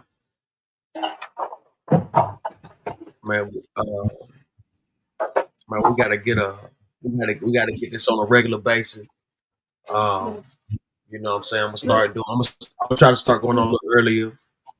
You know what I'm saying? To get the that early crew in and stuff like that. Man, I can't even. Yeah, I can't. Yeah, I can't even explain to these people like man. I remember every time I second guessing, third guessing, or just didn't know.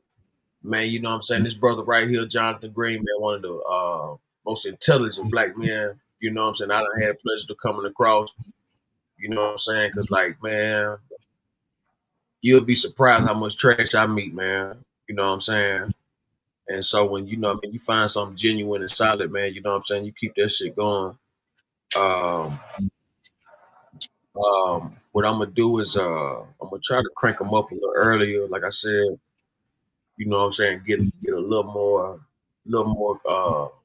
more chat interaction, and a little bit more view. Even though we're doing pretty good now, you know what I'm saying? We got 63. We got 63 on one. On the slow screw page, we got 22. On the other channel, we got 45 on Twitter. Man, we doing pretty good, man. The rest of the channel, we got twos and fews, but that all adds up. Y'all hit that like button, subscribe to that worldwide SendáRoni Frappuccino, SendáRoni Television, SendáRoni Slow Screw, OG Smoke Link. Go hit up that Kitty Frappuccino show. She gonna be dropping some content soon. We're gonna get her up. Once she get up under the weather, we're getting her video made. You know what I'm saying? Man, shout out D-Shep, came through. D-Shep, C-Mac. Everybody that stepped up, that stayed on. You know what I'm saying? Because what I got from that shit was, it's cool to sit up here and look down and judge niggas all day. But soon as soon as it interferes with that with this fictitious white dude, you know what I'm saying? Motherfuckers run away. Motherfuckers can't stand to hear that pressure. You know what I'm saying? They can't stand they can't stand to hear the truth. You know what I'm saying? And so that says a lot. You know what I mean? For those who listening that ain't up here, that was up here. You know what I'm saying? But nevertheless though, I could give two fucks. Same crook, new look, Luke, Clip God, Dre too much, my nigga, Deuce. What's here there? Deuce. I tell you about that bitch word, didn't I? DMW shots 247, Mocha Bird.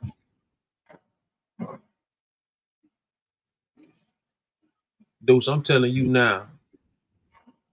You hop out there with that bitch shit again, I'm gonna put your ass on the motherfucking barbecue grill. Sugar love, y'all. Just meets, Babu salute. Black Dog, everybody that came through, stepped up tonight. Oak Cliff, my nigga.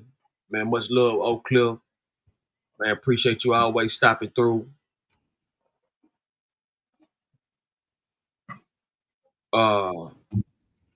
DMW shots, man.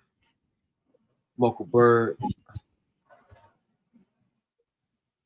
Yeah, you silly motherfucker. Let me tell you something, 22. You hear me, nigga. Let me get that phone call. You dropping that the B bomb. And she didn't want to wake me up with it. She's screaming my name.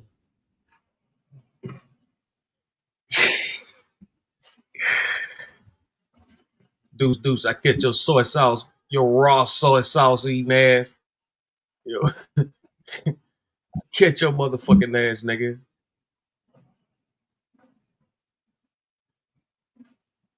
She be doing y'all a favor coming over there moderating. Yeah, you better be bent, mother. You go get motherfucking goddamn. You go turn into goddamn Mr. Rubber Man. I'll tell you something, nigga. Kitty be a blessing to everybody's show now. Y'all don't get too carried away, goddamn. You know what I'm saying? With the bullshit. Now I cut the goddamn shit all this goddamn moderation shit off, nigga. Y'all motherfuckers will be up there putting your own shit in the goddamn chats, nigga. Y'all motherfuckers better start showing some goddamn appreciation to goddamn Kitty, nigga. I shut this shit off, nigga. Better tighten up, Marine. And that's for any other motherfucker getting these goddamn moderation. These little moderation flirts. And y'all was just goddamn flirting like a motherfucker the other day. Now y'all goddamn, now she's a bitch.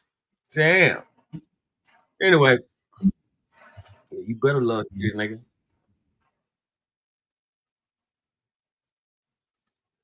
Man, shout out to everybody tuning in. Man, Jay Green, man, we got to do it again, man. I'm gonna hit you up sometime today.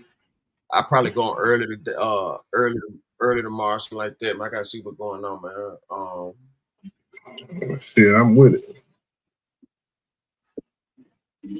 I just gotta have that thing. Yeah, man, I gotta find out, because if you got an iPhone, they got the app where you can download StreamYard or whatever. But you send me the email or whatever. I'm gonna show you how the shows work and shit, man. I'll hook you up with, you know what I'm saying? Because I got a premium package. My shit be like $100 something a month. You know what I'm saying? But I got a few tables. I got like 2 slots, 2 seats. I got like 1 or 2 seats available. I'm waiting on Rock and Reds. You know what I'm saying? When he get situated or whatever. You know what I'm saying? We gonna be doing big things with that. But we gonna get this shit on the road, man. Push positive, reliable, sufficient content. You know what I'm saying? Staying away from them fuck niggas, man, at all costs. You know what I'm saying? Salute to my guys, my supporters over here. Much love to everybody that tune in. Clip God, Deuce, D Shell, Mocha Bird, Sane, Crook. You know what I'm saying? DMW Shots. You know what I'm saying? Everybody in between. Shout out Jonathan Green for tapping in, giving us some wisdom. You know what I'm saying? Some news you can use so you don't be confused. And I'm telling you, I got to get God Keys up here. I got to introduce you to God Keys, man. You know what I'm saying? So that's another character. They was asking about him, but I got to get him back. I don't know what the fuck going on. I think he done lost his phone. But, man, shout out to everybody tuning in, man. I'm going to catch y'all again on the flip. All right, JG, man. I'm going to hit you up in a couple of hours, Jack. Bet.